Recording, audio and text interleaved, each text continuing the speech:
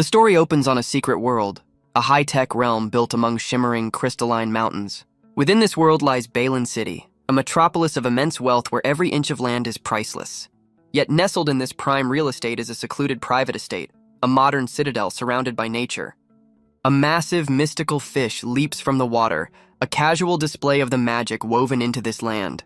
Inside the estate, a silver-haired man stands before a mirror, fresh from a shower. He studies his reflection with a knowing smirk, contemplating the face he's worn for over a decade. He can't help but admire his current form, the handsome young lord of Balin City, Bai Shawan. But this body isn't originally his. He's a traveler who has crossed over from another time. A flashback reveals his former life as a soldier, his journey ending abruptly on a battlefield. He then plunged into this new reality, a world teeming with powerful spirit beasts and their masters.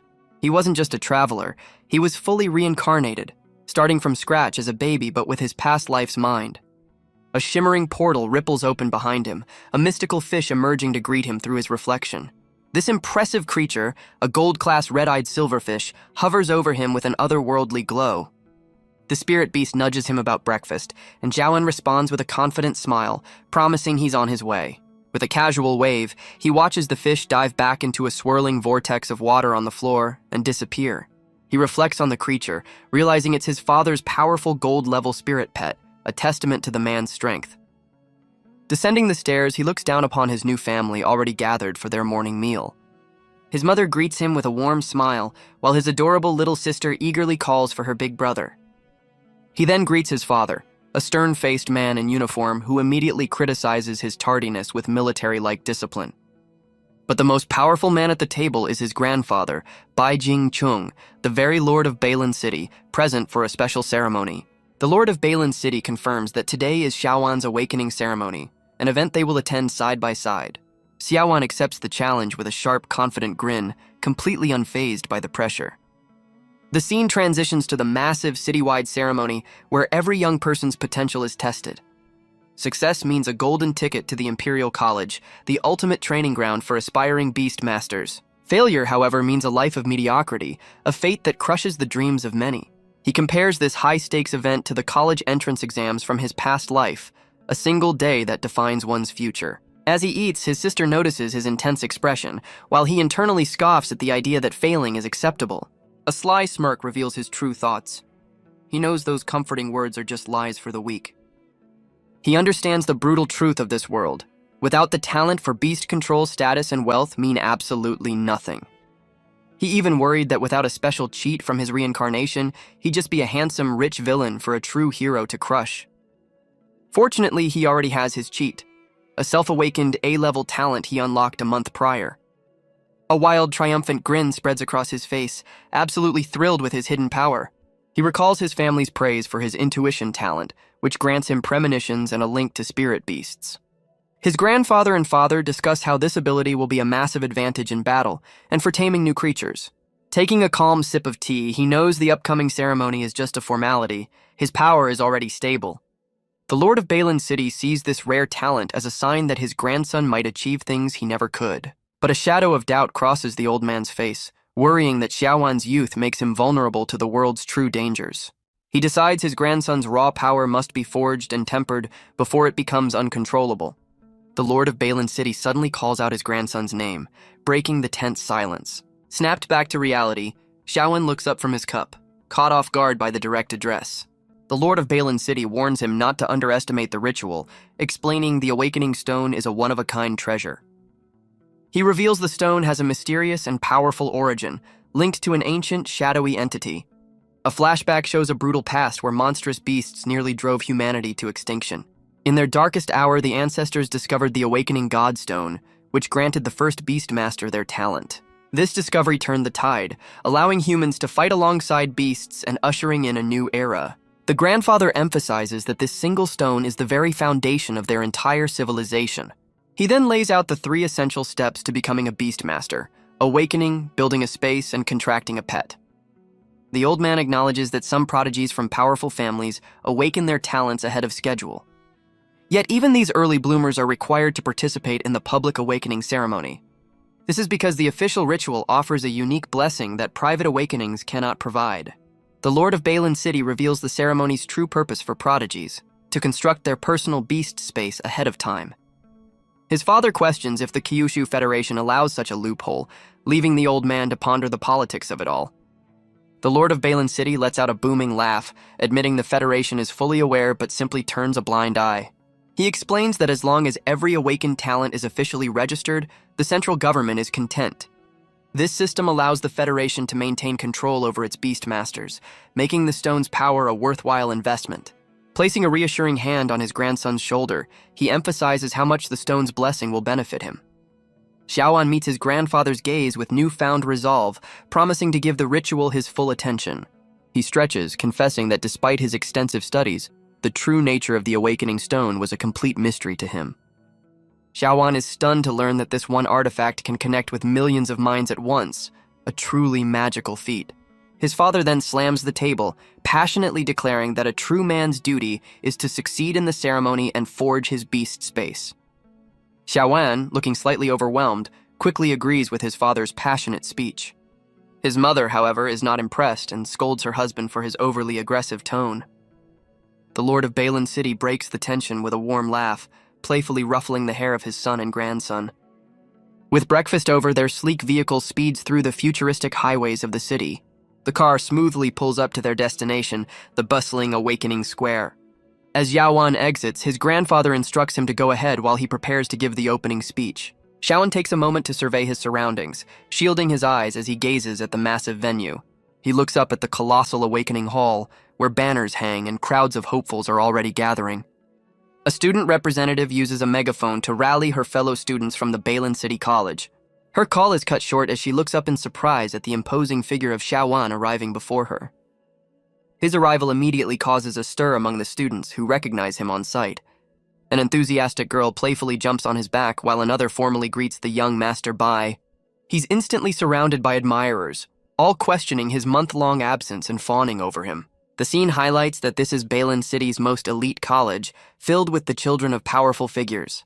Xiaoan smirks, fully aware that as the city lord's grandson, he's the top dog in this prestigious school. His moment is interrupted as a large figure rudely shoves through the crowd, drawing his annoyed gaze. The commotion is caused by a boisterous young man in a yellow hoodie who barrels towards him with a huge grin. Xiaoan recoils in annoyance as his friend grabs him, shouting out an unflattering nickname for the newcomer. The friend tearfully complains about being missed, but Xiaoan just tells him to stop being so dramatic. Utterly heartbroken by the cold shoulder, the young man looks as if his entire world has just collapsed. Xiaoan looks down, completely unimpressed by his friend's dramatic display, thinking his powerful name is wasted on him. He recalls how his friend's once promising heroic potential faded as his physique grew rounder over the years. A confident, red-haired girl interrupts, taunting Xiaoan for his absence and accusing him of being afraid of the ceremony. She confidently strides through the crowd, parting the students as she makes her way directly toward him. This is Feng Qianyu, daughter of the vice principal, who offers him a chance to back down before they even begin. She proposes a bet. The one with the superior talent wins, and the loser must obey one command from the victor. Xiaoan accepts with a cocky grin, eagerly anticipating her defeat, and playfully calling her Little Phoenix. He coolly tells her not to cry when she loses, privately confident in his 90% chance of victory with his A-level talent. As he turns his back, she fumes, angrily telling him to stop using the nickname and insisting he's the one who will be sorry. Feng Qianyu clenches her fist, swearing that one day she will force the arrogant young lord to bow to her. His friend pulls him aside, warning him that Feng Qianyu's family has a special treasure to boost her awakening. Xiaoan coolly dismisses the concern, noting it's only natural for a powerful family to have a few tricks. He's completely unbothered, as his intuition talent hasn't sensed any real threat from her. The ceremony officially kicks off as a speaker on a grand stage addresses the massive crowd of students. The speaker is revealed to be his grandfather, the Lord of Balin City, offering words of encouragement to the hopefuls. He concludes his speech with a powerful wish for everyone's success, looking out over the sea of faces. Staff members immediately begin directing the students into the Awakening Hall in orderly batches. Inside, they're instructed to find a spot and meditate before a massive glowing crystal that channels the stone's power. Xiaoan settles in, recalling how the Federation uses space projection to link every hall to the one true awakening God stone. He reflects on the sheer scale of this feat, recognizing it as an incredible miracle of their civilization. He gazes up at the colossal crystal, feeling the immense power radiating from the projected godstone. Closing his eyes, he begins to meditate, channeling the awakening energy into a swirling blue flame in his hands. His consciousness drifts into a spiritual plane, his body becoming a vessel for the cosmic energy flowing through him. The concentrated power suddenly erupts from his hands in a violent upward surge. This pillar of raw energy towers over him, forming mystical symbols in the air as it connects with the stone's power. But something goes terribly wrong. His eyes fly open in agony as the awakening energy spirals completely out of his control. A massive explosion of power blasts him backward, throwing him through the air like a rag doll. He writhes in pain as the chaotic energy rushes directly into his body, surging straight for his mind. Clutching his head, he fights to stay conscious, realizing this uncontrolled power could destroy his brain and his future. Yet, a new thought emerges from the chaos, suggesting this disaster might actually be a once-in-a-lifetime opportunity. He decides to embrace the chaos, realizing the path forward is simple. With grim determination, he puts his faith in this risky gamble. The raw power intensifies, blasting him with overwhelming force. In the control room, the staff watches in disbelief as his energy signature spikes off the charts. The energy pillar transforms, with ominous, shadowy figures swirling within the blue light. A massive mystical eye materializes in the sky, gazing down upon the ceremony. The staff finally identify the student, panicking when they realize it's the city lord's grandson. A supervisor frantically orders someone to alert the Lord of Balin City, fearing the worst. The Lord of Balin City arrives on the scene, demanding an immediate explanation for the commotion. A nervous staff member reports that an unprecedented vision has manifested directly above his grandson. The frantic staff can only report that the situation is completely unprecedented and beyond their understanding. Both the city lord and his son stare up as the swirling blue energy coalesces into a single massive eye. The old man's eyes widen in disbelief as he identifies the rare phenomenon as a talent vision. He knows this vision only occurs for talents ranked S level or above, a tier far beyond what they expected. A shocking theory forms in his mind. Xiaowen's talent must have mutated, breaking through to the legendary S rank. Just as spirit beasts can evolve into more powerful forms, so too can the talents of their masters. This rare transformation unleashes a raw, untamed power, fundamentally changing the user's potential. Throughout history, only a handful of beastmasters have ever undergone such a powerful mutation. Every single one of them went on to become a legendary figure, their names etched into the annals of time. But this incredible potential comes with a terrible risk, and the old man realizes his grandson is now in mortal danger. The Lord of Balin City tries to force his way into the hall, but a staff member blocks his path. He's reminded that the hall is under Federation jurisdiction, and even the city lord has no authority to enter. The official tries to calm them, explaining that Federation protocols are in place to protect students during such events. Despite the praise for his grandson's unparalleled talent, the old man's expression remains grim and unconvinced. Meanwhile, Xiaowan floats in a void, his body engulfed in a swirling vortex of raw, untamed energy. His consciousness expands, revealing ancient characters that speak of a fundamental truth of the universe. The vision reveals 3 pillars of knowledge, that of heaven, that of earth, and a final, crucial element. The last pillar, human knowledge, crashes into his mind, causing him to cry out in overwhelming agony. The immense power violently reshapes his spiritual plane, a chaotic storm of creation and destruction. Back in the hall, a colossal pillar of light erupts from his body, connecting him directly to the awakening Godstone. His eyes now glow with golden light, reflecting the cosmic knowledge that just flooded his mind. The overwhelming energy settles around him as he regains his composure in the now quiet hall. A system notification reveals his talent has mutated into the Apocalypse Eye, a mythical level ability. He considers the established talent hierarchy, where the SSS rank is considered the absolute pinnacle of power. He realizes his new talent might be something unheard of, a level that transcends the known SSS rank. He understands this isn't just a simple upgrade. He's unlocked an entirely new system of power. Testing his new vision, he instantly sees the awakened talents of the students around him. His gaze sweeps across the room, his eye acting like a scanner that analyzes everyone's potential. He's stunned by the sheer power of his new ability, realizing its effects are beyond anything he could have imagined. He grasps the core function of his talent. Within his sight, no secret, weakness, or potential can remain hidden. He realizes that knowing an enemy's every strength and weakness from the start makes him virtually unbeatable. A wicked grin spreads across his face as he contemplates the absolute power now at his fingertips. He casually scans the room, seeing the awakened talents of his peers floating above them as glowing blue labels. His gaze even picks out a few rare A-level talents, acknowledging the other geniuses in the hall. A sudden brilliant idea sparks in his mind, prompting him to test his new ability on a grander scale. He turns his gaze toward the colossal awakening stone, deciding to analyze the very source of their power. His eyes widen in absolute shock as his vision reveals a truth beyond all comprehension. An information panel floods his mind, identifying the stone as the ancient tree of life, a being of primary god quality. He stares up at the glowing green artifact, realizing the foundation of their civilization is a living spiritual beast. The analysis confirms its identity, an ancient, god-level entity with the power to transition life itself. He's left breathless, realizing the awakening stone is a legendary divine beast. Back in the hall, he watches students register their talents, his mind reeling from the truth. He questions if the Federation leaders are aware of this monumental secret. This world unknowingly uses a god seed as a simple tool, completely unaware of its true potential. He understands that revealing the dormant state of this divine tree would shatter the foundations of their society. As he waits in line, he watches another student's mediocre D-level talent get registered. Gazing at the crystal, he accepts that this world is far more mysterious than he ever thought. The moment of truth arrives as a staff member calls him forward to the testing device. Deciding to focus on the present, he places his hand on the scanner, confident that power will unlock all secrets. The official pulls up his profile, ready to log the talent of the City Lord's grandson into the Federation's system. The official initiates the test, ready to log the most anticipated result of the day. Xiaoan internally accepts that his quiet days are over. It's time to walk the path of a genius and astound the world. A devious smirk crosses his face as he mentally prepares for everyone to witness his mythical-level power. But the initial reading shocks him, displaying only an A-level talent far below what he expected.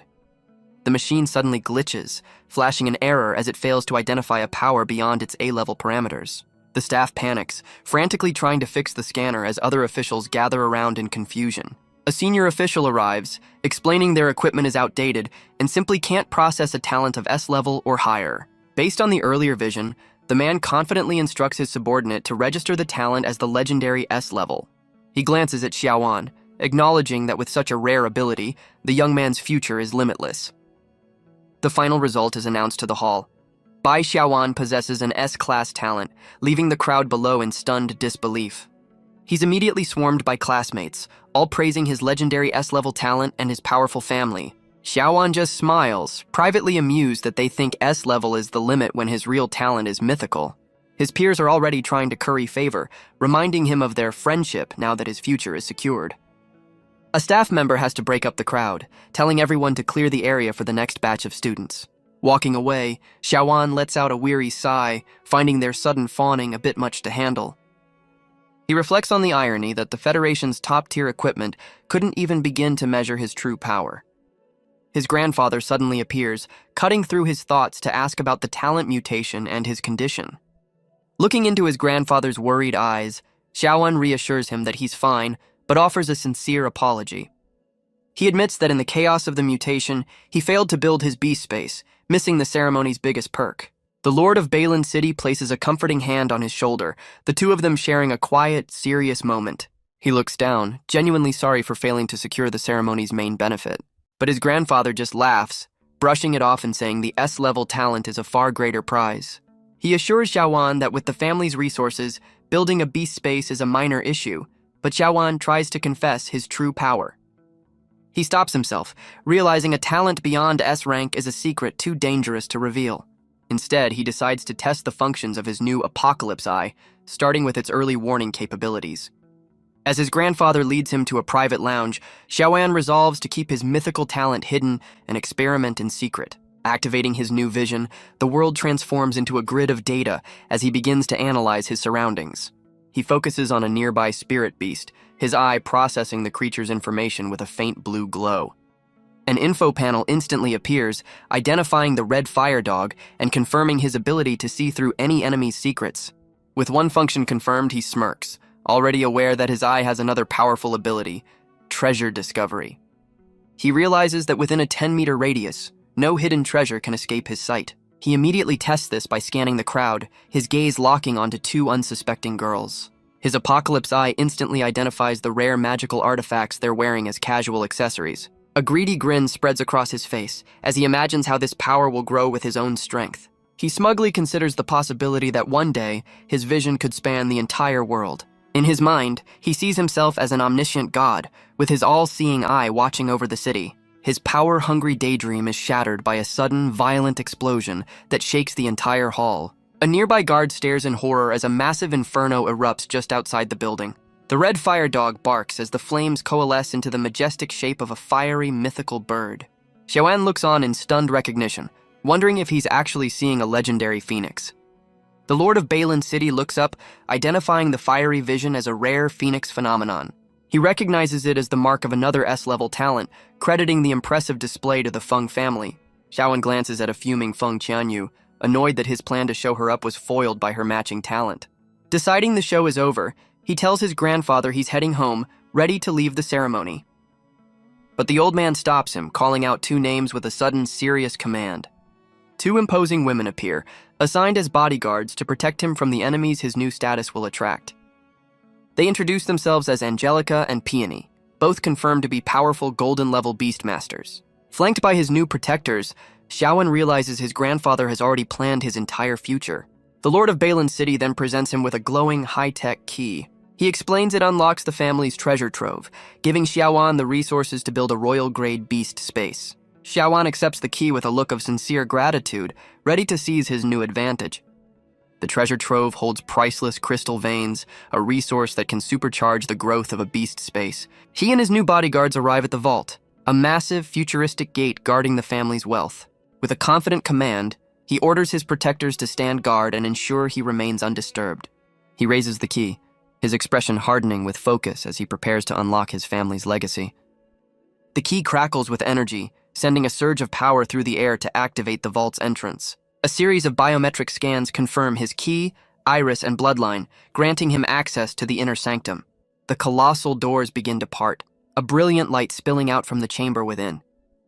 He strides confidently into the vault, leaving his guards to stand watch at the entrance. Inside, he finds a room filled with priceless artifacts, the accumulated power of the Bai family over hundreds of years. He scoffs at a rare artifact that once sold for 150 million, a mere trinket in his family's collection. Ignoring the other treasures, he heads straight for the shelves holding the spiritual crystals he needs. Opening a single case reveals a fortune in shimmering crystals, easily worth 300 million. His jaw drops as he realizes there are more than a dozen identical cases, an unimaginable amount of wealth. Overwhelmed by the sheer scale of his family's riches, his eyes practically turn into currency symbols. Shaking off his greed, he remembers that the number of crystals needed is directly tied to a talent's power. He sits among the treasure, estimating his mythical talent will require a few hundred crystals to build his space. With a look of intense focus, he activates his Apocalypse Eye, preparing to forge his personal domain. A celestial menu appears in his mind, offering 3 tiers of mythical beast space with escalating costs. He's taken aback, realizing the price for a perfect space is far higher than he ever imagined. He trusts his Apocalypse Eye will guide him, certain it holds even more secrets to uncover. Despite the staggering cost of 999 crystals, he commits to forging the perfect mythical level space. Countless cases of priceless crystals are consumed, vanishing into a brilliant vortex of energy. Meanwhile, news of his S-level talent has already spread, bringing a proud smile to his grandfather's face. The Lord of Balin City notes that powerful figures from all over are now clamoring to connect with the family's new prodigy. His little sister, however, remains blissfully unaware, captivated by a butterfly in the garden. His mother adds with a knowing smile that even the Feng family has inquired about a potential engagement. She reflects on how quickly her son has grown, now a man of great importance. But her pride is tinged with worry, as she points out he's been secluded in the vault for an entire week. The old man remains unconcerned, explaining that a rare talent like his grandson's requires far more time to build its foundation. The Lord of Balin City suddenly senses an immense surge of power from the vault. He stands abruptly, realizing with a start that Xiaoan has finally completed his beast space. Inside the vault, Xiaoan is enveloped in a storm of pure spiritual energy. The last of the priceless crystals are consumed, fueling the final stage of creation. Raw power solidifies into a digital framework, the very skeleton of his new domain. This framework blossoms into a vibrant world of mountains, rivers, and lush greenery. He floats serenely in the center of his personal dimension, a world born from his will. Opening his eyes, he surveys his handiwork with a look of quiet satisfaction. But his calm shatters as he realizes the true, unbelievable scale of his royal space. He is but a speck before a colossal, glowing tree, utterly awestruck by the world he has forged. He recalls that a standard royal space is a mere 10 units, while his is 1,000 times larger, a complete world. His apocalypse eye reveals the space's 3 incredible effects: accelerated growth, instant healing, and unlocking hidden potential.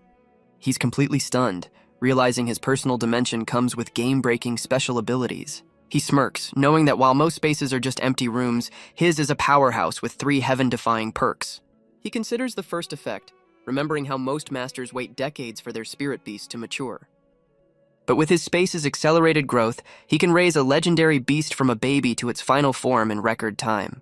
The second effect is even more broken, allowing him to instantly heal any pet just by recalling them to his space. His third ability is the most insane, letting him awaken and evolve a beast's hidden talents without limit. Satisfied with his creation, he concludes that the massive cost was a small price to pay for such perfection.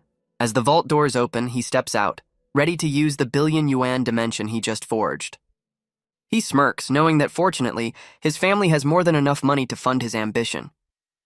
His family greets him with worried expressions, his little sister rushing forward for a hug. They all fuss over him, concerned that he's grown thin after a week without food or drink. Back at the dinner table, he devours his food like a man starved, making up for lost time. His family watches with fond amusement as he practically inhales the entire feast. After finishing his meal, he lets out a satisfied burp, finally feeling replenished. His mother gently offers him his favorite dish, encouraging him to eat his fill.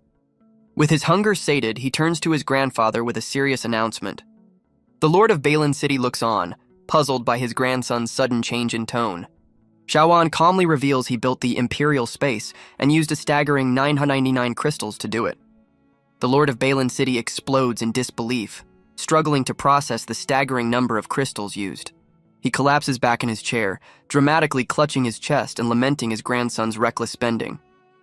After composing himself, he admits he never realized an S-level talent would be so costly, thankful their family can even afford it.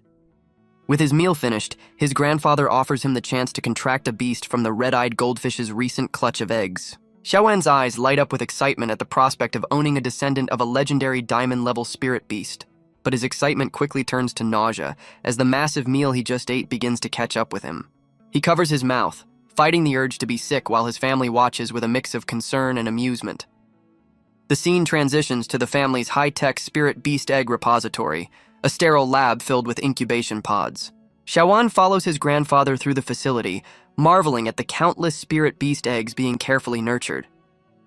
His apocalypse eye activates, analyzing a goldfish egg and revealing the Bai family's long-standing tradition of mastering aquatic spirit beasts. He scans the other eggs, realizing this is how his family fast-tracks its members into the elite ranks.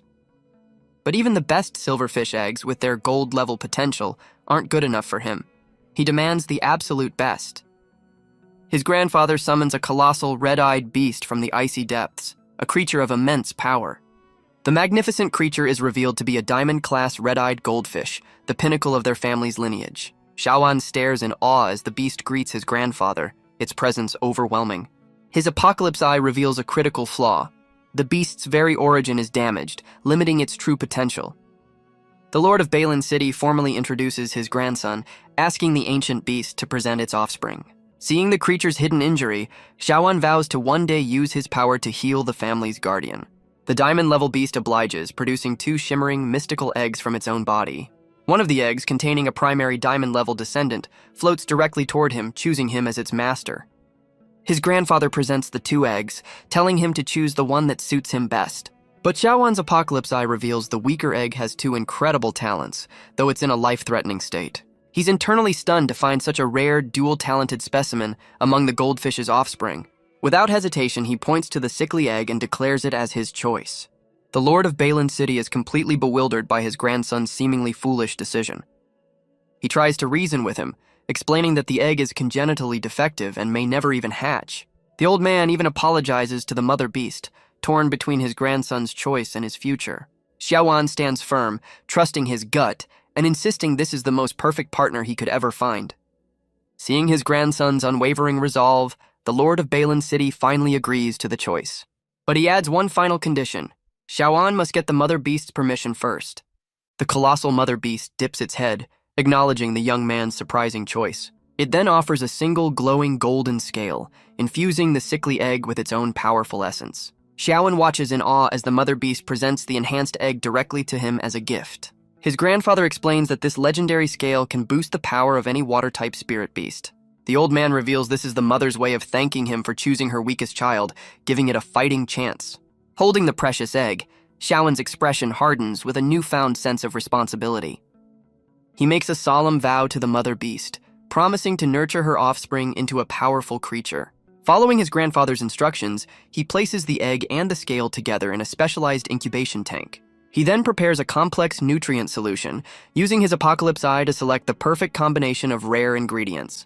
The potent mixture creates a vibrant reaction in the water, enveloping the egg in a life-giving energy.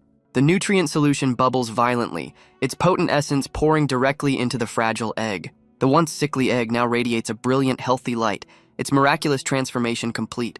His apocalypse eye confirms the success, revealing the egg's new S-rank talent and incredible potential.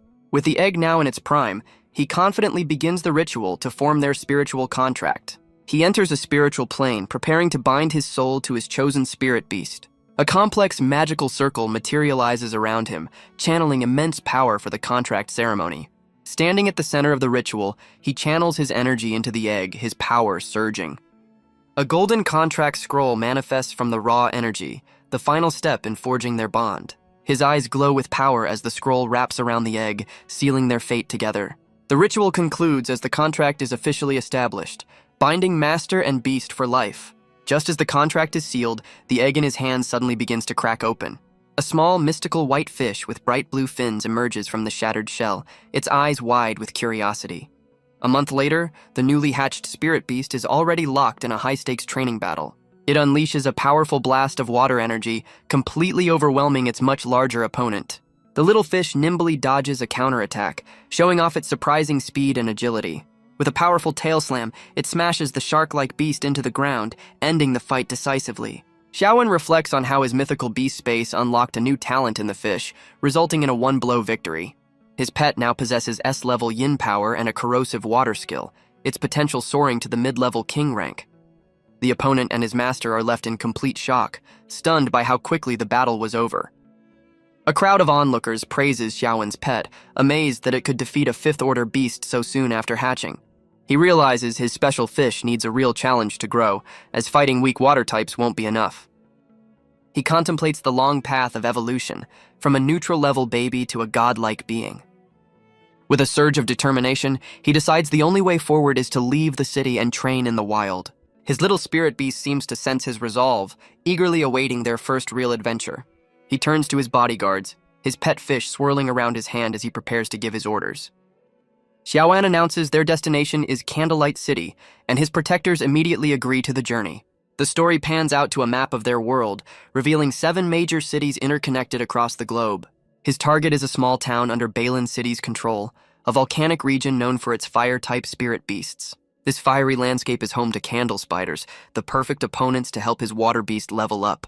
With his plan set, he and his entourage arrive at the station, ready to begin their training expedition. Just as he's about to pass through the station gate, Feng Qianyu appears, calling his name. She's absolutely furious, demanding to know why he's been avoiding her since the ceremony. Xiaoan coolly dismisses her, stating their bet is void since they both awakened S-level talents. She argues that he still disrespected her by leaving the hall without a single word. He offers a weak smile as she explains she's been trying to find him for a month, but he's been dodging her.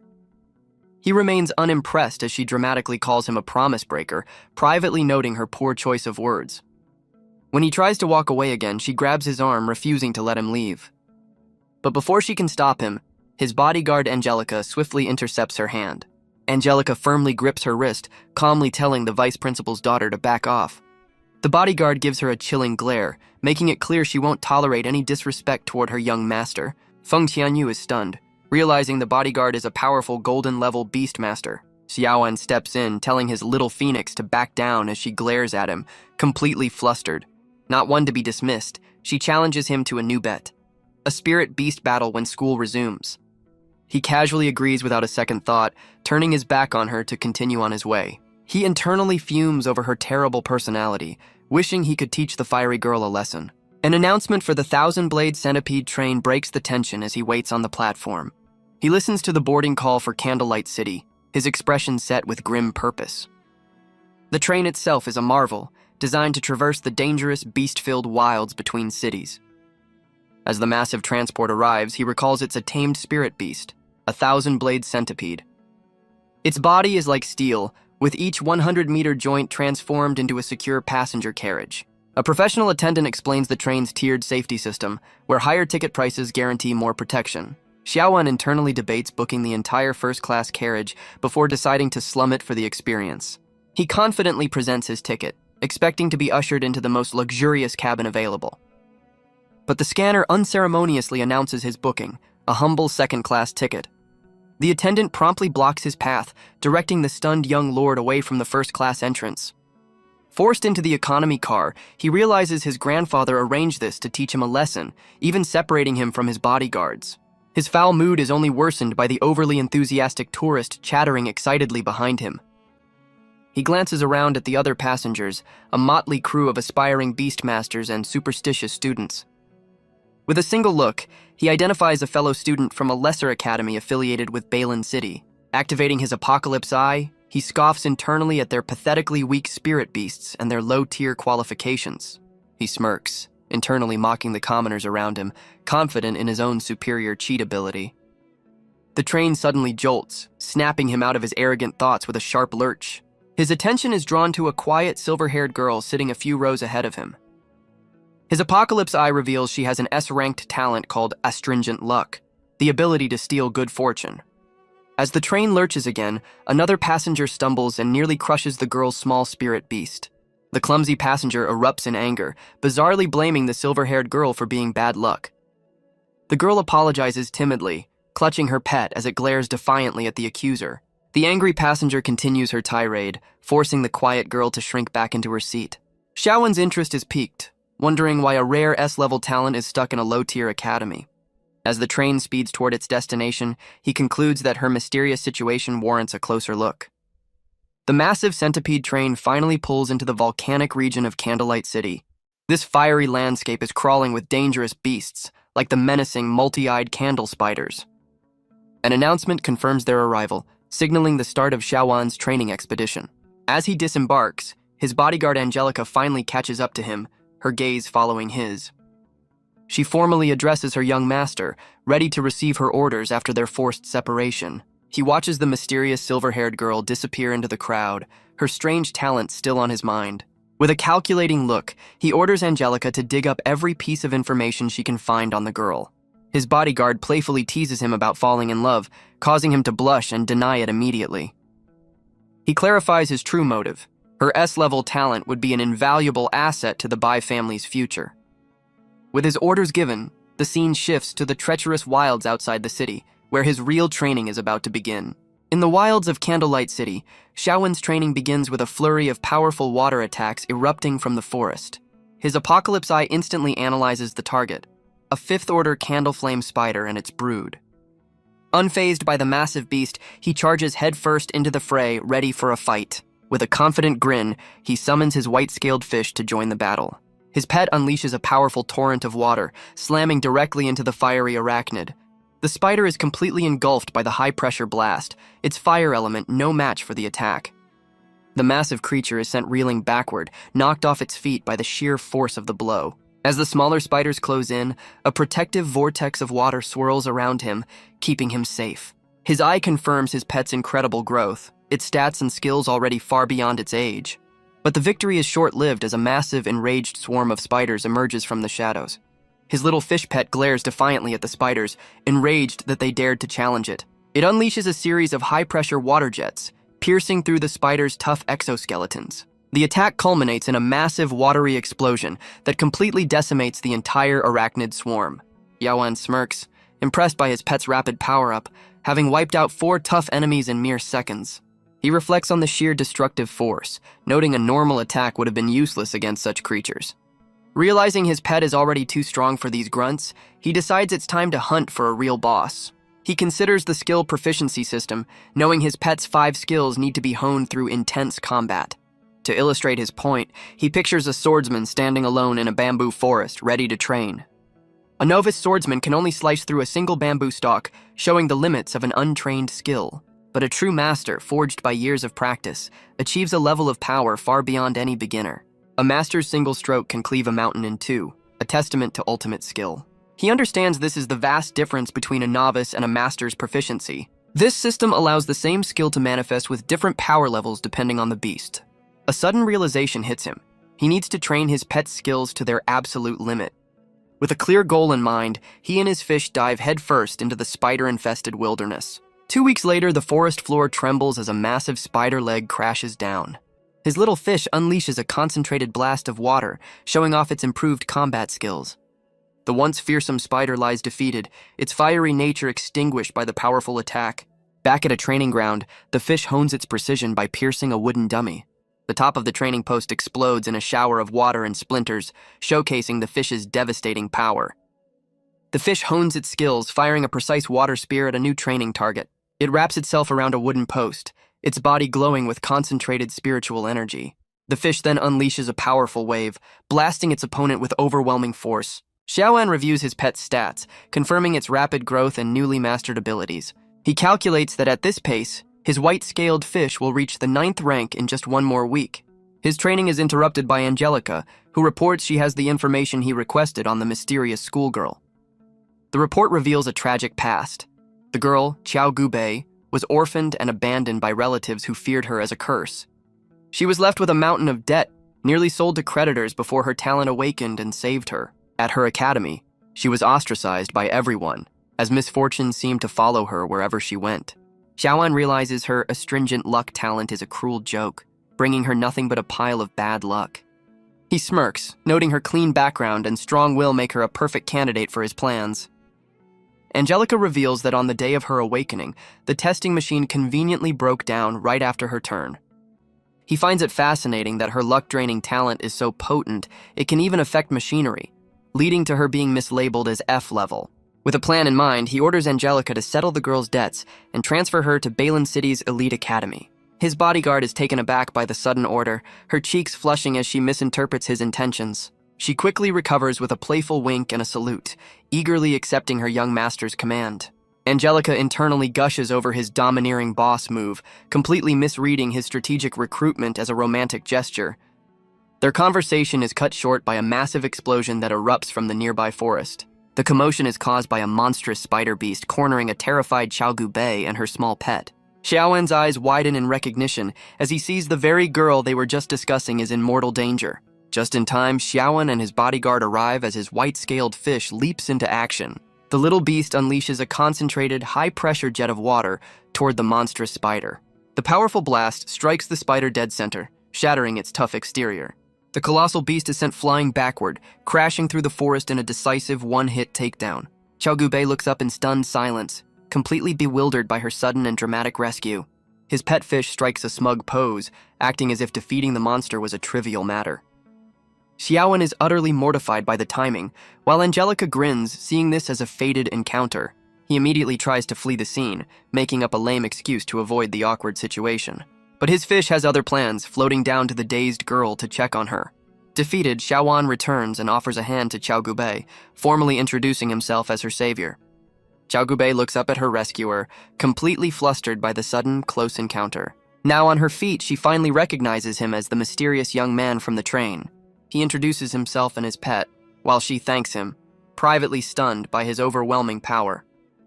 He asks why she's alone in such a dangerous place, and she admits her classmates abandoned her. She explains they encountered a powerful mutant candlefire spider, forcing them to scatter. A flashback shows her terrified classmates fleeing from the colossal, menacing arachnid. The mention of a rare mutant beast immediately captures Xiaoan's full attention. His mood shifts instantly as he grabs her hands, eagerly demanding she lead him to the fight. She's completely bewildered by his bizarrely cheerful reaction to a life-threatening monster. She tries to refuse, warning him that it's too dangerous and her presence will only bring him bad luck. He firmly grabs her wrist, completely ignoring her warnings about bad luck and danger. Xiaoan confidently tells her to trust in his pet's power, promising to show her what it can do. He internally celebrates the perfect opportunity to train his fish and impress his potential new subordinate. His plan is to put on a spectacular display of power, defeating the beast in a way that will leave her in awe. He's certain that after witnessing his strength, she will have no choice but to pledge her loyalty to him. As he leads the girl deeper into the forest, his bodyguard Angelica watches them from a hidden perch. Angelica feels a sudden chill, momentarily unnerved by the calculating look she saw on her young master's face.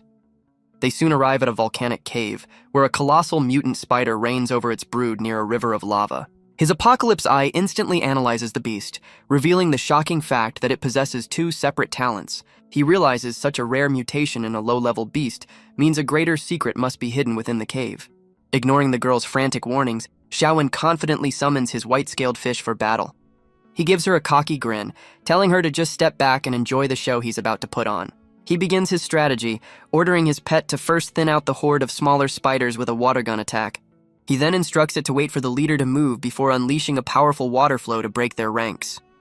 The little fish shoots forward like a torpedo, a blur of white and blue energy heading straight for the enemy. A powerful jet of water slams into the arachnid swarm, throwing the creatures into a state of panic. The colossal mutant spider leader roars in absolute fury, its multiple red eyes glowing with menace. It commands its brood to swarm the intruder, ordering them to tear the little fish apart.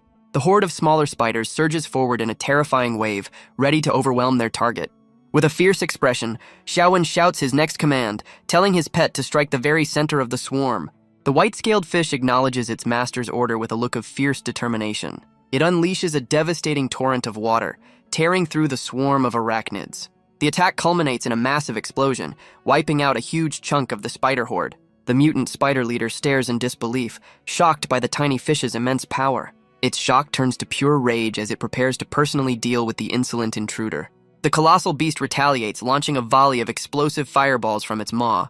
The little fish looks momentarily overwhelmed as the fiery barrage closes in. But Xiaowan shouts a new command, his eye flaring with blue light as he orders a new skill.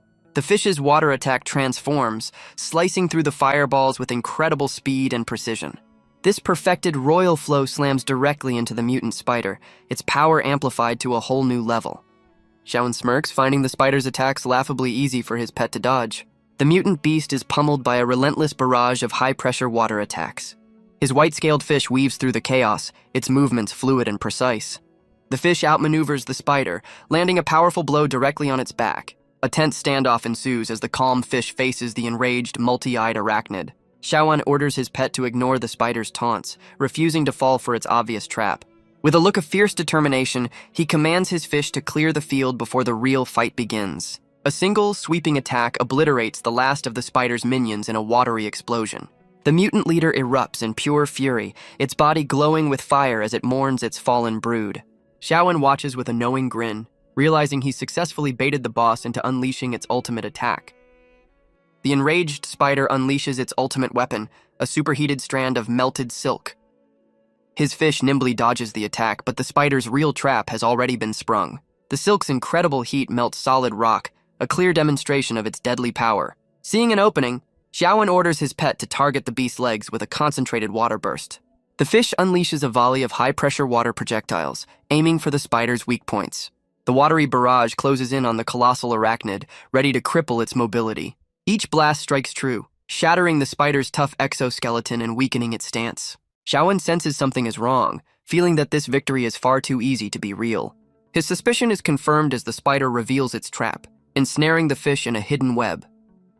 He's stunned by the beast's cunning, realizing he completely underestimated his opponent's intelligence.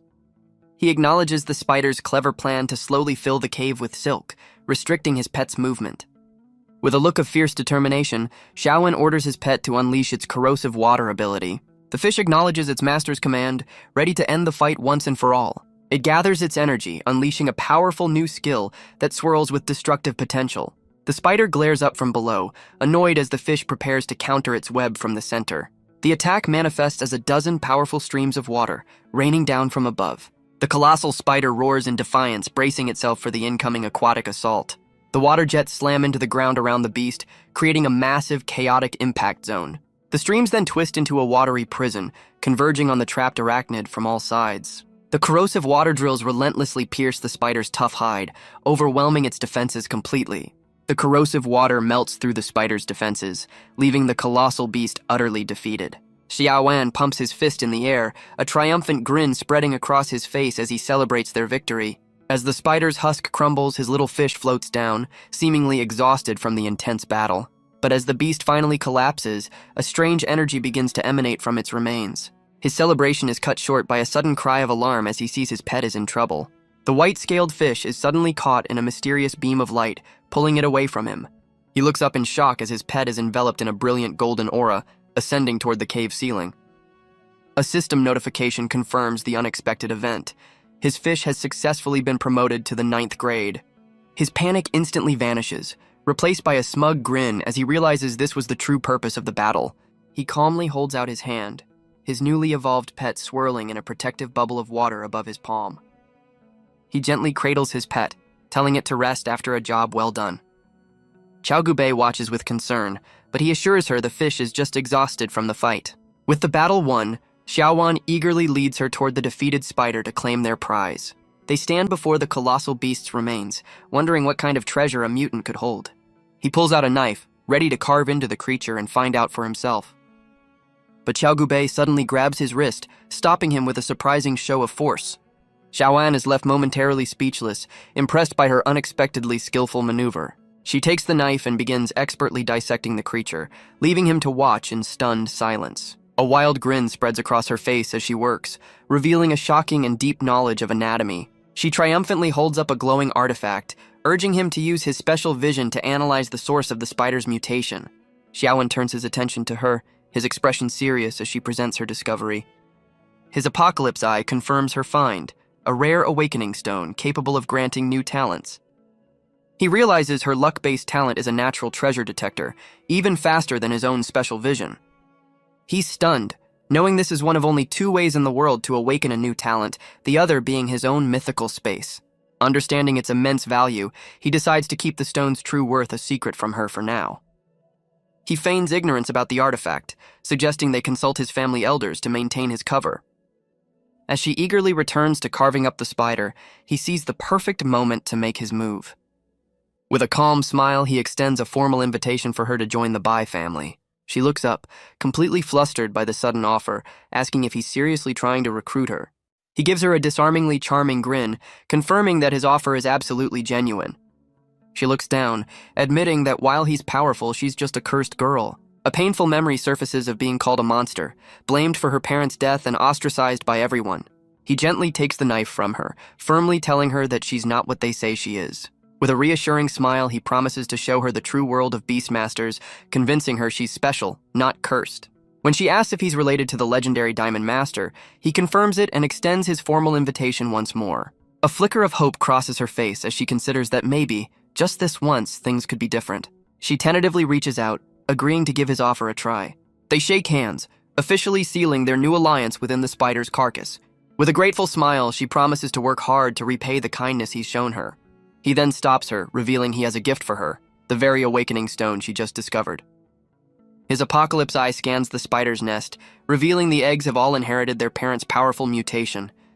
He holds a glowing egg, realizing this is the birth of an entirely new and powerful species of spirit beast. A vision of a spider army flashes in his mind, a future asset that could bolster his family's power. He presents the gold-level potential eggs to a stunned Xiao Gubei, telling her to choose her new partner. With a cunning grin, he frames it as a condition for joining his family, noting her current pet is far too weak for her talent. She immediately understands the implication, asking if he wants her to break her current contract and start anew. The narrative explains that masters often replace their weaker, early-game pets as they grow stronger. It then reveals the 2 grim methods for breaking a contract, releasing the pet or eliminating it entirely. Without a moment's hesitation, Xiao Gubei accepts the strongest egg, her expression set with grim determination. Xiaowen smirks, satisfied she chose the best one, and tells her it's time to cancel her old contract. He explains that releasing a pet causes a painful backlash, while the alternative is far more brutal. From the shadows, Angelica watches with concern, unsure which path the girl will choose. With a look of grim resolve, Xiao Gubei begins a ritual, her hands forming a complex seal. She channels her spiritual energy, preparing to sever the bond with her loyal companion. A brilliant light erupts as she chooses the kinder path, willingly taking the contract's backlash upon herself. The spiritual recoil hits her hard, the immense pain forcing a spray of blood from her lips. Xiaoan rushes to her side, but she insists she's fine, clutching her now unbound pet. She gently sets the creature down, thanking it for its loyalty and setting it free. As the small beast flies away, she waves a final goodbye, her choice made clear. Xiaoan watches with a satisfied smirk, certain he's found the perfect person for his team. With his new subordinate in tow, Xiaoan heads to the candlelight black market to gear up. A shady merchant scoffs at their offer of 9,000 for a cluster of red crystals. He dramatically claims the item is a priceless family heirloom, refusing to sell it for so little. The merchant gets aggressive, insisting he paid 90 million and won't be lowballed.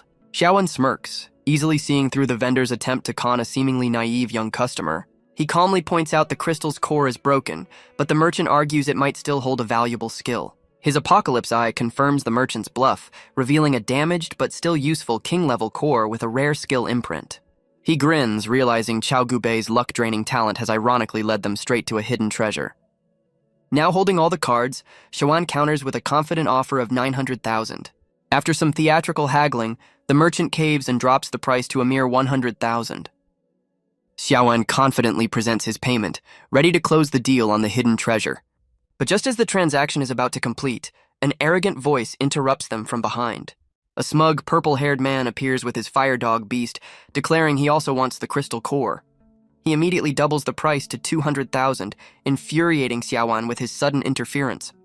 The newcomer physically blocks Xiaoan's hand, accusing him of trying to steal his deal. He mocks Xiaoan's apparent lack of funds, claiming he has every right to bid on the unsold item. The man then introduces himself as the mayor's nephew, offering Xiaoan a menial job with a condescending smirk. But his arrogant tirade is cut short, as his eyes land on something that leaves him completely stunned. He finally notices Qiao Gubei hiding behind Xiaoan, instantly captivated by her delicate appearance. Forgetting the crystal core entirely, the mayor's nephew is completely smitten, seeing her as a rare beauty. Stepping in front of Qiao Gubei, Xiaoan challenges the man to settle their dispute with a life-or-death contest.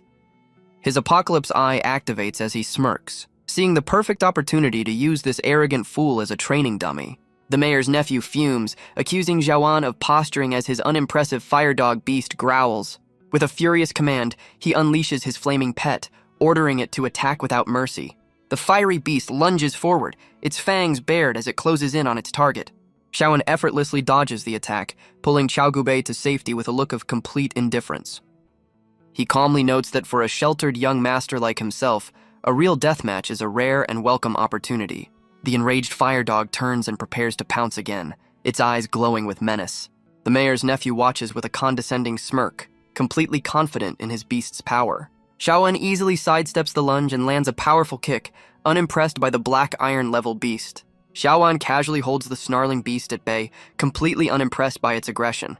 The mayor's nephew furiously taunts him, demanding he stop dodging and face him like a man. Onlookers recognize the nephew as a notorious bully, whispering about his reputation for dirty tricks. The fire dog lunges again, leaping high into the air for a powerful downward strike. Qiao Gubei watches in horror, certain that Xiaoan is about to be seriously injured. Deciding to humor his opponent, Xiaoan summons a swirl of water, ready to engage the beast directly. With a simple gesture, he effortlessly deflects the fiery attack, sending the beast spinning away. The fire dog creates multiple illusions of itself, but Xiaoan prepares a single decisive counter. With a fierce shout, he unleashes a powerful wave of spiritual energy from his palm. Beams of concentrated water shoot out, instantly shattering the beast's illusions with pinpoint accuracy. The fire dog lies whimpering on the ground, its illusions shattered and its pride wounded. Its master explodes in fury, enraged that his pet was so easily humiliated. He commands his beast to get up, its body now wreathed in a much more intense flame. The dog unleashes a massive vortex of fire, intending to incinerate Xiaoan on the spot. Xiaoan easily sidesteps the inferno, the blast erupting harmlessly behind him. With a look of grim focus, he decides it's time to stop holding back and summon his own pet. He confidently calls forth his white-scaled fish, which materializes in a swirl of digital energy. The two stand ready, his powerful spirit beast now facing down the enraged fire dog. But the battle is interrupted by the sudden appearance of a colossal, fanged serpent. The massive snake lunges, forcing Xiaoan to leap aside as his fish prepares to counter the surprise attack. The mayor's nephew reveals his own powerful beast, a massive fire snake, and mocks Xiaoan for barely dodging. Xiaowan realizes this has turned into a 2-on-1 fight, his expression hardening with annoyance. Deciding to end things fast, he orders his white-scaled fish to launch a preemptive strike. The nephew smirks, seeing an opening and commanding his fire dog to coordinate an attack. The fire dog unleashes a volley of fireballs, raining them down on the charging fish. Xiaowan's pet is caught off guard, finding itself surrounded by the fiery projectiles. The fish braces for impact as the first fireball makes contact in a bright flash. A massive, fiery explosion completely engulfs the tiny spirit beast in a cloud of smoke and fire. The nephew laughs cruelly, mocking Xiaowan for being a weak master who just got his only pet destroyed. He smirks with absolute confidence, declaring that the little fish was foolish to follow such a weak master. Xiaowan smirks, calmly telling his opponent that it's far too early to celebrate. From the smoke, his white-scaled fish emerges completely unscathed, its body a whip of pure water. It slams its tail into the fire dog's face with blinding speed, delivering a decisive blow. The fiery beast is sent flying, crashing through a nearby building with incredible force. Lying in a pile of rubble, the fire dog is left completely dazed and out of the fight. The fish now turns its attention to the colossal fire snake, calmly facing its next opponent. It zips around the snake's head, forming a sharp blade of water for its next attack.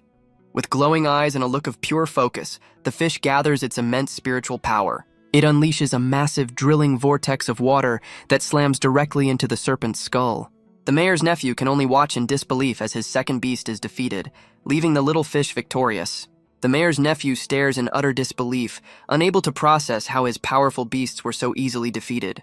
Xiaowan calmly lectures his opponent, noting his beast had potential but was unfortunately stuck with a terrible master. He leans in with a menacing grin, grabbing the man's shoulder to deliver the final, crushing insult. Humiliated and enraged, the nephew grits his teeth, trembling with fury on the ground.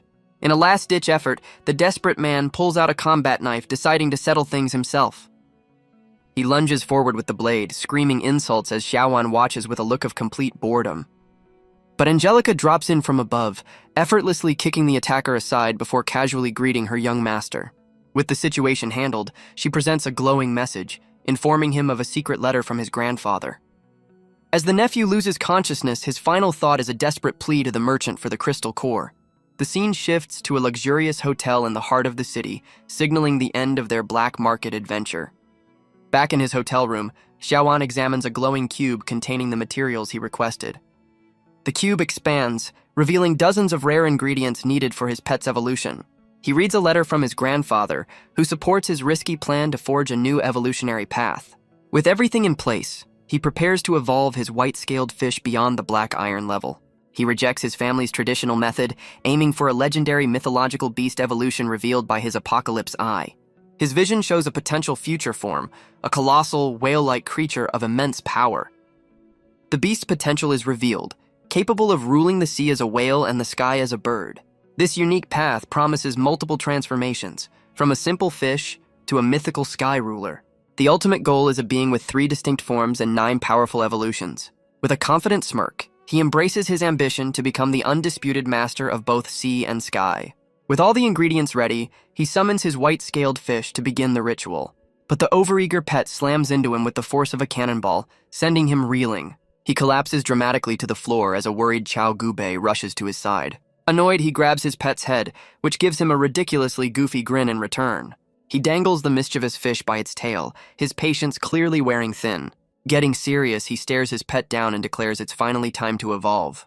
He and his fish stand at the center of a glowing ritual circle, ready to begin the transformation. With a look of intense focus, he prepares to inject the rare concoction into the evolution core. The potent mixture creates a vibrant vortex of energy, enveloping his pet in its power. The fish's body begins to glow and transform, its fins becoming longer and more ethereal. The evolution ritual culminates in a brilliant explosion of multicolored energy. His apocalypse eye reveals the successful transformation into a giant-scaled fish, now boasting senior king potential. A massive burst of spiritual energy erupts from the room, signaling the evolution's immense scale. The newly evolved beast is now so colossal it barely fits in the hotel room, shocking its own master. Xiaowan struggles as his oversized pet affectionately squishes him against the wall. After sending it back to his spiritual space, he collapses, having nearly been suffocated by his own creation. A sudden knock at the door interrupts his recovery, his expression turning serious. A worried Chao Gubei peeks in, asking if he's all right after hearing the loud crash. He quickly dismisses her concerns, casually blaming the mess on a training mishap.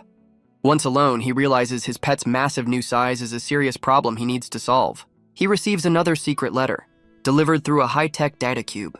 The message from his grandfather contains a crucial lead. A target named Qingyuan Lu is in Red Wing City. With a cunning grin, he decides this is the perfect excuse to hunt for new treasures. He and Qiao Gubei immediately set off for the remote mountain-ringed Red Wing City. They arrive to find the city's streets bustling with adventurers and merchants hawking their wares. His apocalypse eye scans the local market, but he's unimpressed by the low-quality beast materials.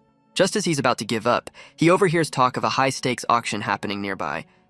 Whispers in the crowd reveal that rare diamond-grade materials are up for grabs, attracting powerful bidders. He realizes his target must be at this auction, but a rival city lord's presence complicates things. His thoughts are interrupted by a loud merchant scolding a potential customer, drawing his attention back to the street. Qiao Gubei innocently asks a street vendor about the price of a sparkling crystal she found. The hooded merchant rudely dismisses her, claiming it's a priceless treasure she could never afford. Saoan realizes her luck has struck again, as the random rock is actually a rare diamond-grade material. He steps in, placing a reassuring hand on her shoulder to handle the situation. With a confident smirk, Xiaowan puts his arm around her and tells the merchant to name his price. The vendor sees a rich fool and quotes an absurdly high price of 30 million. Even Xiaowan is taken aback by the blatant price gouging, as Qiao Gubei tries to talk him out of it. The merchant smirks, convinced the young man is just posturing to impress his girlfriend. Annoyed but determined, Xiaowan shoves his card forward, internally celebrating his lucky find despite the cost. The merchant's greedy expression softens into a grateful smile as he eagerly accepts the payment. A massive ethereal crane soars over the city, its sheer presence leaving Xiaowan in awe. The beast's master, an old man, stands with his diamond-level phoenix-winged crane, acknowledging his arrival has been noticed. The colossal spirit beast gracefully navigates the towering skyscrapers, a blur of pink and blue energy. The old man watches as another powerful figure on a fiery phoenix approaches to greet him. The boisterous city lord of Red Wing City gives a grand welcome to the legendary Lord Bai. Lord Bai cuts through the pleasantries, making it clear he's here on serious business, not for a friendly visit. Xiaowan understands the stakes are high, realizing his grandfather came personally to secure their target. The two powerful masters and their beasts head toward a towering skyscraper, their destination clear. The next day, the scene opens on the breathtakingly grand interior of the auction house. Walking with his grandfather, Xiaowan reaffirms his confidence, promising he will secure what they came for. A rival city lord, Lan Dongli, makes it clear that their target will go to the highest bidder. Her granddaughter, Lan Jiki, stands beside her, her expression distant and melancholic. Xiaowan is immediately struck by the girl, a flicker of recognition in his eyes. Lord Bai calmly notes her granddaughter's presence, mentioning rumors of an illness that requires rare materials. Enraged by the veiled comment, Lan Dongli's eyes glow with fury as she accuses him of a threat. She unleashes a powerful aura, declaring she's not afraid to challenge him since they're both diamond-level masters. Xiaowan struggles to breathe, feeling the crushing pressure of a diamond-class beast for the first time. Lord Bai diffuses the tension, pointing out that a bidding war between them would only benefit the auction house. He calmly proposes a private deal, suggesting a more mutually beneficial arrangement. As his grandfather speaks, Xiaowan marvels at the protective barrier shielding him, a power exclusive to high-level masters. Lan Dongli eyes him with suspicion, demanding to know the details of his proposed deal. Lord Bai offers a rare diamond-grade core, willing to sell it if she backs out of the bidding for their target. But just as the deal is offered, Xiaowan suddenly steps in, telling his grandfather to hold on. He feigns pity, suggesting the sick girl needs the precious core more than they do. His grandfather is absolutely floored, reminding him this completely goes against their original plan. Lan Dongli is taken aback by the unexpected generosity, questioning his motives for giving up such a valuable item. Xiaowan puts on a charming smile, explaining he simply heard her granddaughter needed it for her treatment. The girl blushes as he claims he just likes her, framing the valuable core as a simple gift. Lord Bai internally scoffs at the idea, certain his grandson has a hidden agenda beyond a simple crush.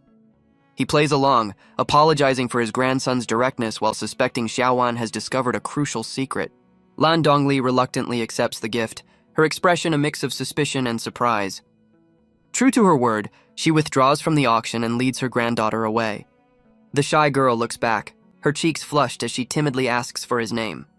He flashes a winning smile, introducing himself and inviting her to visit once she's recovered.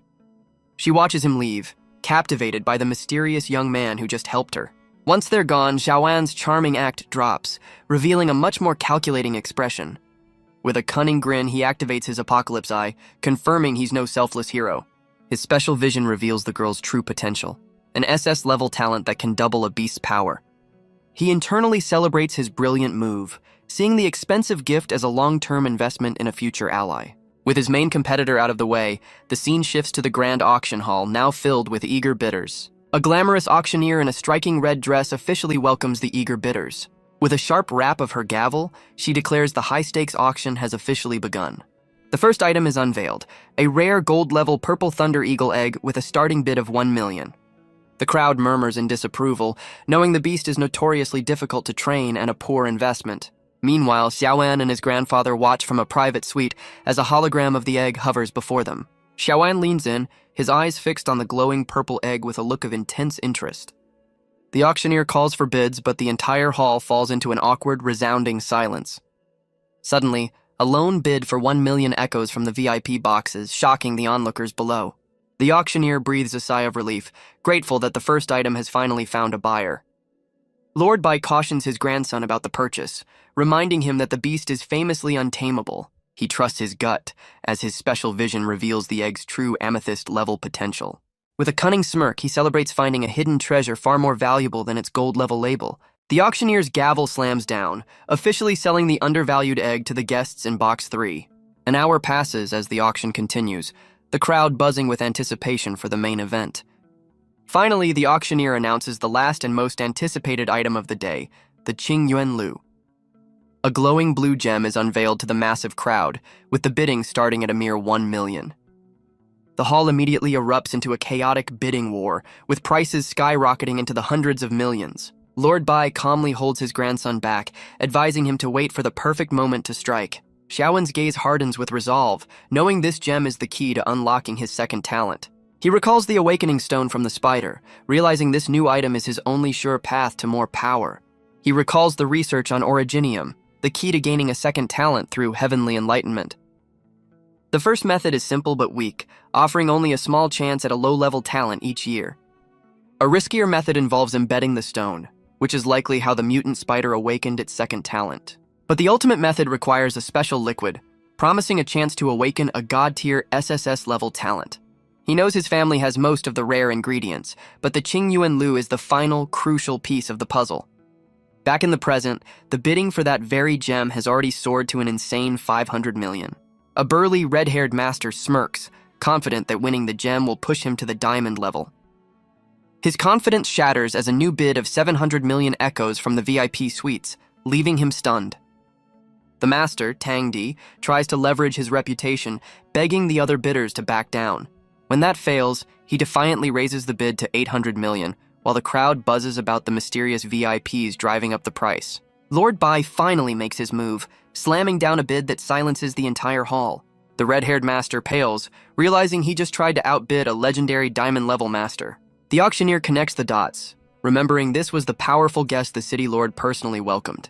A stunned silence falls over the crowd as they process the sheer power move they just witnessed. Flustered but professional, the auctioneer calls out the staggering new bid of 900 million. Tang Di wisely backs down, respectfully conceding the item to his superior.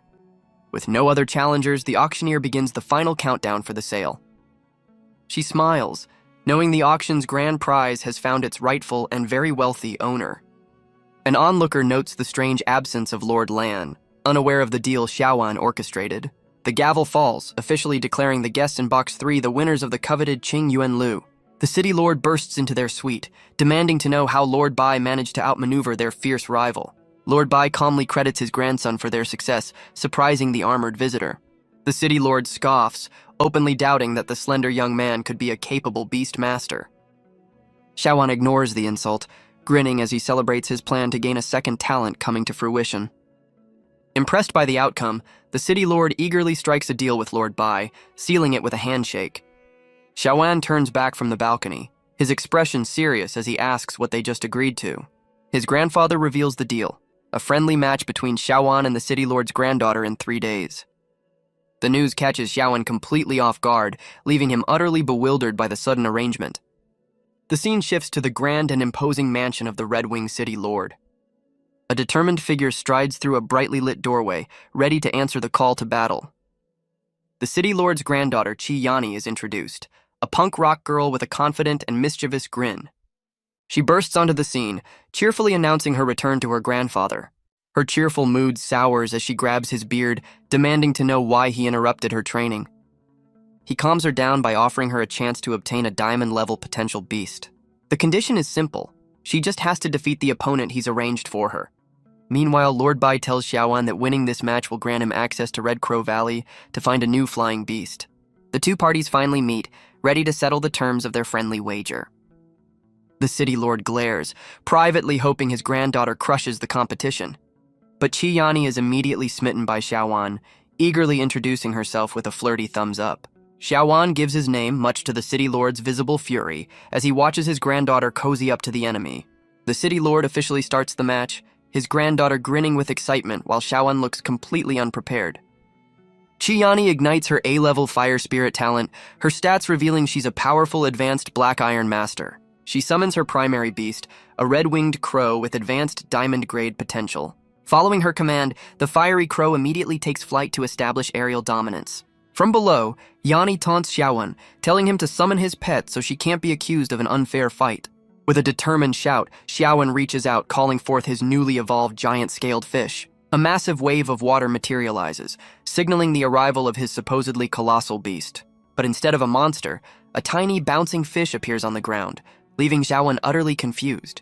The little fish looks up with teary eyes, seemingly trying to explain its sudden and drastic size change. Chi-Yani finds the creature absolutely adorable, while Xiaoan is left completely mortified by the embarrassing reveal. He realizes the crystal he bought gave his pet a size-shifting ability, though he's stunned by the extreme result. The red-winged crow dives from the sky, letting out a piercing cry as it closes in. With a savage grin, Chi-Yani orders her beast to unleash a powerful wing-slash attack. The fiery bird carves arcs of razor-sharp energy through the air, aiming for its tiny target. Xiaoan reacts instantly, kicking his miniature pet into the air to dodge the incoming slashes. His eyes widen in shock as he realizes he underestimated the speed and ferocity of the attack. The force of the near miss sends him flipping backward, narrowly avoiding a direct hit. Landing gracefully, he commands his bouncing fish to counterattack with a water gun barrage. The small water bullets splash harmlessly against the crow, having little to no effect. But the seemingly weak attack was a feint, as powerful water pillars erupt from the ground, trapping the bird. Chi-Yani frantically warns her pet as the water pillars converge, trapping the crow in a swirling vortex. The fiery bird manages to blast its way out of the watery prison, but the surprise attack has clearly shaken it. Xiaoan gives his pet a proud thumbs up, noting its evolution has dramatically improved its power and range. Their moment of triumph is cut short as a new, even faster threat suddenly rushes toward them. Chi-Yani reveals her second beast, a powerful golden eagle with diamond-grade potential. The eagle unleashes a blazing stream of fire, forcing Xiaoan and his fish to scramble for cover. He looks on in shock, realizing with frustration that he completely forgot she could have another pet. His fish instinctively grows larger to shield him, absorbing the fiery blast with its tough, scaly body. Xiaoan feigns inexperience with a charming smile, thanking her for the lesson while patting his resilient pet. Unimpressed by his act, Chi-Yani grins wildly and prepares her next, even more powerful combination attack. Wreathed in flames, Chi-Yani unleashes her full power, commanding both of her avian beasts to strike. His Apocalypse Eye reveals her A-level talent triples her pet's power, a significant threat he must now overcome. The two beasts dive in a pincer movement, one trailing fire and the other razor-sharp wind. Xiaoan calmly instructs his pet to wait, anticipating their perfectly synchronized attack for his counter. The City Lord boasts that his granddaughter's eagle is unstoppable, but Lord Bai calmly warns against premature celebration. The red-winged crow slams into the ground with a powerful shockwave, aiming to crush its target. At the same time, the golden eagle unleashes a concentrated beam of fire from above. The two attacks converge, creating a massive, fiery explosion that engulfs the entire area. Lord Bai clenches his fist in worry, as the City Lord smugly reassures him that his grandson will be fine. But Xiaoan emerges from the smoke completely unscathed, shielded by a barrier of water and ready to turn the tables. The onlookers are completely stunned, unable to believe a black iron master could possess such defensive power. Xiaoan confidently manipulates the digital-like water shield, proving his control is absolute. He smirks, revealing he's discovered how to use his vast spiritual reserves to create a high-level protective barrier. Now fully accustomed to the fight, he declares it's time to end things and unleashes his pet's true form. His fish projects a massive ethereal whale silhouette, preparing to unleash a devastating new attack. The projection solidifies, revealing a colossal whale-like beast that now towers over the entire arena. The city lord stares in horror, demanding to know what kind of monster Lord Bai's grandson truly is. Even Lord Bai is left speechless, sweating as he admits he has no idea what his grandson just summoned. The giant beast opens its maw, gathering an immense amount of water for its final, decisive strike. It unleashes a cataclysmic jet of high-pressure water, a torrent powerful enough to flood the entire stadium. The golden eagle is completely swept away by the overwhelming force of the watery deluge. Her red-winged crow is also caught in the torrent, its flames extinguished by the sheer volume of water. Chiyani can only watch in disbelief as her prized eagle crashes to the ground out of the fight. Refusing to accept defeat, she furiously orders her remaining crow to launch a desperate, all-or-nothing final assault. The fiery bird plummets from the sky, a blazing missile aimed directly at an unfazed Xiaoan. Its beak crackles with concentrated fire, channeling all its remaining power into a single devastating strike. The crow collides with its target in a blinding explosion, engulfing the area in a storm of fire. The city lord grimaces, realizing his granddaughter's reckless gambit has escalated the friendly match into something far more dangerous. However, the colossal whale beast easily intercepts the attack, its watery form neutralizing the inferno completely. Xiaoan suddenly calls out, ordering his pet to spare the bird, a surprising act of restraint in the heat of battle. The whale's watery form easily smothers the crow's desperate fiery charge. Instead of crushing her, the water gently envelops Chiyani, lifting her helplessly into the air. She stares in wide-eyed shock, completely unable to process her sudden and absolute defeat. Lord Bai calmly reassures the city lord, confident his grandson knows exactly what he's doing. Trapped and flailing, Chiyani frantically admits defeat and begs to be put down. Xiaoan smirks, accepting her surrender and gracefully ending the one-sided battle. With the match won, they arrive at the entrance to Red Crow Valley, marked by a massive golden statue. The city lord stops them, stating that as per their agreement, only Xiaoan is permitted to enter. Lord Bai and the city lord exchange a knowing glance, with the grandfather putting his faith in Xiaoan's intuition. With a powerful shove, the city lord opens the heavy gates, revealing the path to the valley. With a dramatic press of a button, the city lord activates the entrance to the valley. A massive, fiery portal materializes, revealing the grand hexagonal energy field of the secret realm. The city lord gives Xiaoan a 1-hour time limit, instructing his granddaughter to make sure he behaves. Xiaoan smirks, confidently accepting the terms while Chiyani looks on with a smug expression. Without hesitation, he steps into the shimmering portal, ready to face whatever lies within. He arrives in a breathtaking secret realm, a fragment of an ancient star overflowing with fire energy. Chiyani proudly boasts that this valley is the very source of her family's immense power. As they walk through the desolate landscape, he asks her to act as his guide to the local wildlife.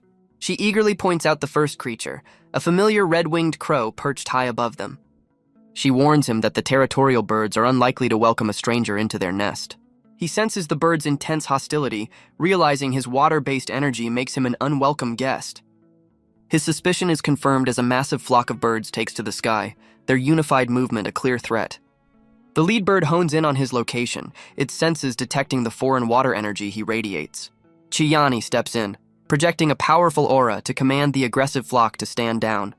She reveals a glowing red token, the source of her authority over the valley's fiery inhabitants. The birds immediately react to the token's power, their aggressive charge coming to an abrupt halt. She explains his water energy is a major provocation in this fire-based realm, warning him to be careful. He takes in her warning, finally understanding the unique dangers of this elemental sanctuary. His apocalypse eye scans the flock, revealing a wide range of potential from silver all the way up to diamond grade. Realizing the best beast might not be the most obvious one, he begins carefully searching for a hidden gem. He cautiously peeks from behind a rock, his search for a worthy beast proving more difficult than expected. As he moves through the barren woods, he feels the watchful eyes of dozens of small, unimpressive creatures. An hour later, an impatient Chiyani reminds him that their time in the valley is quickly running out. Frustrated, he complains that the best beasts available are only diamond grade, finding nothing that truly interests him. He reluctantly decides to settle for a diamond-level beast to bring back for his family, much to Chiyani's annoyance. But his search is interrupted as he stumbles upon a nest, noticing one bird that stands out from its siblings. He leans in for a closer look, immediately captivated by the small creature's uniquely vibrant plumage. His Apocalypse Eye activates, revealing the bird is a mutant with an SS-level talent, but its potential is severely damaged. He's stunned by the discovery, wondering how such a powerful mutant with rare skills could have escaped his notice. The system explains the bird's pure fire mutation damaged its core, but with repair, it could reach epic level, a detail his eye had previously hidden. He gently holds the unique bird, extending an invitation to become his new partner. But the creature shakes its head, unimpressed, leaving Xiaowan to realize he needs a better incentive. He pulls out a massive fire element crystal, but the bird initially seems uninterested in the bribe. The bird's composure shatters as the crystal's immense energy washes over it. It puffs out its chest, trying to feign indifference and maintain its pride as a creature of the sun. With a knowing grin, Xiaowan sweetens the deal, offering the priceless crystal in exchange for its loyalty. The little bird begins to sweat, its tough facade cracking under the immense temptation. It tries to lecture him on honor, insisting its decision can't be swayed by material wealth. With a look of intense focus, the bird struggles internally, trying desperately to resist the lure of the crystal. Its willpower completely crumbles as it gazes at the crystal with hearts in its eyes, justifying its immediate change of heart. The bird snuggles up to the crystal, its loyalty officially bought, leaving Qiyani completely dumbfounded. He realizes he must act fast before the city lord discovers the mutant and tries to stop him. Without wasting a second, he begins the contract ritual right there in the middle of the valley. Qiyani shouts in disbelief, questioning his reckless decision to form a bond in such a volatile place. A violent explosion of conflicting elemental energy erupts from the ritual, blasting her backward. He grits his teeth in pain as his water energy clashes violently with the bird's pure fire essence. He cries out as the mutant bird begins to forcefully absorb his water energy to fuel its own power. Qiyani watches the chaotic scene, calling him a maniac for attempting such a dangerous contract. Deciding to intervene, she gathers her own fire energy, preparing to lend her power to the ritual. She unleashes a massive wave of fire, not to attack, but to help stabilize the volatile elemental clash. He pants in exhaustion, realizing the mutant beast nearly drained his spiritual energy completely. The little bird, however, lets out a satisfied puff of air, having absorbed a massive amount of power. With the ritual complete, he sits calmly as his new crystal-clutching partner perches triumphantly on his head. The newly contracted bird flies out of the secret realm, its precious crystal held tight. A system notification reveals his mythical space has granted the bird a new talent, the spiritual fire body. The bird is suddenly startled as Xiaowan's other pet, the waterfish, materializes before it. Under the watch of the Apocalypse Eye, the bird begins to glow, its body transforming with newfound power. Now wreathed in a fiery aura, its new talent allows it to absorb fire attacks and resist water damage. Eager to test its skills, the bird unleashes a massive fireball at its new unsuspecting fish companion. The little fish just looks up with wide, innocent eyes, completely unfazed by the fiery welcome. Exhausted, Xiaowan formally thanks Qiyani, acknowledging her help was essential for the dangerous ritual. A flustered Qiyani denies any personal motive, claiming she only intervened to prevent a political incident between their families. She awkwardly clarifies her family isn't afraid of his, just avoiding conflict, but Xiaowan sees right through her excuse with a knowing smile. She huffs in frustration, insisting she doesn't care, while he just laughs at her transparent attempt to hide her concern. Back in the main hall, the portal closes as Lord Bai and the city lord watch the two return from the secret realm. Lord Bai immediately rushes to his grandson's side, worried by his obviously drained and unsteady appearance. Xiaowan brushes off the concern, admitting the contract was draining, which earns him a sharp lecture from his grandfather about his recklessness. He quickly changes the subject, pointing up to proudly present his newly acquired crystal-hoarding partner. The little bird perches on his head as he explains he found and bonded with it inside the valley. Both Lord Bai and the city lord are left utterly speechless, staring in disbelief at the seemingly unremarkable creature. Lord Bai immediately understands, recognizing the bird's extraordinary potential, explains his grandson's reckless gamble. The city lord is completely floored, finally identifying the creature as a rare mutant red-winged crow. With their business concluded, Lord Bai announces their departure as Xiaowan stands by with a satisfied look. The city lord forces a strained goodbye, sweating nervously as his annoyed granddaughter watches them leave. Qiyani shouts a challenge after them, declaring that talent isn't everything and vowing to surpass him through battle. Lord Bai places a steadying hand on his grandson's shoulder as Xiaowan silently considers her fiery declaration. Xiaowan turns back with a confident smirk, telling her he won't wait and challenging her to catch up if she can. As they fly away on the massive crane, he issues a final, ambitious challenge for her to meet him at the top. The scene shifts to a map, showing their journey back to their home base of Balin City. Their colossal beast lands gracefully on the lawn of a grand estate, signaling their triumphant return home. Lord Bai advises his grandson to use a fire crystal to recover his depleted energy. As Xiaoan heads inside the grand estate, his grandfather is greeted by a man named Yuan Xiaocheng. The ape-like man expresses his immense relief that the family head has finally returned safely.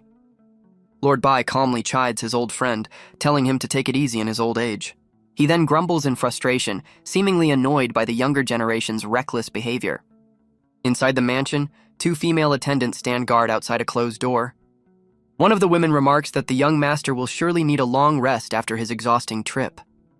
She then questions Xiaoan's orders to keep Qiao Gubei isolated, since she's already proven her worth. Xiaoan interrupts their gossip, warning them not to speak ill of him as he stands before a large basin. With a look of intense focus, he begins mixing a strange, dark concoction for his recovery. He meticulously grinds the final ingredients for his special recovery bath. Exhausted, he notes that the auxiliary materials for the awakening liquid are finally ready. He recoils from the foul stench, wondering if his apocalypse eye led him astray with the recipe. Holding his breath, he pours the pungent green paste into the basin, causing it to bubble violently. To his surprise, the smell vanishes, and his eye confirms the creation of the awakening original essence. Confident in his multi-billion coin investment, he strips down, ready to immerse himself in the potent elixir. The viscous, glowing green liquid churns, brimming with concentrated spiritual energy. He sinks into the bath, a look of pure bliss on his face as the cool liquid envelops him. As he meditates, a powerful energy surges through his body, mapping out his entire spiritual network. Deep within his soul, a golden chain shatters, signifying the breaking of a fundamental genetic lock. Golden chains descend from the heavens, drawn to the immense power radiating from the bath. The awakening triggers a massive energy surge, causing a violent lightning storm to erupt over the city. Elsewhere, a disheveled man is jolted from his drunken stupor, sensing the powerful disturbance. He looks completely bewildered, questioning the strange sensation that just washed over him. The source of the energy is revealed as a vortex in the sky, unleashing golden chains upon the mansion below. Now outside, the man stares in awe, wondering if he's witnessing a rare, spontaneous awakening. He quickly dismisses the thought, convinced such a powerful energy signature couldn't possibly travel so far. Back inside, he tries to ignore the feeling, surrounded by empty bottles as he slumps on the couch. With a smirk, he takes another swig, deciding he's just drunk and imagining things. Meanwhile, the golden chains converge and interlock, finalizing the first stage of his transformation. The golden chains binding his potential finally shatter, completing his powerful transformation. The next morning, he rests peacefully in the tub, the potent elixir having done its work. He wakes up with a satisfying stretch, feeling completely refreshed and brimming with new energy. Rubbing his eyes, he notices a new golden glow, a sign of the incredible power he's just unlocked. His Apocalypse Eye reveals his new SSS rank talent, the Chain of Heaven, which can link spirits and share their power. His triumphant laughter rings through the halls, startling a nearby maid who looks up in shock. With a cunning look, he decides it's time to find a test subject for his newfound ability. He calls out for one of his attendants, Peony, his voice echoing from behind the closed door. Peony looks on with concern, wondering about her master's strange and sudden behavior. Her companion looks equally nervous, admitting she has no clue what their master is planning. He emerges from the tub with a mischievous grin, asking his attendant for some urgent assistance. The young woman is left completely speechless, her face turning bright red from the unexpected sight. Mortified, she turns and flees, declaring she is unable to help him with his request. The door slams shut, leaving a flustered Xiaoan to quickly cover himself in embarrassment. He sinks back into the tub, realizing his approach might have been a bit too direct. Now fully dressed, he places his hands on her shoulders, instructing her to relax for the real experiment. He unleashes his new SSS rank talent, summoning the golden chain of heaven from his palm. The ethereal chains shoot forward, wrapping around the confused attendant's body. She looks down in bewilderment as the golden links secure themselves around her. The chains converge and lock into place on her chest, completing the mysterious spiritual connection. The golden chains bind his attendant, linking her power directly to him in a dramatic display. With intense focus, he channels the new energy, testing the limits of his SSS rank talent. A system notification confirms his success, revealing he's temporarily copied her B-level water talent. To further test the connection, he commands her to activate one of her defensive abilities. She reluctantly complies, summoning a barrier of blue energy shields around her bound form. A similar shield materializes in front of Xiaowan, proving he can now use her skills as his own. He's intrigued to find the chains remain, suggesting the connection is more permanent than he thought. His attendant, however, completely misreads the situation, blushing furiously at her master's strange new hobby. Ignoring her flustered state, he calmly instructs her to drop the shield for the next phase of his experiment. The scene then cuts away to the snowy industrial streets of the city's western district. Still bound by the golden chains, his attendant reports her arrival in the western district over the phone. Xiaowan confirms her location, the other end of the ethereal chain still glowing beside him. He tells her to return, realizing with satisfaction that distance has no effect on their connection. His experiment is interrupted as she begins to voice her serious concerns about his recent behavior. The flustered attendant calls him out for acting strangely, completely misreading the entire situation.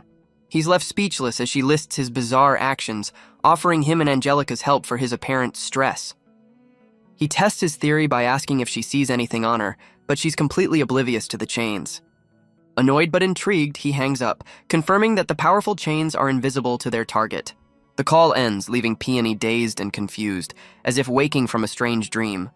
He jots down his findings, understanding the chain is an absolute power, unaffected by perception or distance. He summarizes his findings, concluding his new talent has 3 key characteristics. First, he confirms the chains are completely undetectable to the target, no matter what he does. Second, the connection is absolute, allowing him to forcibly link with and borrow anyone's talent. Third, he realizes the power flows one way, letting him take abilities without giving up his own. He circles the number 3, understanding he can maintain up to 3 of these powerful links at once. His ambition soars as he imagines linking with 3 different masters, all under the watch of his Apocalypse Eye. With a wicked grin, he realizes this means he can effectively wield 4 different talents at once. Satisfied with his new power, he enters his Imperial Beast space to check on his pets. But he's immediately stunned, realizing the internal dimension has undergone a massive, unexpected change. He looks up to see his Apocalypse Eye is now a permanent sun in the sky, vastly expanding his spiritual space. His spiritual space now features a floating island, complete with mountains and waterfalls. A second fiery terrain has also formed, dominated by a massive active volcano. He looks on with a serious expression, processing the implications of this massive upgrade. He realizes his own level-ups directly cause his internal world to evolve and expand. His new bird immediately asserts its dominance, unleashing a barrage of fireballs at its rival. The fiery creature soars through the smoke, continuing its relentless assault. Not to be outdone, his whalefish prepares to retaliate with its own powerful attack. It unleashes a concentrated jet of water, directly intercepting the bird's fiery onslaught. Xiaowan's patience snaps as he furiously commands his bickering pets to stop fighting. The whalefish freezes in terror, desperately trying to plead its innocence. He scolds his pets for fighting, reminding them they're supposed to be partners who fight side by side. The fiery bird complains, making it clear it can't stand the fish's constant water-spraying antics. He realizes the core issue is their elemental incompatibility. The fish's training naturally irritates the fire-based bird. A cunning smile spreads across his face as he comes up with the perfect solution to their rivalry. He tells his fish it's outgrown its small pond, preparing to move it to a much larger training ground. With a simple toss, he sends his pet flying toward its new, upgraded home within his spiritual space. He instantly teleports to a vast ocean, marveling at the convenience of traversing his own personal dimension. The colossal whalefish looks down at him with pure adoration, overjoyed by its new, expansive territory. He casually flicks a small object into the massive body of water, a playful glint in his eye. The tiny fish makes a huge splash, happily diving into its new home as its master watches on. The massive whalefish leaps joyfully from the water, celebrating its vast new home. He smiles, realizing his pet can finally relax without having to constantly suppress its true size. Now he turns his attention to the fiery bird, ready to address its own needs. He teleports them to the volcanic zone, presenting the bird with a legendary phoenix fire sycamore tree. He explains this new habitat will help replenish its energy, offering a fire crystal to kickstart the process. The bird immediately makes itself at home, relaxing on a nest of pure fire crystals. But relaxation time is over as Xiaowan's expression darkens, demanding to know if it's been training. The bird sweats nervously, its guilty expression revealing it's been slacking off. It quickly recovers, puffing out its chest and boasting it will become as brilliant as the sun. Unimpressed by the talk, Xiaowan points to a massive boulder and orders his pet to prove its power. The bird unleashes a massive pillar of fire, eager to show off its strength. It hovers triumphantly over the inferno, expecting praise for its powerful display. The resulting explosion is so bright that even Xiaoan is momentarily blinded by the intense light. But his expression sours as he taps the completely unharmed boulder, utterly unimpressed by the flashy attack. The bird puffs out its chest, proudly trying to take credit for its supposed power. With a menacing grin, Xiaoan offers to personally train the arrogant creature, who promptly refuses. Resigned to his pet's laziness, he pulls out a massive fire crystal, knowing exactly how to motivate it. The bird initially feigns disinterest, smugly asking what the shiny rock is for. Its composure shatters as it recognizes the immense power of a king-level crystal core. All pride forgotten, the bird's eyes turn to hearts as it lunges greedily for the irresistible treasure. He snatches the crystal away at the last second, leaving the greedy bird flapping in confusion. With a menacing grin, he dangles the prize, telling his pet it needs to earn its reward. The bird eyes him suspiciously as Xiaoan proposes a little bet to settle their disagreement. The creature lands on his shoulder, smugly accepting the challenge with a flick of its tail. He lays out the terms, confident the bird will fall for his rigged bet where he wins either way. Convinced it has the upper hand, the bird eagerly agrees to the deal, snuggling against its master. Xiaoan begins his lesson by summoning a ball of water energy, explaining the basics of skill casting. He demonstrates how compressing that energy can dramatically increase an attack's destructive power. The little bird just stares back with a blank expression, completely failing to grasp the concept. To prove his point, he unleashes a powerful, highly concentrated jet of water as a live demonstration. The concentrated water jet obliterates the massive boulder, demonstrating its devastating power. His fiery pet is left utterly speechless, its mind blown by the sheer force of the attack. Xiaoan smirks, knowing his point about focused power has been brutally and effectively made. He then reveals his clever trick, explaining how he used thermal shock to amplify the damage. Inspired, the bird channels its own energy, preparing to show its master it's a fast learner. It compresses its fire into a single glowing point, its eyes burning with newfound determination. The creature unleashes a thin, concentrated beam of pure fire, a far cry from its previous flashy attacks. This laser-like blast of fire slices cleanly through the air with terrifying speed and precision. The beam strikes the second boulder, instantly vaporizing it in a spectacular display of focused power. Now it's Xiaoan's turn to be shocked, as he realizes his pet just mastered the technique on its first try. The resulting explosion is catastrophic, dwarfing Xiaoan as he stands before the devastation. He realizes the bird's talent is so high that a single lesson was enough to upgrade its skills. He asks his pet if it now understands the true potential of focused training. With a confident smile, he promises that following his methods will guarantee its rapid growth. The little bird chirps happily, completely won over by its master's undeniable expertise. Xiaoan's menacing inner self celebrates, having successfully manipulated the bird into accepting his training and winning the bet. Leaving his spiritual space, he's drawn to the sound of cheerful laughter coming from the dining hall. A young girl named Ziyu spots him immediately, her face lighting up with excitement at his return. Her companion also looks up in surprise, calling out Xiaoan's name in disbelief. He greets the girl warmly, asking where the rest of their family is. Ziyu pouts with her cheeks full, upset that the others still haven't come back. Her companion explains that his own father has also been missing for days. Xiaoan connects the dots, suspecting that trouble has been brewing in Bailin City. The boy panics when Xiaoan mentions the magic spider cult, realizing the danger is real.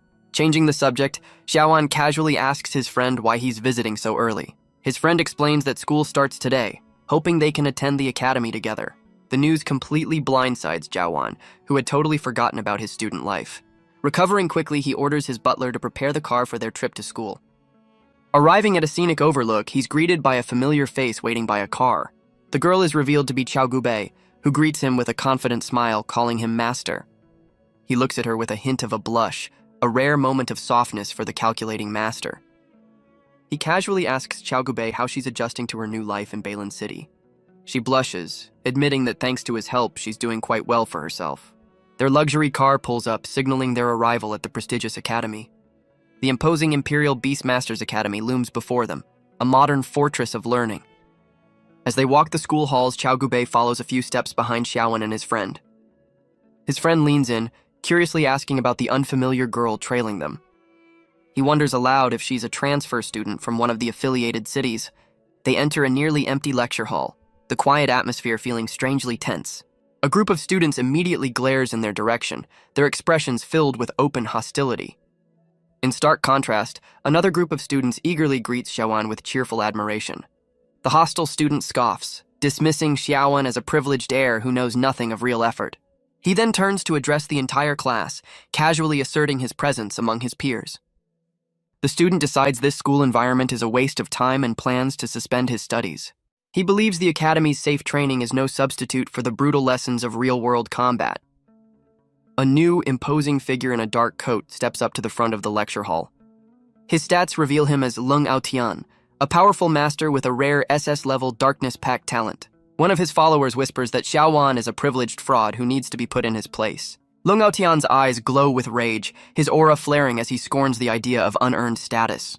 Xiaoan calmly meets his fiery gaze, sensing the challenge from the academy's top dog. Xiaoan smirks, internally questioning if his rival truly has the guts to challenge him. The two masters face off, their opposing red and blue auras clashing in the tense silence. With a confident grin, Xiaoan dismisses his opponent's talent, knowing he's leagues ahead. Chogubei suddenly steps between them, putting a firm stop to the escalating confrontation. She warns both of them to back down, unafraid to get involved in their power struggle. Lung Aotian is left completely flustered by her bold intervention, his tough facade crumbling. He stammers an apology, much to the shock of his followers and the surprise of Xiao Gubei. The tension is broken by a new voice from the doorway, reminding Xiaoan of a previous promise. A fiery red-haired woman steps forward, issuing a direct and confident challenge to Xiaoan. Xiaoan's expression brightens, welcoming the fight as a perfect chance to prove his strength to the class. Xiaoan coolly accepts her challenge, casually calling her Little Phoenix. He asks if she's okay with using the school grounds, but she's already decided the fight is on. The woman reveals she's been training for 2 months specifically for this rematch. With the terms set, they head off to battle, leaving their classmates stunned. The other students erupt in excitement, rushing to witness the rare high-level duel. Even Lung Aotian decides to watch, seeing it as a chance to size up the competition. The scene shifts to the academy's massive sunlit battle arena, ready for the showdown. Xiaoan gestures for her to begin, clearly wanting to end the fight as quickly as possible. She declares her intent to defeat him publicly, proving her own strength to the entire school. Wreathed in a powerful red aura, she gathers her energy, preparing to unleash her full might. She unleashes a massive burst of fiery energy, summoning her primary beast to the field. A majestic purple grenadier appears, a rare fire-type beast with amethyst-level potential and phoenix blood. Xiaoan sighs in mock frustration, recognizing the creature as a powerful spiritual beast from the original world. He smirks, intrigued by the secrets her family must be hiding to possess such a rare creature. She proudly asks for his opinion on her powerful and unique pet beast. With a smug grin, she offers to tell him its name, assuming he's never seen one before. He calmly identifies the beast as a purple grenadier, acknowledging her family's impressive connections. But he confidently declares that her rare pet won't change the inevitable outcome of their fight. She's left completely stunned, wondering how he could possibly know the identity of her secret beast. He goads her to attack, warning that she'll lose her chance once he summons his own pet. Provoked by his taunt, she orders her purple grenadier to unleash a powerful lightning-infused fire attack. Xiaoan feigns surprise as the fiery beast tries to catch him off guard with a sneak attack. The majestic bird unleashes a torrent of flames, determined to overwhelm its opponent quickly. It dives from the sky, creating a massive wall of fire that rushes across the arena floor. But Xiaoan looks back with a bored expression, completely unfazed by the predictable tactic. The attack culminates in a massive explosion, engulfing the spot where he stood. The onlooking students, including Lung Aotian, stare in shock, believing the match ended in a single blow. His opponent stands confidently, certain her opening gambit was a decisive victory. But a hand casually emerges from the inferno, effortlessly parting the flames. Xiaoan stands completely unharmed, taunting her to stop wasting time and use her real power. His opponent stares in disbelief, her confidence completely shattered by his casual display of power. The crowd murmurs in awe, realizing he blocked the spirit beast's attack with his own bare hands. One of the female students swoons, completely captivated by his effortless cool. Enraged by his arrogance, she commands her beast to unleash its ultimate move. The purple grenadier lets out a world-shaking cry, unleashing a massive sonic shockwave. The powerful sonic boom ripples across the entire arena, a wave of pure force. Onlookers are blasted back by the sheer power of the attack, struggling to stay on their feet. Unfazed, Xiaoan erects a massive water barrier, calmly defending against the sonic assault. He strains against the immense pressure as the crowd watches in stunned silence. Believing he's trapped, she orders her beast to press the attack and finish him off. He notes with mild surprise that her sonic attack actually managed to pierce his water shield. The Purple Grenadier prepares to follow up, seeing its opponent standing alone in the ruined arena. Deciding he's had enough, Xiaoan finally summons his own beast to the field. His colossal whalefish materializes in the sky, its immense size casting a shadow over the battle. The majestic Purple Grenadier is completely dwarfed as it flies toward the impossibly large creature. The fiery bird's confidence shatters, its expression turning to one of pure, unadulterated shock. Without warning, the whalefish unleashes a devastating beam of energy, not at the bird but at its master. The attack slams into the ground, forcing his opponent to scramble away from the massive explosion. Her Purple Grenadier lands before her, its head bowed in a clear sign of defeat. Xiaoan looks down on his rival, his massive pet looming behind him as a clear statement of his overwhelming power. Humbled and on the verge of tears, she finally admits her defeat. He casually reminds his defeated rival that their business isn't quite finished. She glares back, trembling with rage at his continued taunts. Resigned to her fate, she asks him to just get on with whatever he has planned. He leans in and whispers something in her ear, leaving her completely stunned. Blushing furiously, she clutches her chest, completely flustered by his mysterious words.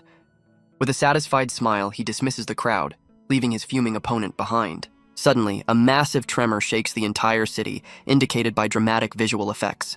Xiaoan and his friends are caught off guard, looking around in confusion at the sudden disturbance. The crowd panics as the entire arena begins to shake violently, fearing an earthquake. Massive pillars from the arena's ceiling begin to rain down on the students below. But Xiaoan stands his ground, completely unbothered as the structure collapses around him. His two attendants, Peony and Angelica, react instantly, their eyes glowing as they prepare a defensive spell. They combine their power to project a massive energy shield, deflecting the deadly debris. The two women urgently advise him to retreat, recognizing this is no ordinary earthquake. He calmly asks for a situation report, but even his skilled attendants are clueless about the source of the attack. A dark premonition washes over him as he senses a malevolent energy descending upon the city. The chaos isn't limited to the academy, as smoke billows from all across Balin City. A fleet of mysterious, cross-shaped drones descends from the sky, unleashing a coordinated assault. A close-up reveals the insignia of the Magic Spider cult, confirming his worst fears about the citywide attack. A close-up on the drone's insignia confirms the Magic Spider cult is behind the attack. Inside a hidden command center, the cult's leaders monitor the citywide assault from their high-tech base. The cult's commander impatiently demands to know why the city's defensive shield is still down. A subordinate reports that their inside agent was delayed by the very earthquake they're now exploiting. The commander celebrates this stroke of luck, seeing the disaster as a perfect opening for their invasion.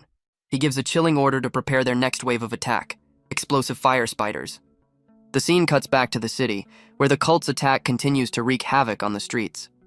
Meanwhile, Xiaoan and his friends are being evacuated from the academy by car. He looks out the window with grim determination, silently commanding his Apocalypse Eye to find the source of the chaos. His eye activates, granting him a heavenly insight as it begins searching for the cause of the city's earthquake. His eye reveals a cosmic collision, showing two worlds clashing and causing the tremors. Xiaoan is stunned by the revelation that their entire world is on a collision course with another. He sits back in the car, contemplating the catastrophic implications of two secret worlds merging. The Apocalypse Eye grants him the enlightenment of heaven, a full breakdown of the cosmic event. He learns the current earthquakes are just the beginning, a prelude to a 3-month period of instability. After 3 months, a massive spatial rift will form, officially beginning the merger of the two realms. The system predicts that in 1 year, the two worlds will completely fuse into a single high-level secret world. A cunning smile spreads across his face as he realizes this disaster is actually a golden opportunity. Back in the present, the city continues to burn under the relentless assault of the Magic Spider cult. The cult's attack rages on, targeting key infrastructure while the city's defenses are down. He realizes the city's main defensive shield has been disabled, leaving them completely vulnerable. From his car, he sees the cult's drones swarming the now defenseless city, setting buildings ablaze. The cult's commander celebrates the chaos, eagerly ordering the next phase of his devastating attack. He commands a grotesque insectoid beast to prepare its payload for launch. Dozens of smaller explosive creatures are loaded into launch tubes, ready to be unleashed upon the city. The drones begin dropping the living bombs, which plummet toward the unsuspecting streets below. Back on the ground, Xiaoan's car speeds through the war-torn streets trying to escape the danger zone. His senses flare with multiple warnings, alerting him to an immediate and deadly threat. He urgently orders his 2 attendants to activate their defensive measures. A powerful blue energy shield immediately envelops their vehicle, protecting them as they race through the city. The living bombs detonate in a series of devastating green explosions, tearing up the city's highways. Inside the City Lord's combat hall, alarms blare as Balin City is placed on its highest wartime alert. An officer urgently reports that a massive earthquake has struck, its cause still completely unknown. He panics, adding that the shield's energy core is down and the defense army is being overwhelmed by fire spiders. The City Lord calmly takes command, ordering the immediate repair of the core and the mobilization of all Beastmasters. All available forces are dispatched for earthquake relief as the city's leaders watch the chaos unfold. Lord Bai grows suspicious, wondering if the timing of the earthquake and the cult's attack is more than a coincidence. His companion scoffs at the idea, dismissing the possibility that the cult could orchestrate such a natural disaster. A new report flashes across the screen, revealing that the city's vital awakening hall is now under direct assault. Lord Bai slams his fist in realization, understanding the cult's true goal is to destroy the city's foundation. Lord Bai urgently orders his men to reinforce the awakening hall, fearing its lone defender won't last. An explosion rocks the street, bringing their escape to a sudden, violent halt. His attendant reports that their vehicle is completely destroyed, leaving them stranded in the chaos. Unfazed, Xiaowen calmly accepts their new situation, realizing they'll have to proceed on foot. The chaos intensifies as another blast goes off nearby, highlighting the immediate danger. He turns his gaze toward the smoke-filled skyline, a look of dawning realization on his face. He instantly identifies the target, recognizing the awakening hall as the epicenter of the attack. His expression hardens as a cult drone streaks across the sky above them. A closer look at the drone confirms the magic spider cult's insignia is emblazoned on its side. Both he and his companion stare in grim recognition, disgusted by the cult's brazen assault. The cult's drones swarm the awakening hall, their primary target now clear.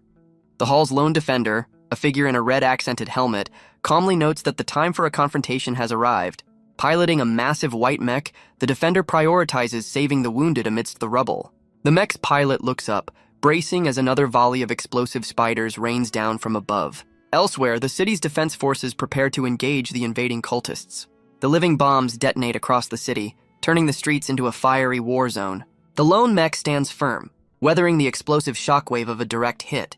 The pilot's armored glove is torn, revealing the immense strain of holding back the assault. From the smoke and debris, a horde of grotesque mechanical spiders emerges. The city's soldiers recoil in terror, recognizing the infamous ghost-faced spiders of the cult. A colossal mechanical spider smashes through the defenses, forcing the soldiers into a desperate retreat.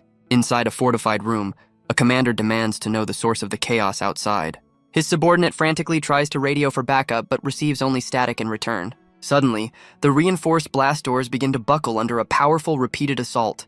The commander orders his men to take aim, preparing for whatever is about to breach their final defense. A massive armored fist smashes through the metal, a clear sign of the overwhelming force outside. The commander's expression hardens, realizing they are facing a far greater threat than anticipated. The doors explode inward as a swarm of mechanical spiders pours into the room. One of the soldiers looks up in shock, his weapon seeming inadequate against the incoming horde. The mechanical arachnids leap forward, descending upon the outnumbered defenders in a terrifying wave. The commander watches in disbelief as the mechanical spiders effortlessly tear through their riot shields. With a look of grim resolve, he channels his own power, preparing to summon his personal beast. He unleashes his powerful Shiji, a mythical creature of crystal and shadow, to join the desperate defense. Taking command, he orders his remaining soldiers to form a final shield wall around the room's central core. The soldiers immediately lock their shields, creating a tight, unified barrier against the incoming swarm. From above, their interlocking shields form a solid metal roof, a last line of defense against the mechanical horde.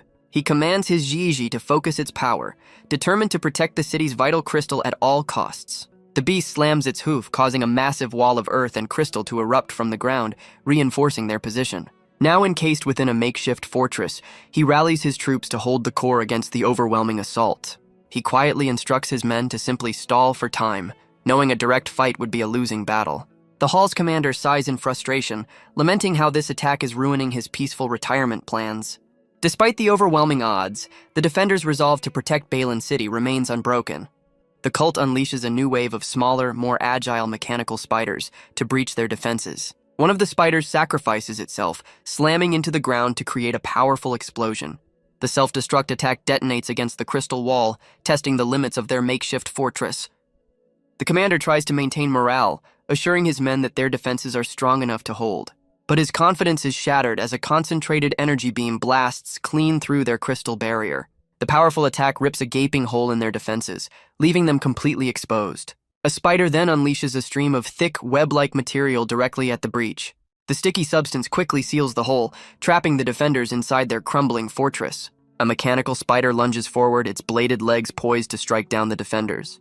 One of the soldiers is instantly taken out, his shield pierced by the cult's relentless assault. The commander curses in frustration as his men are picked off one by one. Reinforcements for the cult arrive as more mechanical spiders drop from the ceiling. The Zieji's crystal wall shatters under the coordinated enemy attack. He watches grimly as his last line of defense crumbles into dust and smoke. With renewed fury, he orders his remaining troops to concentrate all their firepower on the invaders. The soldiers unleash a hail of bullets, but the shots simply ricochet off the spider's tough armor. The cult's machines move with blinding speed, overwhelming the defenders in a blur of motion. A colossal spider emerges from the smoke, its menacing form towering over the lone commander. The commander roars, signaling the start of his final, desperate counterattack. He plunges his staff into the floor, erupting a massive cage of crystal spikes from the ground. The colossal spider is impaled and trapped within the jagged, crystalline prison. Believing the fight is over, the commander breathes a sigh of relief, his Zieji standing guard. But his hope fades as the spider shatters the cage, and he desperately wonders where Lord Bai is. The mechanical beast gathers a menacing pink energy, preparing to unleash its full power. The commander is suddenly surrounded by two advanced, unfamiliar robots, cutting off his escape. A mysterious female pilot emerges from the smoke, her strange suit hinting at a high-ranking cultist. The defenders stare in disbelief, realizing the giant mechanical spider has a human pilot. The pilot stands atop her machine, announcing the spider cult's judgment upon their world. The pilot and her two subordinates take aim, their spider mechs charging a devastating attack. A massive explosion tears through the room, sending the defenders flying amidst the chaos. The commander is thrown back, his Gigi's golden shield cracking under the immense force of the blast. Emerging from the smoke, the pilot and her two clones descend upon the survivors with blades drawn. The trio of cultists moves with blinding speed, effortlessly cutting through the remaining defense forces. The soldiers' weapons prove useless, their bullets simply bouncing off the cult's advanced robotic soldiers. One of the cultists leaps high above the fray, expressing her fury at the stubborn resistance. In a desperate move, the commander summons another massive wall of crystal spikes from the floor. The cultist's blade clashes against the crystal barrier, the impact sending shockwaves through the room. She easily vaults over the wall, bringing her blade down in a decisive arcing strike. The commander takes cover behind his crystal wall, preparing to face the cult's advanced robots alone. He orders his surviving men to retreat with the wounded, choosing to buy them time with his own life. With a look of grim determination, he prepares for a final stand alongside his powerful Zieji beast. He unleashes his ultimate defensive move, causing massive crystal pillars to erupt from the ground. The cult's pilot effortlessly dodges the deadly shards, her agility proving superior to his raw power. The commander traps the cultists by bringing the entire crystal structure crashing down around them. The pilot and her clones look up calmly as the crystalline prison seals them inside. A massive dome of crystal completely encases the invaders, a seemingly perfect trap. Unfazed, the pilot mocks the commander from inside, belittling his last-ditch effort. She questions his loyalty, suggesting his sacrifice is pointless and his salary isn't worth it. The commander smirks, declaring that a mercenary like her could never understand his loyalty. Unimpressed, the pilot orders her two subordinates to capture him and bring him before her. The two clones spring into action, clashing with the commander and his Gigi in a flurry of attacks. The commander and his beast fight back-to-back, fending off the coordinated assault from both sides. Meanwhile, the pilot calmly takes aim with a high-tech crossbow, charging it with dark energy. From her vantage point, she locks onto the distracted commander, preparing to fire the decisive shot. With a cold, calculated press, she pulls the trigger, unleashing the charged bolt. A massive bolt of purple energy screams through the air, heading straight for its target. He turns just in time to see the incoming attack, desperately trying to block it with his beast's horn. His eyes widen in horror as he realizes the sheer power of the projectile, cursing his miscalculation. The Gigi roars in agony, its crystal armor flaring with golden light as it absorbs the devastating blast. The commander is sent flying, desperately using a crystal slab to shield himself from the piercing energy bolt. He recovers instantly, parrying a swift attack from one of the cultist clones with his glowing staff. The pilot smirks as the commander's own Ziji beast now stands obediently behind her, its loyalty stolen. One of the clones leaps onto the beast's back, asserting complete control over the captured creature. The second clone takes aim with her crossbow, firing another energy bolt while the commander is reeling from the betrayal. He looks down in despair as his staff begins to burn and crumble, his last line of defense failing. With a final surge of defiance, he unleashes a wave of fiery crystal shards from his broken weapon. The unexpected counterattack sends the cultist clone scrambling to dodge the deadly projectiles. His gaze locks onto the pilot, who holds up a glowing card, revealing the secret to her mind control ability. The cultist clone crosses her dual scythes, preparing to unleash a devastating final blow. But the commander points skyward, revealing he still has one last trick up his sleeve. With a confident smirk, he gives a final command, turning the tables on his overconfident opponent. The mind-controlled Gigi suddenly turns on its new masters, erupting in a storm of crystal and fury. The clone is caught completely off guard, forced to defend against the beast's surprise betrayal. She's sent flying back by the sheer force of the crystal barrage, slamming into the wall. The commander stands firm, his loyal Shieji back by his side, mocking the cult's predictable tactics. He defiantly declares that the spider cult will never get their hands on the awakening core while he draws breath. Unimpressed, the pilot dismisses his heroic speech and readies her own weapon for a direct assault. Her blade crackles with a sinister green energy, signaling she's done playing games. The commander blocks her sinister green energy with his crystal defenses, the two forces clashing violently. He realizes with dawning horror that her wood-based power is the perfect counter to his earth abilities. The pilot lunges at his Ziji, her blade poised for a decisive strike against the crystal beast. She deflects the beast's counterattack with a swift kick, creating a green energy shield. The commander is forced back by a barrage of crystal shards, caught in a deadly crossfire. Her weapon transforms into a massive energy blade, crackling with destructive power. The enormous blade slams into the ground, shattering the floor as the commander barely dodges the blow. A close-up reveals the weapon's glowing core, humming with immense, unstable energy. The commander's face twists in despair, understanding he's completely outmatched. She unleashes a final, catastrophic blast of energy, engulfing the defender in a pillar of red light.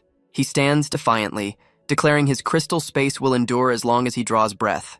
He calls her bluff, confident she fears the consequences of killing an awakening temple deacon. The pilot and her clones look down on him, unimpressed by his empty threats. A shadowy figure suddenly grabs him from behind, revealing they've been hunting him for some time. The pilot leans in, smugly reminding him that every defense has its breaking point. She reveals they brought special shadow-hunting spiders specifically to counter his crystal space. The pilot signals that her special forces have begun their assault on his defenses. A new sleek white mechanical spider lands, its purpose immediately clear. The shadow-hunting spider's glowing eyes fixate on the crystal dome, preparing to strike. It unleashes a devastating blow, causing the commander's ultimate defense to crack and shatter. The commander kneels in defeat, his crystal fortress completely shattered around him. With his last ounce of strength, he apologizes for his failure as the pilot prepares to deliver the final blow. But before she can strike, a massive figure lands between them, intercepting the attack. A furious ape-like beast crackles with lightning, its roar shaking the entire chamber. The beast smashes the ground with a thunderous punch, sending the cultist pilot reeling. The pilot stares in shock as the powerful new beast stands ready to defend the fallen commander. The ape beast intercepts a deadly strike from a mechanical spider, taking the blow head-on. The spider's attack leaves a deep gash in the ape's armor as the commander calls out to its master, Lord Wu. Lord Wu, battered but alive, sarcastically dismisses his subordinate's concern for his well-being. He grits his teeth, complaining that the real reinforcements are, as usual, taking their sweet time. Just as things look dire, a majestic bird descends, signaling the grand entrance of Lord Bai. Lord Bai himself appears, a stern-faced master riding atop his elegant, crane-like beast. His beast immediately joins the fray, pinning a mechanical spider with a powerful, precise strike. With a sharp command, Lord Bai directs his beast to press the assault against the cult's machines. The graceful creature swoops down, easily intercepting another one of the mechanical spiders. The cavalry keeps coming as another powerful master arrives with his fiery, horned Keelan beast. He mounts his steed, its hooves igniting as they prepare to charge into the heart of the battle. The fire Keelan gallops across the ruined hall, leaving a blazing trail in its wake. Together, they unleash a devastating spear thrust, engulfing a spider mech in a torrent of flames. The city's defenders finally assemble, but the cultist pilot seems unfazed. announcing the arrival of her own elite unit. Lord Bai declares the cult's operation a failure, his powerful aura flaring as he demands their surrender. The cultist pilot and her subordinates listen intently, realizing they are completely cornered. The pilot prepares to initiate a new plan, intending to sacrifice herself to cover their escape. But one of her subordinates steps in, volunteering to take on the dangerous rearguard action herself. A new cultist with white hair reveals she has no family, arguing she's the perfect candidate for the high-risk mission. Without waiting for an answer, she leaps onto a massive white spider mech, taking command of the situation. She looks back with a confident smile, asking for permission to proceed with her plan. The pilot reluctantly gives the order, allowing her subordinate to take on the defenders alone. The white-haired cultist draws a massive ornate revolver, her expression hardening with deadly intent. The weapon glows with a sinister pink energy, charging up for a devastating final shot. The three cultists strike a final defiant pose, united in their fanatical loyalty. One of the masked subordinates unleashes a volley of smoke bombs to cover their escape. The grenades detonate, instantly engulfing the city's defenders in a massive cloud of smoke. Lord Bai realizes their move is a classic diversion, meant to obscure their true intentions. He orders his forces to push through the smoke, determined not to let the cultists escape. Lord Bai commands his elegant white crane to pursue the enemy through the thick smokescreen. The majestic beast soars through the haze, easily catching up to the fleeing spider mech. But the pilot and her remaining subordinate use the chaos to make a final, desperate dash for the awakening core. Lord Wu and the Fire Keelan Master spot the two cultists and immediately move to intercept their gambit. The white spider mech turns on its pursuer, unleashing a barrage of sticky webs to buy its comrades more time. Lord Wu and his ape beast are instantly caught in the sticky trap, their advance halted. The Fire Keelan Master and his steed are also ensnared, their fiery charge completely neutralized. Both masters find themselves completely immobilized by the surprisingly effective webbing. Lord Bai realizes the spider mech is faster than anticipated as it launches another strange projectile. The trapped Lord Wu urges Lord Bai to ignore the distraction and pursue the real targets heading for the core. Meanwhile, the cult's leader and her subordinate successfully reach the city's vital awakening core. Lord Wu's ape beast channels its lightning, shattering the webs to intercept the incoming projectile. The Fire Keelan Master breaks free as well, launching a fiery counterattack on the main spider mech. He plunges his spear downward, unleashing a devastating fiery strike on the white machine. The cultist pilot is caught off guard, her expression twisting in shock as the powerful attack connects. The fiery spear strike culminates in a massive ground-shattering explosion. From the smoke, the white spider mech emerges, damaged but still operational, its pilot glaring defiantly. The Fire Keelan Master confidently declares the cultists' plan a failure, demanding her surrender. The white-haired pilot stares back with cold fury, her resolve completely unshaken by the powerful assault. Meanwhile, Lord Bai's elegant crane beast intercepts the other two cultists, blocking their path to the core. Lord Bai calmly confronts the cult's leader, noting their stubborn insistence on making enemies. His expression hardens as he grips his staff, preparing to personally deal with the invaders. Another of the city's masters joins the fray, unleashing a flurry of energy attacks with his whip. The two cultists expertly parry the barrage, proving their skill in close-quarters combat. Lord Bai commands his beast to unleash a powerful wind cannon, engulfing the cultists in a swirling vortex of energy. The two cultists brace themselves as the massive wind vortex threatens to tear them apart. But the pilot counters with a powerful slash of green energy, effortlessly splitting the wind attack in two. Lord Bai notes that his wood element white crane has no elemental advantage against the cultists. He realizes with a grim expression that he'll need more than raw power to win this fight. The pilot quickly formulates a new plan, ordering her subordinate to make a run for the core while she buys time. With their strategy set, the two cultists split up, launching a coordinated assault on the lone defender. Lord Bai is forced to engage the pilot directly, parrying her swift attacks as her partner slips by. Realizing the deception, he furiously commands his white crane to intercept the fleeing cultist. The majestic beast swoops down, successfully blocking the subordinate's path to the awakening core. Undeterred, the cultist uses her energized weapon as a grappling hook, scaling the wall to bypass the beast. Her grappling hook bites deep into the metal wall, securing her path forward.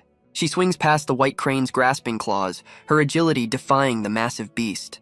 The cultist soars through the air, leaving the beast's failed attempt far behind.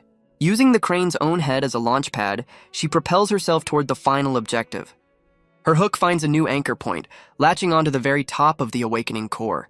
She lands perfectly on the platform, wreathed in a triumphant green aura. Lord Bai can only watch in fury from below as the cultist successfully reaches the city's heart. Placing her hands on the core, she begins to channel a strange energy into the vital machine. The cultist savors her victory, knowing the culmination of her plan is finally at hand. Her finger hovers over the control panel, just moments away from completing her destructive mission. The cultist declares her fanatical loyalty, ready to complete her mission for the spider cult. With a final, determined press, she attempts to activate the core's self-destruct sequence. But her plan is cut short as a bladed collar suddenly materializes and tightens around her neck. She looks down in fury, realizing Lord Bai has ensnared her from across the hall with a bladed whip. Lord Bai stands resolute, his weapon extended, calmly announcing that the invader's game is over. Now captured, the white-haired cultist defiantly tells the fire-killing master that this world is their home. She scoffs at the city's defenders, questioning their right to label her people as the invaders.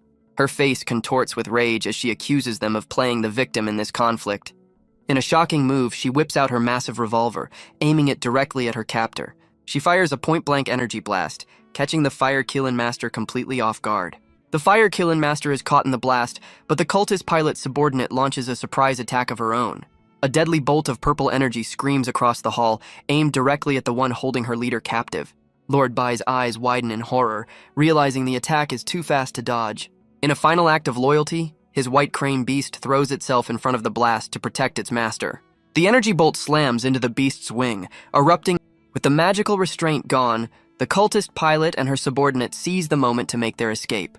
The pilot celebrates their successful mission, telling her subordinate it's time to leave. Her subordinate fires a grappling hook, making a swift escape from the ruined hall. The pilot grabs her partner as a timer hits 0, signaling the completion of their objective. Lord Bai is left standing alone in the smoke, watching helplessly as his enemies vanish. A news report details the catastrophic aftermath, a massive earthquake with tens of thousands dead or missing. The broadcast explains that terrorists destroyed the city's shield, unleashing a beast tide upon the defenders. It highlights Lord Bai's personal involvement in defending the Awakening Hall as Xiaowen watches from a hospital. The report concludes that one terrorist was captured, but Yaowen's grim expression shows he's worried for his grandfather. The deputy city lord, Bai Chengji, makes his way through a crowded hospital corridor to address the public. While the deputy lord gives a speech on a screen, Xiaowen comforts a wounded soldier, showing his quiet leadership. While the city's leaders praise their soldiers on screen, Xiaowen witnesses the grim reality of their sacrifice firsthand. The scene triggers a painful memory, his expression turning somber as he's lost in thought. He watches as one soldier desperately tries to keep his wounded comrade conscious while rushing him for medical help. The gurney rushes past, a stark reminder of the chaos unfolding just outside the hospital walls. The wounded soldier struggles to stay awake, his friend's voice the only thing keeping him anchored. Their hands are clasped in a desperate grip, a silent promise between brothers in arms. The sight transports him to his previous life, remembering a dying soldier uttering his name. In the flashback, a younger Xiaowen holds his captain's hand amidst the ruins of a battlefield. His face is etched with grief as he watches his captain fade, unable to do anything more. With his last breath, the captain admits he was wrong about Xiaowen, finally seeing the hero he truly was. The flashback shows a younger Xiaowen on the battlefield, his expression one of grim surprise. He lowers his binoculars, his face hardening with resolve amidst the chaos of war. He remembers standing alone in the ruins, wishing he could turn back time and change the past. Back in the present, his attendants approach him, sensing his distress as he clenches his fist. One of them gently touches his shoulder, her worried expression asking if he's all right. He snaps out of the memory, turning to reassure them with a sharp, determined gaze. They walk in silence down the sterile hospital corridor, heading towards the ICU. Reaching the door, he abruptly stops and demands to know the status of his grandfather. A voice from inside calls his name, and he turns to face them with a serious look. He enters a spacious room to find a woman delivering grim news about his grandfather, who stands injured nearby. Lord Bai, heavily bandaged but composed, greets his grandson from his hospital bed. He dismisses the other visitors, indicating he needs to speak with Xiaowen alone. Once the room is clear, his first concern is to ask if Xiaowen was hurt during the attack. Xiaowen sits by the bed, reassuring his grandfather that he managed to stay out of harm's way. His expression then shifts to one of deep concern, looking at his grandfather's battered state. Lord Bai casually waves off his own injuries, trying to downplay the severity of the situation. He admits his arm is a problem, but insists there's a far more serious topic they need to discuss. Xiaowen's eyes narrow, noting he's never seen the powerful diamond-class master so nervous. His grandfather cuts to the chase, asking what Xiaowen knows about the mysterious spider cult. Lord Bai reveals a chilling escalation. The cult's operatives have suddenly jumped from silver-level to diamond-level masters. Lord Bai explains that the attack was highly targeted, showing the cult is getting ahead of them. Xiaowen looks out at the city before asking if the earthquake was part of the cult's scheme. His grandfather reveals the situation is much worse, fearing their entire world is on the brink of destruction. Xiaowen calmly reassures him, explaining his vision showed their world isn't ending but merging with another. Lord Bai stares in disbelief, demanding to know if his grandson is absolutely sure of this revelation. Xiaowen confirms his foresight, and his grandfather breathes a sigh of relief at the news. Lord Bai then drops a bombshell, revealing he's from the prestigious Bai family of the Origin Star. The revelation leaves Xiaowen completely stunned, the name Origin Star echoing in his mind. His grandfather begins to recount his past, admitting his own arrogance when Xiaowen's other grandfather was a candidate for family head. He confesses that a grave mistake led to his expulsion from the powerful Bai family. He explains that his punishment was exile to this secret world, the Zuchao realm. But the family gave him a second chance, a single path to redemption. His mission was to slay the amethyst-level Spider Mother to earn his return to the Origin Star. He admits his arrogance led to failure, losing his golden fish and now his white crane in the attempt. With his power diminished, he sees no hope of ever defeating such a powerful creature. Xiaowen tries to comfort him, insisting that there must still be a way. But his grandfather gently dismisses his optimism, his expression grim. He then passes the torch, declaring Xiaowen the new hope for the Bai family's future. He urges his grandson to fulfill his destiny by going to the Origin Star. The path is clear. Rank in the top 10 of next year's secret selection to earn his place among the strongest. Xiaowen holds his grandfather's arm, his expression a mix of sorrow and determination. Lord Bai acknowledges his grandson's talent, promising the full backing of the Bai family's vast resources. He offers a key to the family treasury, revealing it holds enough power to elevate Xiaowen to diamond level. As he passes on the key, he warns Xiaowen not to repeat the arrogant mistakes of his youth. A split image reveals his final lesson, equating his own regrets with the dying words of Xiaowen's former captain about the importance of human bonds. The memory hits Xiaowen hard, his eyes widening as his grandfather's words echo his past trauma. With a steady hand, he accepts the key, taking on the weight of his family's legacy. Elsewhere, a young girl named Ziyu worries about her brother and grandfather, but his attendants reassure her.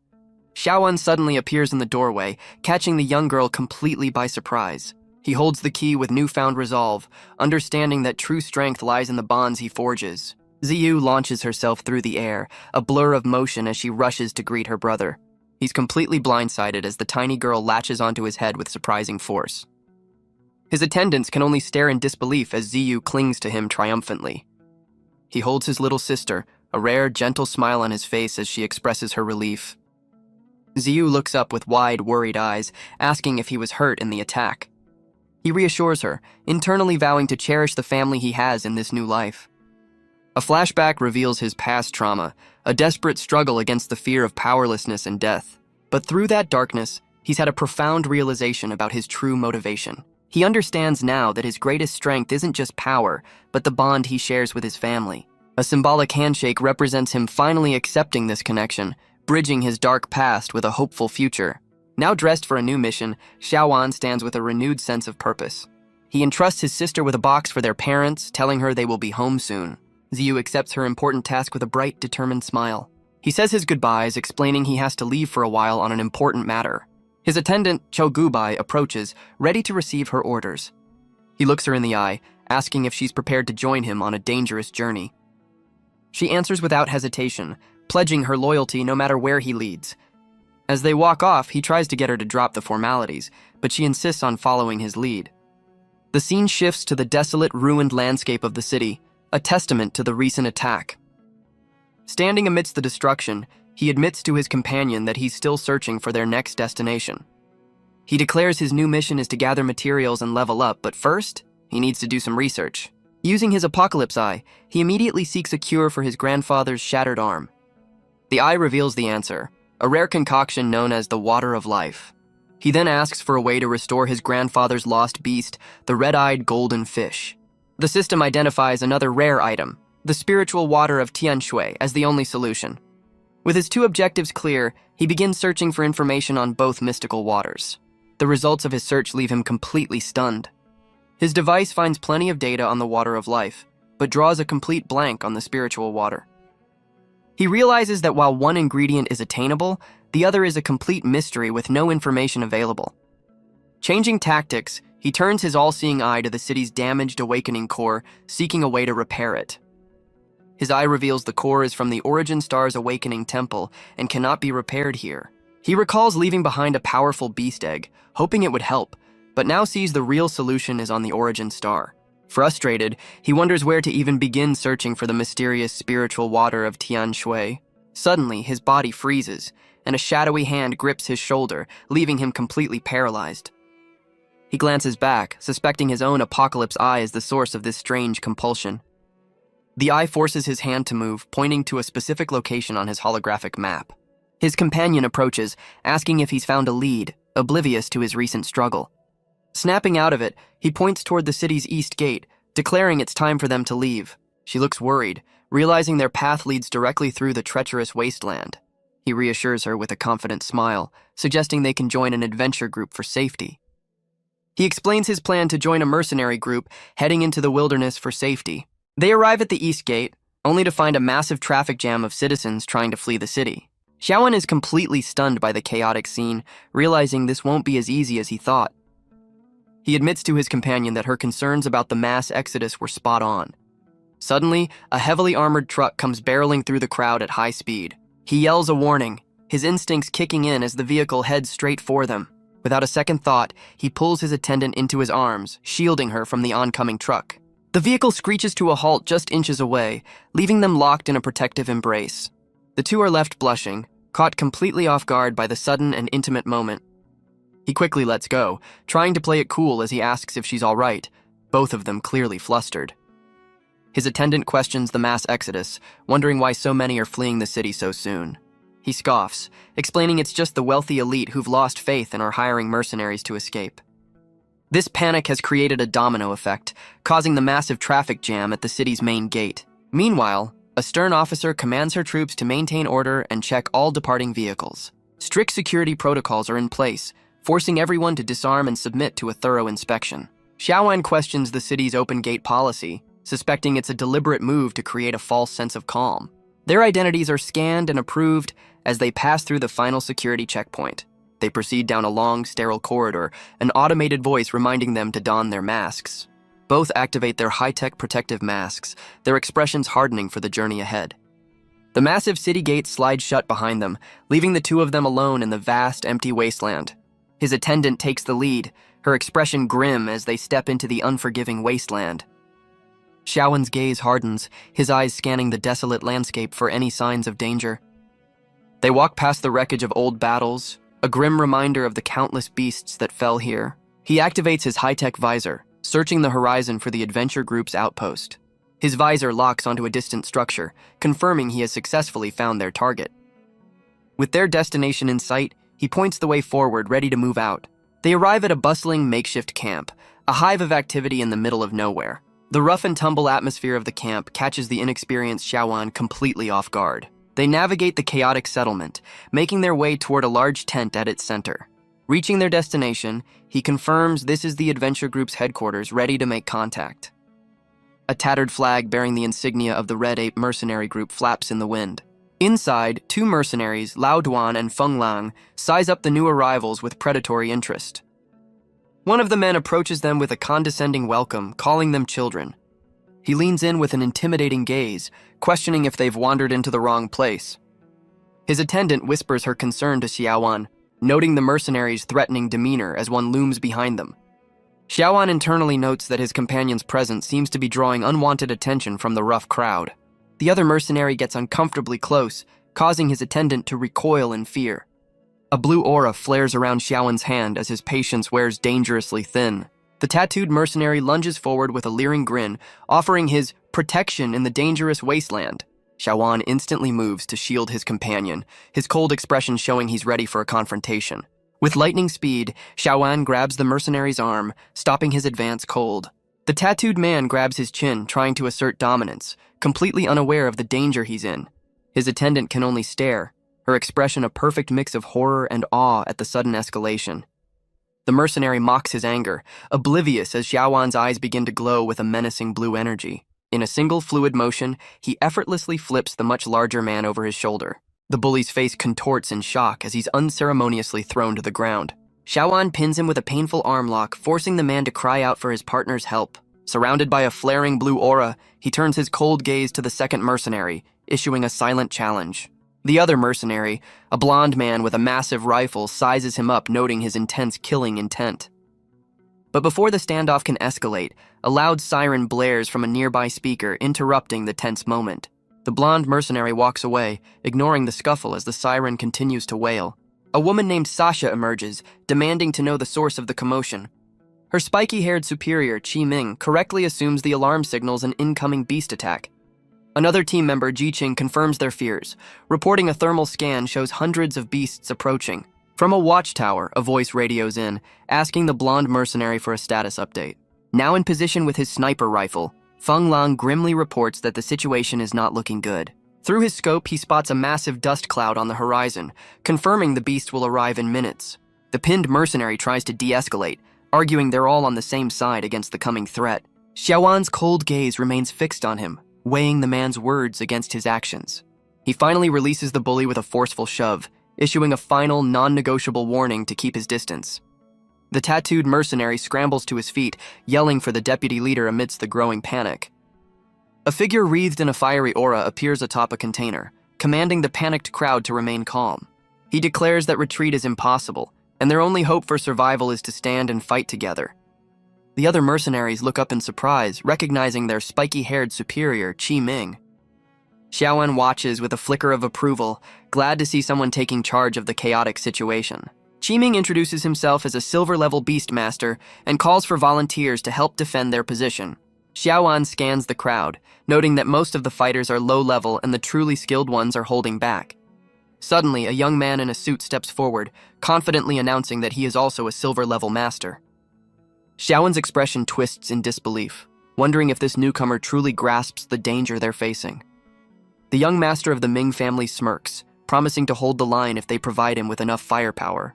The mercenary leader scoffs, openly questioning if the arrogant young master has what it takes to survive. Taking charge, he quickly organizes his forces, sending 2 of his best men to fortify the opposite flank. He raises a fist to the sky, delivering a powerful speech that ignites the fighting spirit of the assembled mercenaries. Meanwhile, Xiaowan quietly warns his attendant to stay close, having zero confidence in the rich kid's leadership. A low rumble echoes across the desolate landscape as the ground begins to tremble under the approaching horde. Qi Ming sprints into action, calling out the Red Ape mercenaries to prepare for the imminent assault. The camp springs to life as defenders rush to their posts, manning heavy turrets and readying their weapons. Amidst the chaos, a lone priest clutches a glowing amulet, beginning a solemn prayer for divine guidance. He stands calmly in the center of the camp, asking for blessings to protect everyone in the coming battle. His words seem to reach the other fighters, who find a renewed sense of courage and humility for the fight ahead. The tattooed mercenary approaches Xiaowan, sizing him up and asking if he's also a beastmaster.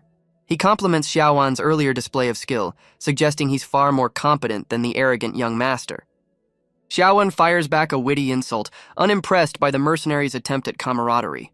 The mercenary's friendly demeanor vanishes as he tries to intimidate Xiaowan by pointing out his companion's fear. His attendant, Gu Bai, is visibly shaken, her face shadowed with anxiety as she grips her weapon. Xiaowan places a reassuring hand on her shoulder, his calm gaze checking on her well-being. She admits she's just nervous, and he calmly instructs her to stay close when the fighting starts. A sudden, deafening alarm cuts through the camp, signaling the imminent arrival of the beast horde. The tattooed mercenary mans a heavy turret, roaring for everyone to prepare for the incoming assault. On the horizon, a terrifying wave of monstrous, purple-tentacled creatures charges toward the outpost. A defender orders his men to hold their fire, letting the horde run straight into their trap. The first creature in the wave steps directly onto a hidden landmine, sealing its fate. A series of massive explosions rips through the front lines of the beast horde. The tattooed mercenary cheers from his post, impressed by the devastating power of their defensive minefield. But the explosions barely slow them down as more monsters charge through the smoke and fire. From his perch, the blonde sniper lines up a shot, noting how tough the surviving creatures are. He pulls the trigger, unleashing a powerful shot from his high-caliber rifle to pick them off. The energy-charged bullet tears through the air, striking one of the charging beasts with pinpoint accuracy.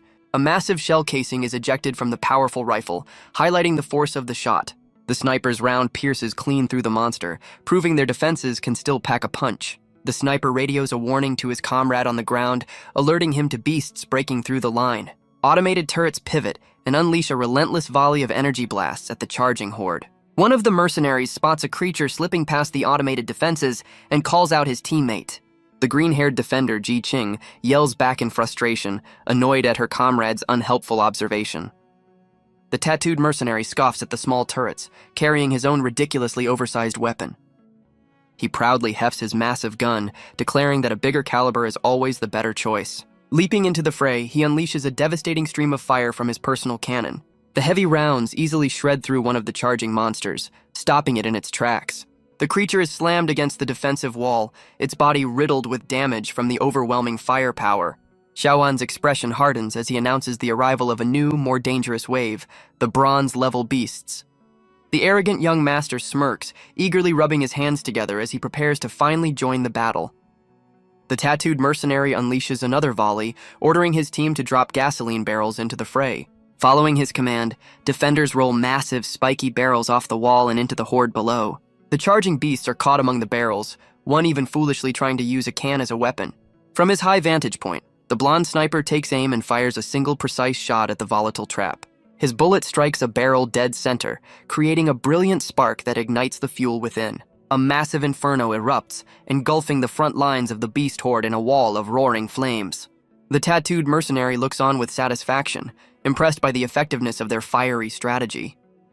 He proudly boasts that the Red Ape mercenaries are considered one of the strongest groups in the entire wasteland. The raging fire creates an impassable barrier, temporarily halting the monstrous creature's advance. But their celebration is cut short as a new, more formidable beast emerges from the smoke. The creature lets out a defiant roar, asserting its dominance as the leader of the silver-level monsters.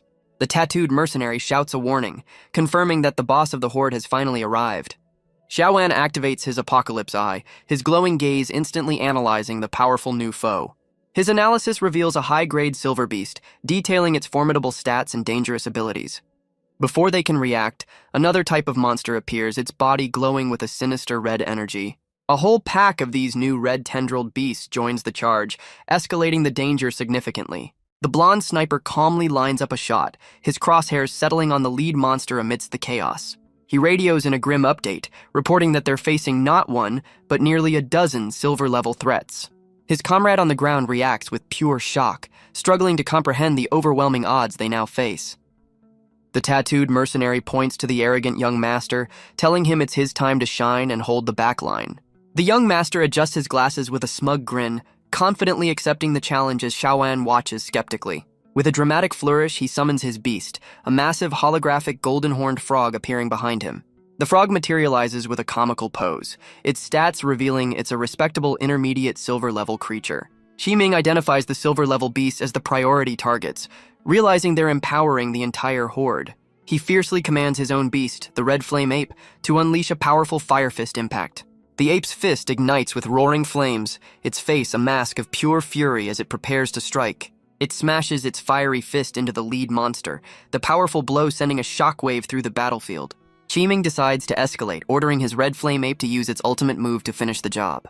The monster retaliates with a swift, powerful slash, a blur of red energy aimed directly at the ape's head. The red flame ape grins with savage delight, its fiery fist ready for another round. It unleashes a rapid-fire barrage of flaming punches, overwhelming the monster with a fiery onslaught.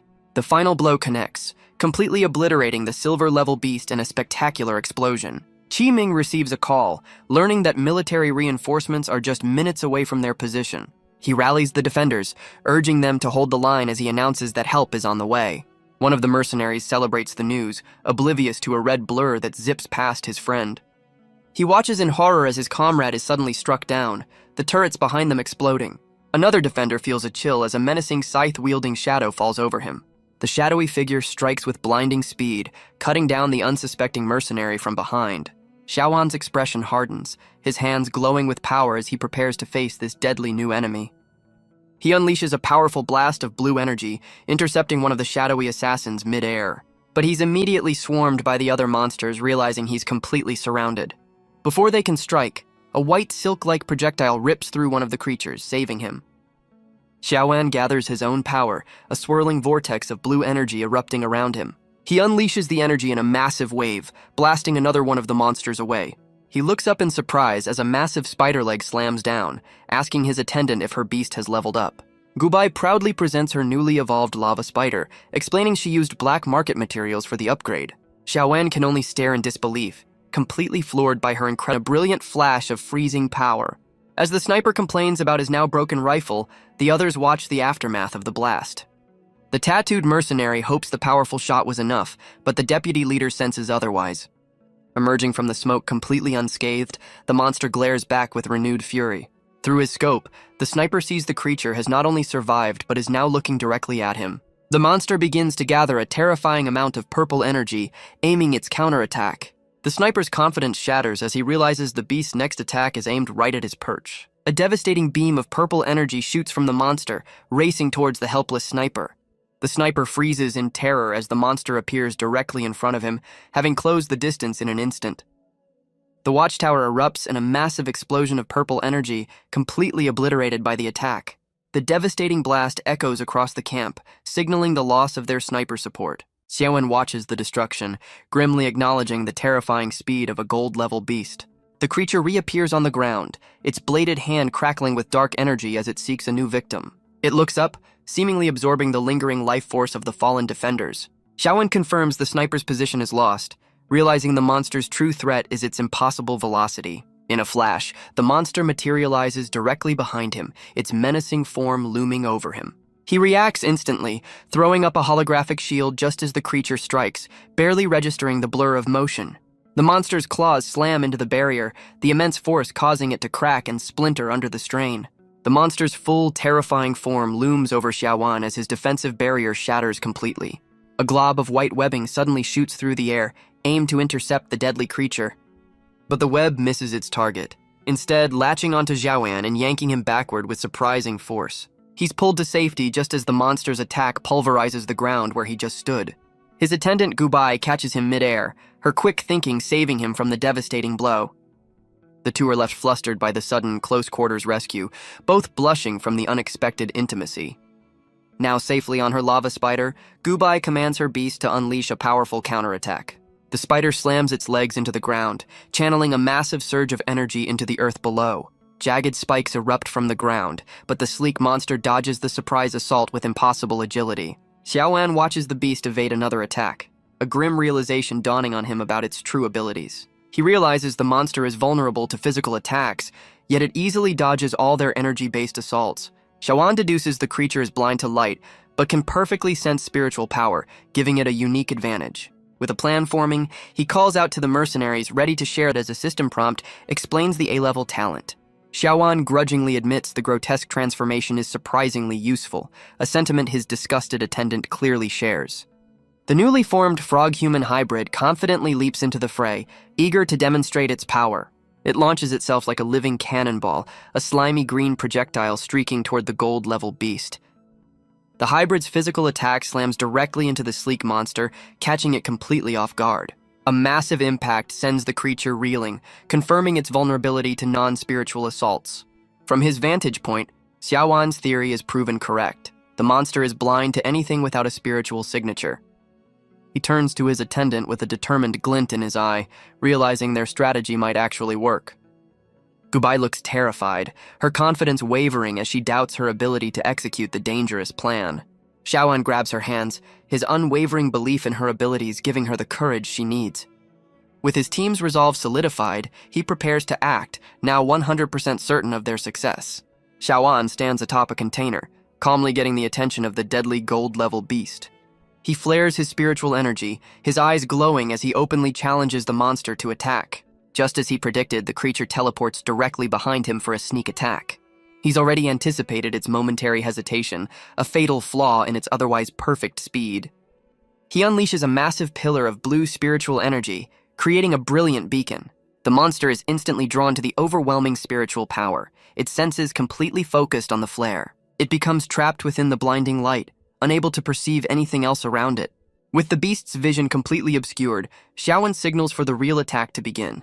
The red-winged crow swoops in, unleashing a torrent of flames at the distracted monster's blind spot. The fiery blast connects, erupting in a massive explosion that engulfs the entire area. With the monster distracted, Xiaowen commands his fiery beast to restrict its movement. The red-winged crow whips up a massive flame tornado, trapping the creature in a fiery vortex. The sleek monster is caught in the eye of the storm, its incredible speed rendered useless. At the same time, Gubai orders her lava spider to spring the second part of their trap. The spider's webs retract with immense force, pulling a wall of shipping containers around the inferno. With the enemy completely boxed in, Xiaowen roars for his beast to deliver the final attack. The red-winged crow's eyes glow as it gathers an overwhelming amount of solar energy. It unleashes a devastating beam of pure nuclear power, aimed directly at the helpless monster. The beam connects, resulting in a cataclysmic explosion that tears the battlefield apart. The aftermath is a terrifying mushroom cloud rising over the wasteland, a testament to their victory. Far away on the city wall, a soldier looks up in utter disbelief at the colossal explosion. The ground at the blast's epicenter cracks and glows, a single blue cube remaining where the monster once stood. Xiaowen and Gubai stand on the edge of the crater, surveying the destruction from within a protective barrier. But from the smoldering depths, a clawed hand bursts through the rubble, refusing to be defeated. Gubai points in terror, realizing their ultimate attack somehow failed to finish the job. The battered monster drags itself from the crater, its form damaged but its will completely unbroken. With a grim expression, Xiaowen decides to unleash his final, most dangerous trump card. He summons a colossal ethereal shark that opens its massive jaws to devour the weakened beast. The shark snaps its mouth shut, consuming the monster in a brilliant flash of blue energy. Suddenly, a bloodshot eye appears, its pupil constricting as red tendrils spread, hinting at a dark consequence. The ethereal shark is revealed to be a massive, corrupted white shadow giant scalefish. Xiaowen's face contorts in pain as the same red corruption spreads across his own body. He collapses to his knees, realizing a strange power is corroding his very life force. Pushing his attendant to safety, he urges her to leave him behind and escape. Sometime later, the tattooed mercenary emerges from the rubble, assuming the battle is over. His deputy leader orders him to search the blast zone for any signs of life. Finding only the remains of the young master's frog, he declares the area completely wiped out. But then, they spot two figures emerging from the dust, recognizing the two newcomers. The mercenary leader grimly notes that while they survived, the arrogant rich kid clearly did not. Just as they call out, Xiaowen's strength finally gives out and he collapses unconscious. Drifting in a watery abyss, Xiaowen hears a distant voice calling his name. He opens his eyes within the strange blue void, his expression calm and collected. His consciousness plummets toward a massive, corrupted eye, ensnared by sinister red tendrils. He jolts awake with a gasp, the terrifying vision still fresh in his mind. His attendant and one of the mercenaries rush to his side, relieved to see him conscious. A doctor explains he's just suffering from spiritual exhaustion, but Xiaowen suspects something is wrong. The tattooed mercenary enters the tent, informing Xiaowen that the group's leader has summoned him. He's led out to a campfire where the mercenary leader is waiting to speak with him. The spiky-haired leader turns with a smirk, admitting he underestimated the newcomer's power. Xiaowen wastes no time calling him out, questioning his praise after being abandoned in the middle of the fight. The mercenary leader justifies his retreat, explaining his first duty was to his men's survival. He admits he would have stayed if he'd known Xiaowen's true power, then offers him a spot in their group. Xiaowen remains skeptical, knowing a man who abandons his allies once is likely to do it again. The leader explains they've lost men and need help escorting a client to Jiaolin town. Realizing their destination is on his route, Xiaowen listens as the leader sweetens the deal with a promise of payment. The mercenary leader holds up 3 fingers, offering a generous 30% of the mission's reward. Xiaowen instantly accepts the money but clarifies this is a temporary alliance, not a long-term commitment.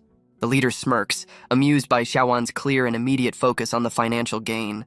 The scene shifts to their destination, a heavily fortified outpost in the jungles of Jiaolin town. As they arrive, the tattooed mercenary complains about the rough journey, while Xiaowen suspects his attendant's bad luck is to blame. The mercenary leader announces they'll camp for the night, but Xiaowen questions the decision to stop. He explains the surrounding jungle is a death trap after dark, even for the most powerful masters.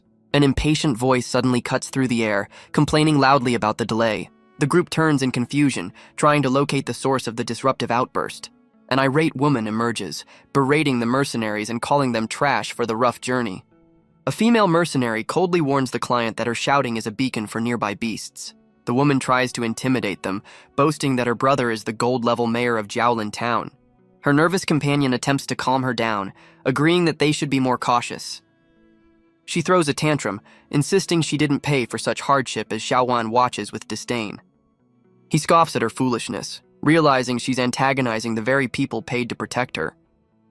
The mercenary leader points to a massive treehouse settlement, announcing it as their camp for the night. Gathered around a small fire, Xiaowan feels a growing sense of unease about their crude accommodations. His suspicion sharpens as he detects a strange, unnatural scent rising from their cooking pot. Elsewhere, a group of masked figures, including familiar mercenaries, peek from behind a curtain, checking on their plan. They look down at the unconscious forms of Xiaowan and the others, confirming their sedative was a success. The leader explains their betrayal, revealing they targeted Xiaowan to replace a fallen member and gain his trust first. A close-up reveals Xiaowan is now bound, his hands secured in heavy metal cuffs. The mercenaries discuss their new plan, to ransom the powerful young master for a fortune and retire. The tattooed mercenary does a quick headcount of the captives, but realizes someone is missing from the group. The captors exchange confused glances, suddenly on high alert as they realize their plan has a flaw. The missing captive reveals himself to be a priest, calmly reciting a prayer with a smug smile. The mercenaries are furious, demanding to know why their powerful sedative had no effect on him. The tattooed mercenary wastes no time, arming a massive weapon with clear hostile intent. He shoves the weapon in the priest's face, aggressively questioning his identity and dismissing his holy act. The priest holds up a hand to calm the situation, revealing a distinctive spider tattoo on his palm. The mercenaries recoil in shock, instantly recognizing the mark of the infamous spider demon sect. From the sidelines, a seemingly unconscious Xiaowan observes the confrontation, surprised by this new revelation. He smirks beneath his mask, realizing this unexpected twist could work to his advantage. A flashback reveals his apocalypse eye had already warned him of the drug, allowing him to feign being knocked out. Still pretending to be unconscious, he decides to bide his time, curious to see how the clash between kidnappers and cultists unfolds. The mercenary leader demands to know why the infamous spider demon sect is interested in their business. The priest introduces himself as Alpha, a recruiter for the sect on the hunt for new talent. He clarifies his only targets are Xiaowan and his attendant, impressed by their victory over a gold-level beast. Seeing an opportunity, the mercenary leader tries to sell his captives, offering to negotiate a price. Alpha scoffs at the offer, making it clear that the spider demon sect takes what it wants without paying. The mercenary leader bristles at the insult as two masked women suddenly appear, flanking the priest. Xiaowan realizes the two women are just holograms, a clever but transparent bluff. He spots the projector on the floor, confirming his suspicion about the illusion. Unseen by the groups, a sniper takes aim from a distant building, observing the tense standoff. The sniper prepares to fire, their powerful rifle gleaming as they get ready to intervene in the conflict. A high-velocity round rips through the air, striking the priest mid-sentence. The mercenary leader whirls around in shock as a familiar voice claims responsibility for the shot. From the jungle canopy, their sniper Feng Lang reveals he survived the beast attack, casually reminding his boss of a debt. But the shot was a near miss, and a new masked figure appears as the sniper complains about his broken rifle. The tattooed mercenary confirms the priest's backup was just a hologram, realizing their opponent is completely alone. With the odds now in their favor, the mercenaries close in, mocking the cultist for his failed deception. Cornered and outnumbered, Alpha makes one last desperate bluff, threatening them with the arrival of his superior. Unimpressed by his empty threats, the mercenaries decide to teach the cultist a harsh lesson. Meanwhile, a squadron of mysterious bird-masked figures on winged beasts descends upon the jungle. Their leader, the almighty priest, prepares to land, hoping his subordinate Alpha's intel is finally accurate.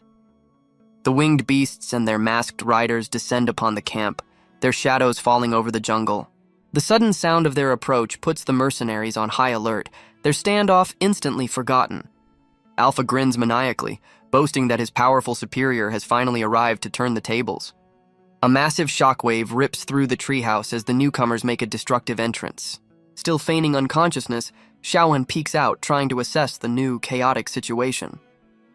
The cultist kneels before his leader, the almighty priest, whose pinnacle gold-rank beast towers over them all. The imposing figure lands with an unnerving silence, his presence immediately dominating the room. The Golden Peak Master demands to know his target's location, and the cultist points to the captives. The almighty priest's gaze falls upon the group, a dark, menacing aura flaring around him. Even while pretending to be out cold, Xiaowan feels the crushing weight of the newcomer's powerful presence. The tattooed mercenary bravely stands his ground, demanding to know the powerful cultist's intentions. He's instantly paralyzed by an unseen force, his defiance turning to sheer panic. The almighty priest effortlessly immobilizes all the mercenaries with a single wave of his dark energy. Ignoring the frozen kidnappers, he approaches his true targets, reciting a chilling prayer over. Xiaowan secretly watches the priest approach, his mind racing. The priest reveals a vial of spider venom ascension elixir, a concoction designed for mind control. As the needle nears his neck, Xiaowan realizes the cultist's true goal is to enslave him. In a sudden burst of power, Xiaowan shatters the heavy metal cuffs binding his hands. Now free, he grabs the priest's wrist with a smirk, easily stopping the attempted injection. The powerful cult leader is sent reeling, caught completely off guard by his captive's hidden strength. The almighty priest scoffs, dismissing Xiaowan's defiance as nothing more than a trivial trick. Xiaowan tries to wake his still drugged attendant, knowing they have to make a run for it. He unleashes a powerful wave of energy, blasting a path for their escape through the treehouse wall. The priest effortlessly cuts through the blast, his dark wings carrying him in hot pursuit. He lands on the empty platform, watching his targets vanish into the moonlit jungle below. Flanked by his winged beasts, the cult leader gives the order to chase them down without mercy. Deep in the jungle, Xiaowan finds temporary cover, frustrated that the sedative is still affecting his companion. Realizing they're in hostile territory, he prepares to use his apocalypse eye to assess their surroundings. A massive blue grid spreads from his position, scanning the dense foliage for any hidden dangers. The scan immediately locks onto a new threat, revealing a camouflaged silver-level beast lurking in the trees above. He realizes their escape is blocked by a massive glowing banana tree, and his companion's condition is slowing them down. With winged pursuers closing in from above, he knows he's running out of time and options. Deciding on a risky move, he opens a dimensional portal to secure his unconscious attendant. He recalls how this same pocket dimension saved him from the nuclear-level blast back at the camp. With Gubai safely tucked away, he's now free to deal with the cultists and the mysterious jungle. His attention returns to the rustling banana tree, sensing it's more than just an obstacle. A confident smirk spreads across his face as he realizes the dark forest gives him the perfect cover for a counterattack. Meanwhile, back at the camp, the failed cultist Alpha begs his leader for help amidst the paralyzed mercenaries. The subordinate's face is a mask of pure terror as he desperately pleads for his life. The almighty priest remains silent, his imposing figure showing nothing but cold indifference to the plea. The almighty priest recites a chilling final prayer for his failed subordinate. With a single gesture, he extracts the cultist's very essence, a brutal punishment for his failure. The remaining mercenaries can only watch, horrified by the leader's ruthless disposal of his own man. Elsewhere, the sniper radios in, confirming his weapon is useless and he can't provide any backup. Trapped and powerless, the mercenary leader grits his teeth, believing this is the end of the line for him. Meanwhile, one of the cult's winged beasts reports back to its master, having located their primary target. It confirms Xiaowan is alone, noting that his female companion is nowhere to be found. The priest gives a simple command to capture the boy, unconcerned by the missing girl. The winged pursuers immediately dive, closing in on Xiaowan as he sprints through the dense jungle. But a wicked grin spreads across Xiaowan's face, revealing he's just led them right into his trap. He throws up a defensive shield as the winged pursuers dive in for the kill. But just as they close in, massive vines erupt from the jungle floor. The vines whip through the air, completely ignoring Xiaowan and ensnaring the surprised cultists. One of the riders looks down in shock, realizing they've flown straight into a natural trap. The powerful wooden beast completely immobilizes its new victims, its grip tightening. From the ground, Xiaowan watches as the massive banana tree monster deals with his pursuers for him. A confident grin spreads across his face, his calculated gamble paying off exactly as planned. His plan relied on a simple fact. The green banana tree is fiercely territorial. By standing at the very edge of its domain, he baited the oversized beasts into triggering its defenses. The tree's monstrous true form reveals the grim fate awaiting any who dare trespass. The ensnared cultists can only watch helplessly as the thick vines tighten their unyielding grip. A system prompt explains the tree's true form punishes trespassers with a terrifying and final gesture. The monstrous tree begins to drain the very life force from its helpless captives. The cultists' masks shatter, revealing their skeletal forms as their energy is violently consumed. After feeding, the tree reveals its prize, a cluster of glowing, life-rich banana fruits. From his hiding spot, Xiaowan realizes the fruit is a valuable alchemical ingredient he desperately needs. Seeing an opportunity, he forms a blade of pure energy and makes a daring move. With a single, swift slice, he snatches a bunch of the magical fruit from the distracted monster. He's immediately captivated by the fruit's intoxicatingly sweet and powerful scent. His brief moment of triumph ends as he realizes he's just crossed the line into the monster's territory. He notices the tree is still busy absorbing energy, seemingly oblivious to his theft. With a greedy grin, he clutches his prize, convinced he's about to get away scot-free.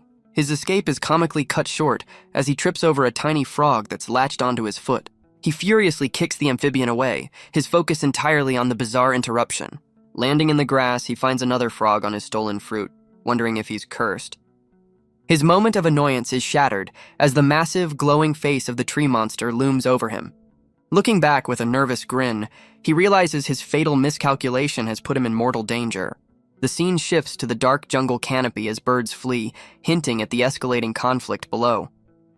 Back at the camp, the almighty priest calmly asks one of his subordinates for a situation report. The subordinate looks out, grimly informing his master that they're going to need more backup. The almighty priest declares that his failed subordinate's spirit will now serve a new, greater purpose. He channels a dark purple energy, preparing to unleash a sinister new creation on the camp. The energy solidifies into a grotesque, multi-eyed spider creature in the palm of his hand. The mercenary leader can only watch in stunned horror, completely powerless to intervene. With a commanding gesture, the priest unleashes a swarm of these parasitic spiders. The creatures latch onto the necks of the helpless mercenaries, their faces twisting in fear. Now in complete control, the priest demands absolute obedience from his new, unwilling servants. He reveals the spiders are living bombs, a deadly insurance policy against any future defiance. Meanwhile, Xiaowen's situation goes from bad to worse as the massive tree monster closes in on him. With a desperate grin, he looks back at the monster, realizing his clever plan has backfired spectacularly. The monster's roots launch him into the air like a catapult, bananas still firmly in hand. He soars across the moonlit sky, getting an unexpected high-speed exit from the danger zone. His flight ends with a spectacular crash landing deep within the jungle undergrowth. Brushing leaves from his hair, he smirks, feeling incredibly lucky to have escaped the monster's territory. Hidden in the foliage, he's suddenly intrigued by the idea of taming a powerful plant-type beast for himself. A sudden rustle in the bushes puts him on high alert, his sharp gaze scanning for the source. Peeking from behind a tree, he confirms the spider demon sect is still hot on his trail. The now controlled mercenaries grumble as they search the dark forest, unable to locate their target. The almighty priest begins a dark ritual, calling on a higher power to reveal his prey's location. A massive wave of purple energy erupts from him, spreading through the jungle like a supernatural radar. A holographic warning flashes before Xiaowen, confirming the priest's tracking spell has found him. The priest's dark magic pinpoints his location, and the tattooed mercenary eagerly points him out. Peeking from cover, Xiaowen questions how the mercenaries so easily fell under the cult's control. His escape is cut short as one of the mercenaries emerges from the undergrowth, gun drawn. With another gun aimed at him, Xiaowen raises his hands in mock surrender, lamenting his terrible luck. Deciding he's out of options, he prepares to use a familiar trick, his hands glowing with blue energy. He unleashes a massive smokescreen, wondering how many times he's had to rely on this tactic today.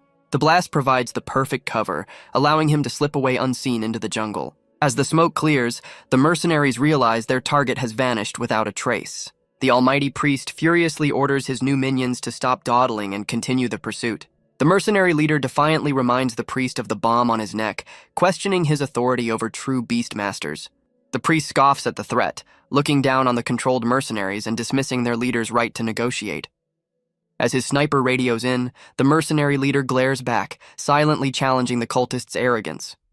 From the jungle, Feng Leng confirms he's in position to provide backup for his captured comrades. Elsewhere, Xiaowen finally gets a moment to rest, catching his breath after the frantic escape. But a system warning reveals a grim consequence of his last attack. His spiritual power is now severely damaged. Leaning against a tree, he worries about his dwindling strength, unsure how much longer he can keep going. His brief respite is shattered as a sudden alert warns him of an approaching threat. The mercenary leader emerges from the foliage, calling out for Xiaowen to reveal himself. Hiding nearby, Xiaowen watches with suspicion, trying to understand why the mercenaries are now working for the cult. His apocalypse eye reveals the truth. The mercenaries are wearing explosive. Deciding talk is cheap, the fiery beast launches itself into the sky, leaving its master behind. It soars through the jungle canopy like a blazing comet, closing in on the unsuspecting mercenaries. A female mercenary spots the strange light, her sharp eyes catching the unnatural movement in the sky. The others look up, initially mistaking the fiery bird for a simple shooting star. The female mercenary's expression intensifies as she urgently points out the approaching object. As the fiery projectile gets closer, the group realizes it's no meteor, but something far more direct. The tattooed mercenary's eyes widen in panic as he finally recognizes the incoming threat. He instinctively shields his comrade as the fiery attack slams into their position with devastating force. The red-winged crow emerges from the smoke, having successfully struck its targets. The mercenary leader spots Xiaowan's hiding place and eagerly points him out to his beast. His own beast, the red flame ape, intercepts the crow mid-air, ready to deliver a powerful blow. The ape's flaming fists easily swat away the crow's projectiles, proving its superior strength. Undeterred, the crow unleashes a massive volley of solar flames, raining destruction from above. The female mercenary grits her teeth, grudgingly admitting the incredible power of Xiaowan's beast. She glances back, noticing the cult leader is content to watch the chaos unfold without intervening. The red flame ape pauses, a glint in its eye suggesting it's formulating a plan to counter the aerial assault. The tattooed mercenary retaliates, unleashing a volley of fire from his heavy shotgun. He grows frustrated as the agile crow easily evades every single one of his shots.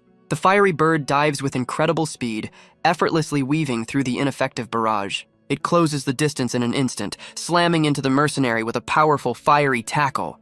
The mercenary is sent reeling from the impact, the spider collar on his neck flaring with energy. Dazed, he spots Xiaowan comically scolding his bird for once again acting without orders. Enraged by the attack on its master, the red flame ape looms over Xiaowan, ready to strike. Xiaowan holds up a hand, frantically trying to reason with the furious beast and its master. With no time to talk, he throws up a powerful energy shield to block the incoming blow. The ape's massive fist connects with the barrier, the sheer force of the impact shaking the jungle. The mercenary leader coldly states that there's nothing left for them to talk about. He explains he must take Xiaowan away, but Xiaowan sees no reason to cooperate with his captor. The two masters lock eyes, both understanding that a fierce battle is now unavoidable. The red flame ape unleashes a powerful, concentrated beam of fire from its mouth. The fiery blast rips through the air, aimed directly at Xiaowan's defensive position. The mercenary leader rides the wave of fire as it slams into Xiaowan's glowing blue shield. Xiaowan looks on with frustration, realizing he's once again caught in a difficult situation. As the mercenary mocks his defensive tech, Xiaowan feels his spiritual power beginning to fail. With his energy dwindling, he decides on a risky gambit, to push the shield outward as an attack. The mercenary leader is caught completely off guard, impressed by the imaginative and unexpected counter. The mercenary leader scoffs at Xiaowan's tactics, reminding him this is a real-world fight, not a training exercise. He activates a strength enhancement ability, his body erupting in a fiery aura as he prepares for a brutal, no-holds-barred assault. Xiaowan's eyes widen in panic, realizing his depleted energy leaves him vulnerable to a direct physical attack. The mercenary closes the distance instantly, landing a powerful blow and boasting about his street-fighting experience. He overpowers Xiaowan with raw strength, slamming him to the ground in a flurry of fiery strikes. Pinned and helpless, Xiaowan can only stare in shock as his opponent prepares to finish the fight. He tries to reason with his captor, questioning if the cult will truly spare him after he's served his purpose.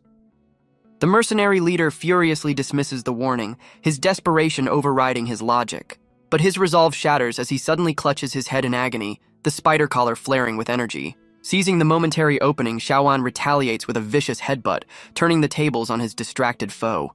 Pinning his opponent, Xiaowan reveals he understands the mercenary is being threatened. He confidently offers a solution to the explosive spider collar, proposing an unexpected alliance. The mercenary leader remains defiant, demanding to know why he should trust his former target. With a smirk, Xiaowan reveals his leverage. He knows their sniper is hiding in the nearby bushes. At his leader's command, the sniper Feng Lang takes aim from his concealed position. Instead of a bullet, the sniper fires a canister that erupts in a thick cloud of smoke. The smoke grenade lands, instantly blanketing the area and obscuring everyone's vision. Using the smoke as cover, the sniper appears behind Xiaowan, catching him in a firm grip. The mercenary leader rises with a triumphant smirk, declaring their confrontation is far from over. From the edge of the jungle, the almighty priest silently observes the unfolding chaos. The mercenary leader gets the cultists' attention, ready to make a deal. He presents the captured Xiaowan, announcing he's fulfilled his end of the bargain. With his crew looking on, he asks the priest to release them as promised. But the priest changes the terms, demanding they also bring him the missing girl. The mercenary leader fumes, furious that the cultist is going back on their agreement. The priest coldly reminds him of the explosive spider collars, certain of his control. The mercenary leader smirks, cryptically suggesting the collars won't be a problem for much longer. A sudden gunshot erupts from the foliage, aimed directly at the unsuspecting priest. The almighty priest effortlessly blocks the bullet with a massive scythe of dark energy. With the priest distracted, the mercenaries spring their trap, their collars now disabled as they launch a full-scale assault. The almighty priest is stunned by the sudden betrayal, his control completely shattered. A flashback reveals Xiaowan advising the mercenary leader while seemingly being held captive. He signals for them to keep quiet, subtly taking charge of the entire operation. The sniper whispers his concerns about the spider collars having an eavesdropping function. Xiaowan confidently dismisses the idea, revealing he'd already confirmed the collars were simple beasts. With his trust earned, the mercenary leader asks the young master to reveal his counterattack plan. Back in the present, the tattooed mercenary restrains the priest, following the first step of Xiaowan's strategy. Their primary objective is to destroy the staff, the source of the priest's control over them. The female mercenary lunges forward, her blade poised to shatter the cultist's weapon. But the priest unleashes a wave of dark energy, proving a gold-level master won't be defeated so easily. The tattooed mercenary struggles to restrain the priest, realizing their initial plan is already failing. Enraged by their defiance, the almighty priest unleashes his full, terrifying power. The female mercenary is violently thrown back by the overwhelming blast of dark energy. With his patience gone, the priest decides to stop holding back against his attackers. Xiaowan catches his falling ally, knowing they're running out of time to stop the priest. The cult leader raises his staff, preparing to detonate the explosive spiders on their necks. But Xiaowan's plan accounted for this, knowing the bombs have a delayed fuse. The female mercenary glares with renewed determination, ready for the next phase of the attack. A new ally leaps from the shadows, aiming to strike the priest at his most vulnerable moment. She drives her blade down with deadly precision, aiming to end the fight with a single, decisive blow. But her attack is instantly thwarted, as the priest catches the blade just inches from her throat. He coldly informs them their efforts are futile, revealing he anticipated their every move. Suddenly, a new blue-haired woman appears, explaining the priest's shield has a fatal close-range weakness. With a confident grin, she swings a strange, bladed weapon with incredible speed. Her blade strikes true, catching the priest completely off guard from behind. She mockingly asks the cult leader who will be doing the cleansing now. Her powerful strike shatters the priest's staff, the source of his control, in a brilliant flash. From the sidelines, Xiaowan and the others watch in relief as their desperate plan succeeds. The mysterious newcomer glances back, the now deactivated spider collar still glowing on her neck. The mercenaries waste no time, finally ripping the deactivated explosive collars from their necks with immense relief. With the immediate threat gone, the mercenary leader furiously charges forward to finish the fight. He and the mysterious newcomer launch a coordinated assault on the disarmed priest, but his own crew restrains him, realizing a direct fight is still a losing battle. With their leader in tow, the mercenaries decide to cut their losses and make a run for it. Enraged by their escape, the almighty priest unleashes a terrifying wave of dark spiritual energy. He forms a hand sign, preparing to cast a powerful, wide-ranging spell. A grotesque prison of purple energy erupts from the ground, a sinister domain taking shape. The fleeing mercenaries are instantly trapped, caught within the gold-level master's terrifying new technique. The leader desperately calls for his sniper, hoping for a last-minute rescue from the towering wall of energy.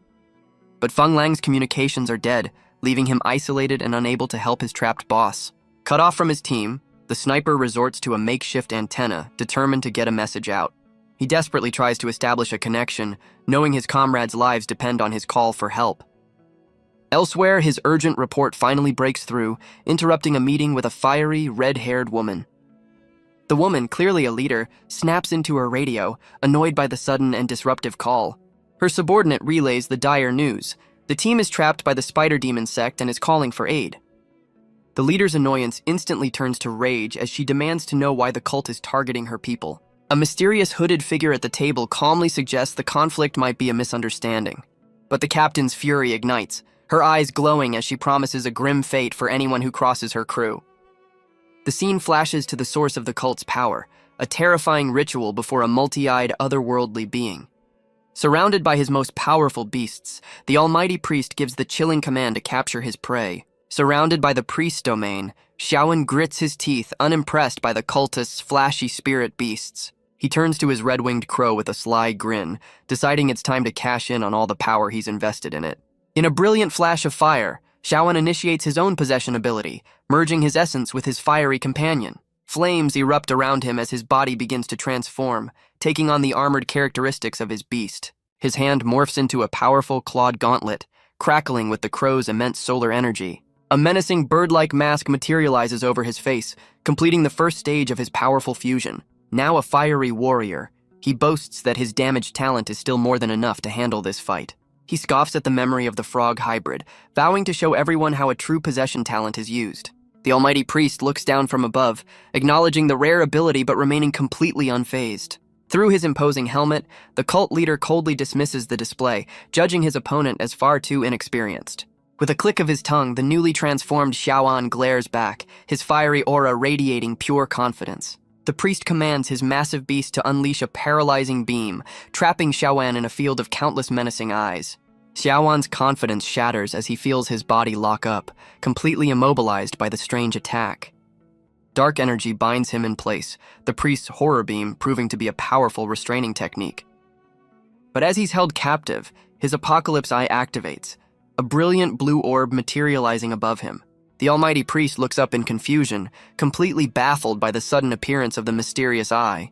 The ethereal eye unleashes a powerful counterwave, its gaze overriding the priest's dark magic. The cult leader recoils in shock, unable to comprehend the power that just nullified his ultimate technique. Xiaoan effortlessly shatters his bonds, remarking on the unpleasant sensation of the fear-based attack. He realizes the priest's beasts are now recoiling, their terrifying gazes turn to fear under the watch of his Apocalypse Eye. The priest retaliates, launching himself forward in a blur of dark, shadowy energy.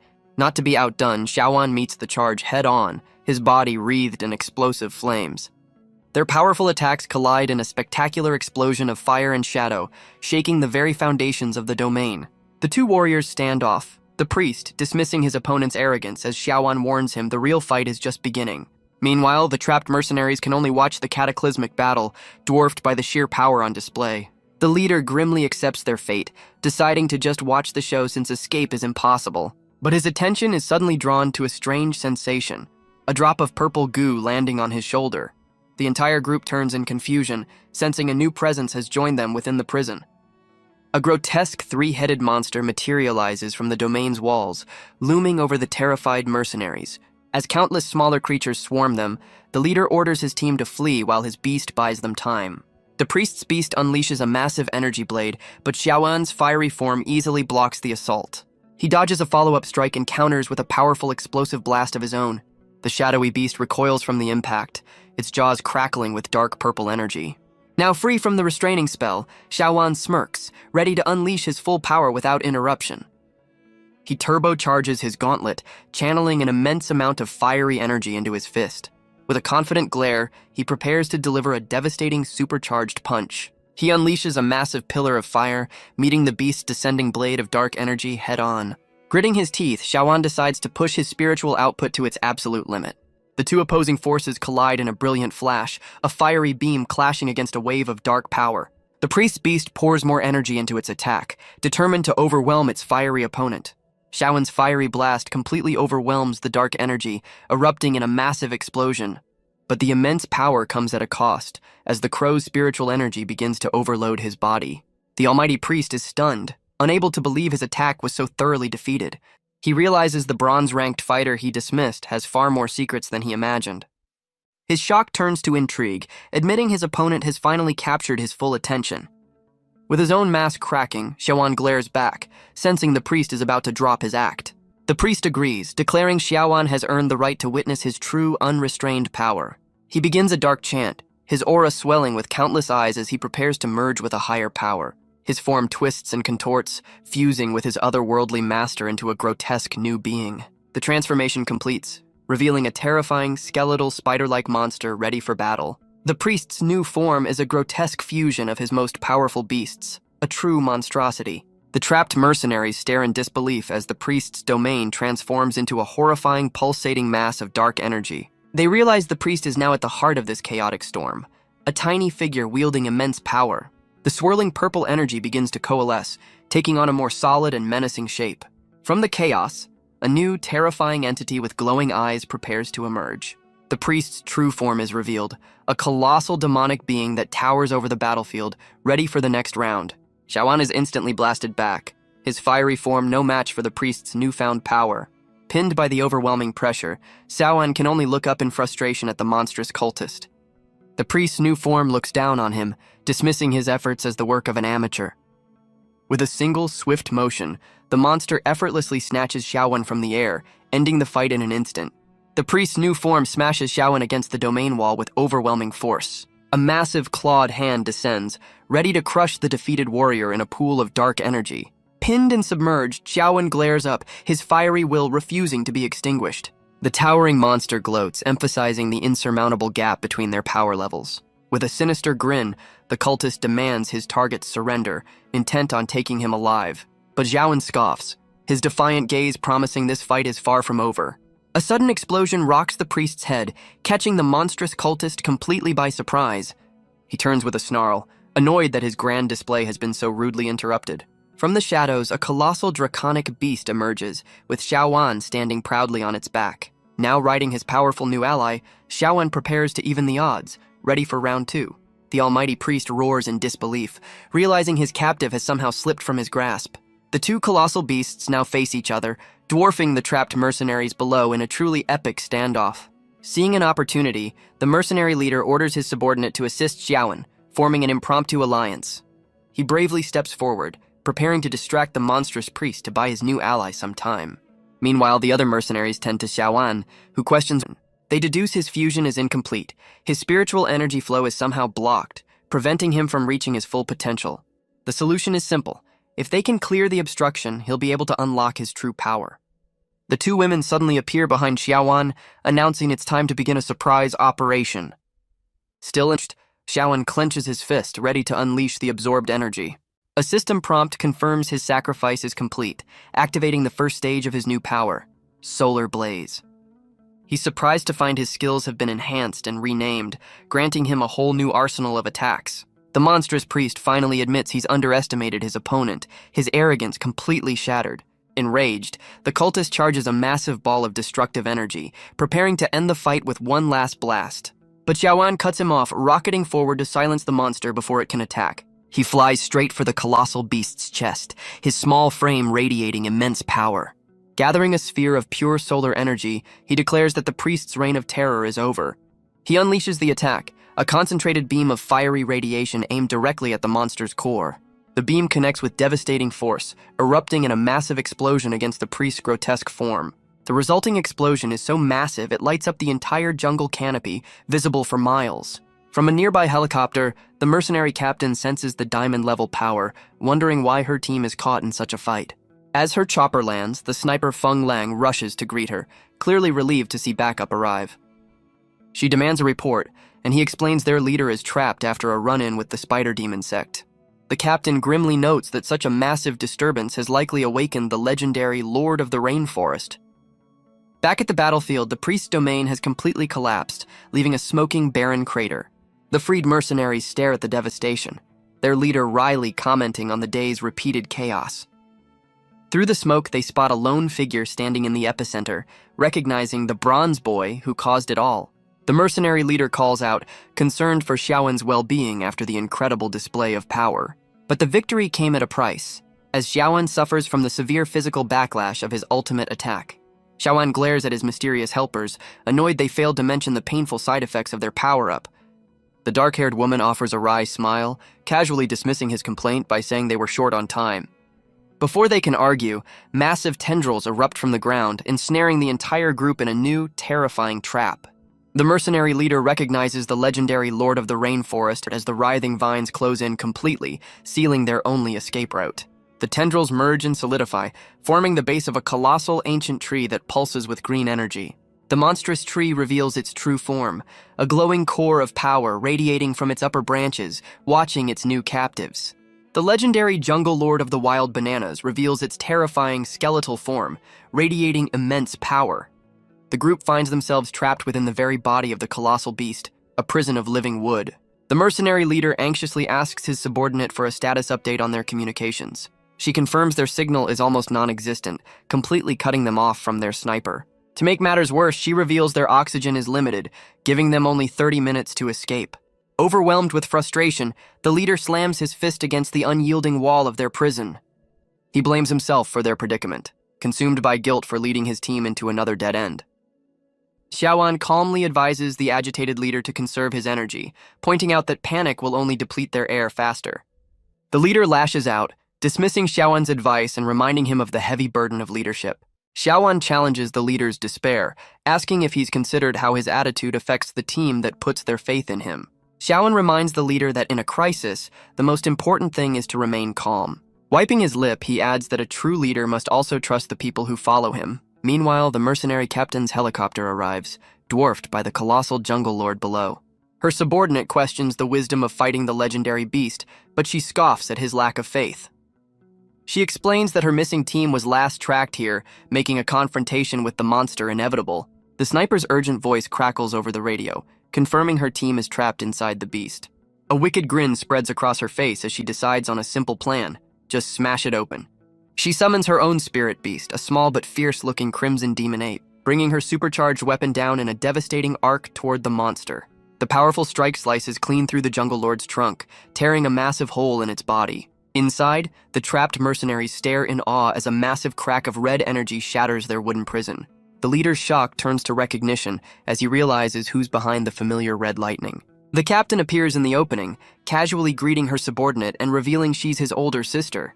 Overcome with emotion, the tough mercenary leader bursts into tears, overjoyed to see his sister has arrived. His sister, however, looks completely disgusted by his tearful and dramatic reunion.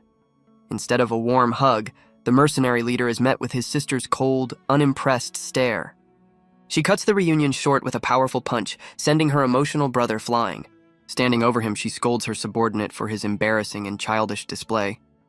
Xiaoan watches the family drama unfold, learning from another mercenary that this is just their leader's normal behavior.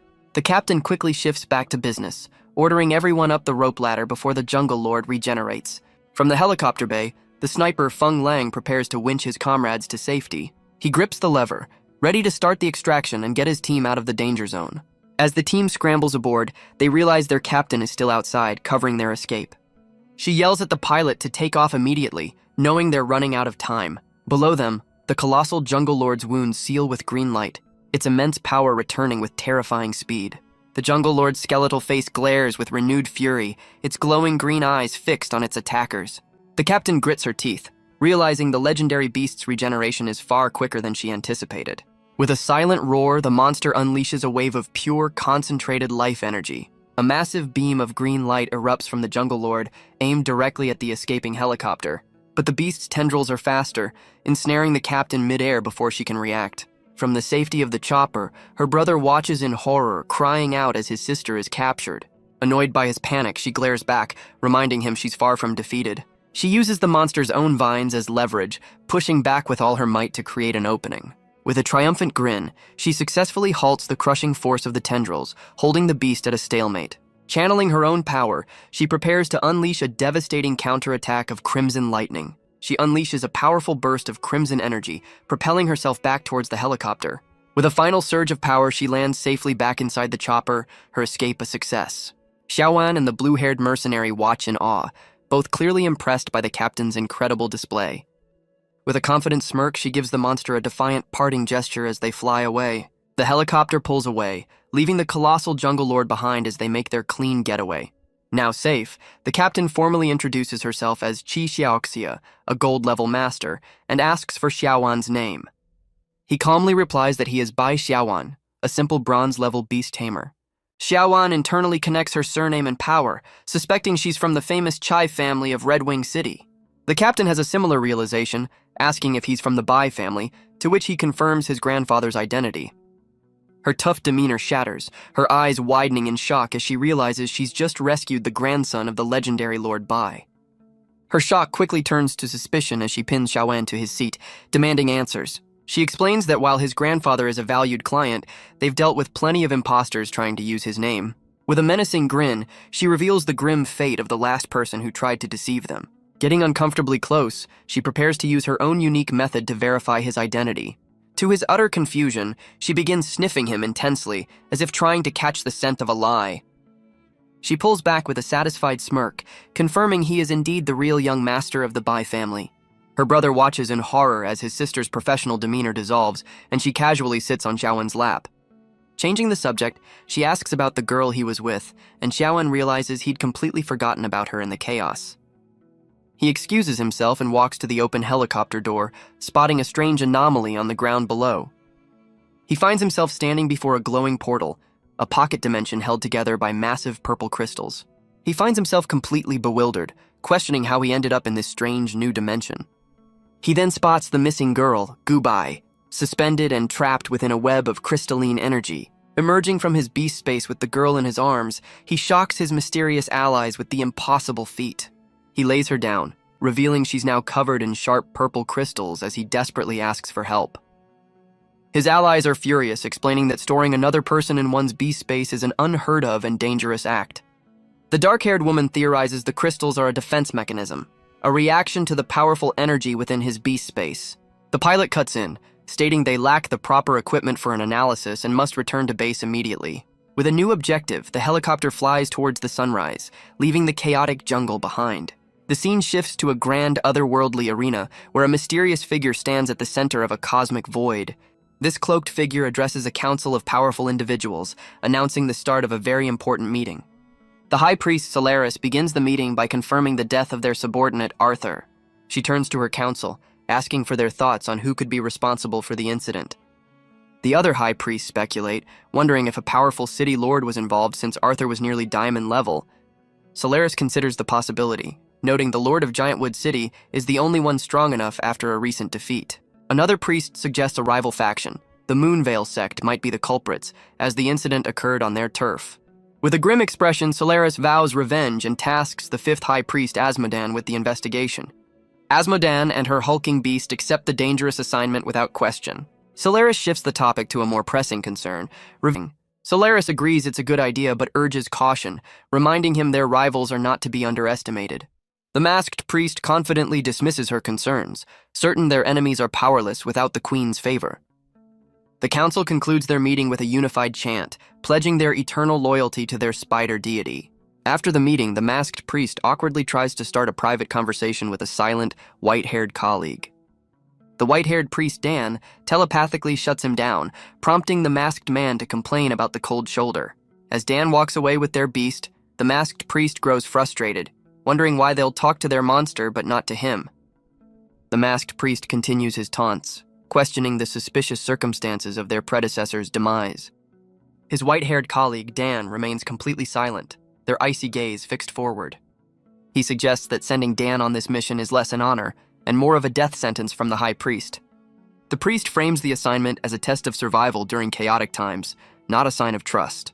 He challenges Dan's blind obedience, appealing to their intelligence and suggesting they are more than just a tool. In a silent, chilling response, Dan turns away as a dagger materializes and clatters to the floor. The scene shifts to the mercenary base, where a helicopter lands with urgent orders to get the injured girl to the infirmary.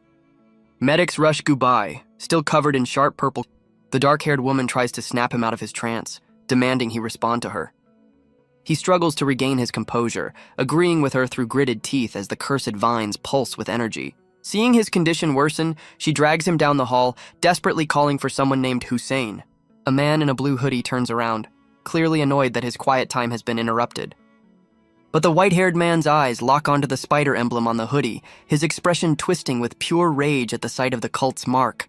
Hussein calmly eats his ramen, unbothered by the woman scolding about his work ethic. She explains they need his expertise with spirit beasts to help her afflicted friend. The white-haired man is overwhelmed by vengeful thoughts, his rage directed at the spider cult. Hussein observes the man's murderous aura, realizing the situation is far more serious than he was told. Consumed by his curse, the man's power flares wildly as a massive, corrupted eye materializes behind him. He loses control completely, launching himself forward in a destructive, thorny blast of energy. The enraged man crashes through the building's roof, landing outside in a cloud of debris. Completely unfazed by the chaos, Hussein continues to calmly slurp his noodles. After finishing his meal, he looks on with a knowing expression, finally acknowledging the man's dire condition. He diagnoses the issue, explaining the man's spirit beast has been corrupted and is devolving into a feral monster. The corrupted beast's thorny vines lash out, trying to break free from its master's beast space. Hussein notes the beast is only partially emerged, meaning its master still has some control, and decides to intervene. He channels a powerful green aura, reciting a prayer to his deity as he prepares to purify the corruption. He asks for the strength to sever the evil influence without harming the living being it has infected. Raising his twin blades, he begins a summoning ritual, calling forth a powerful ally. A small, adorable wood spirit materializes from a pillar of light, ready to assist its master. The white-haired man, now calmer, comically scolds the spirit sitting on his head for gaining weight. With his companion summoned, Hussein turns his attention to the raging monster, calmly promising to deal with it next. He commands his wood spirit to empower him, wrapping his arm in swirling green energy. The corrupted beast roars, its monstrous form struggling against an unseen binding force. The corrupted beast lunges forward, unleashing a torrent of dark, corrupted water. Hussein leaps into action, his sword glowing with green energy as he prepares a powerful downward strike. His silhouette is reflected in the monster's eye as he descends, a tiny figure against a massive foe. He meets the beast's charge head-on, his swirling green energy pushing back against its horn. Hussein muses that while grand techniques are for saving the world, dealing with a naughty kid requires a different touch. Instead of a mighty blow, he simply flicks the beast's horn with a single finger. The casual flick unleashes a powerful spiral of purifying energy, overwhelming the corrupted creature. The white-haired man sits dazed amidst the rubble, the rampaging beast completely subdued. As his ally questions his methods, Hussein calmly continues eating, dismissing the man's condition as a minor scratch. The woman then wonders why he's suddenly so concerned, poking the cheek of the now unconscious man. The woman argues with Hussein, who offers to make ramen if she helps him with the unconscious man and his friend. The scene shifts as a mysterious green liquid is poured into a large, ornate basin. The unconscious man is now submerged in a high-tech chamber filled with the restorative fluid.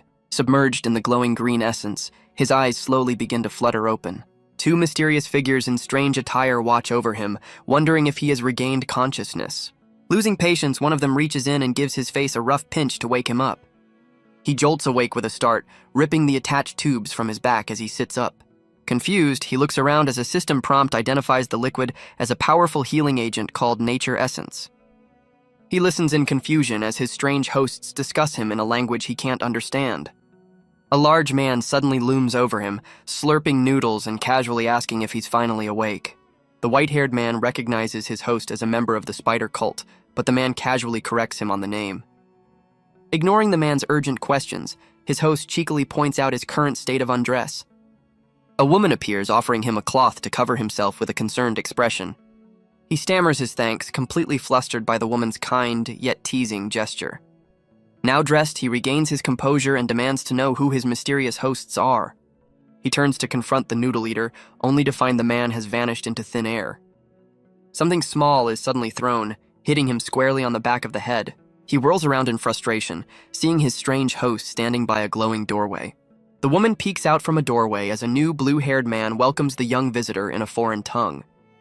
The white-haired man stares in utter disbelief, completely lost and confused by the bizarre turn of events.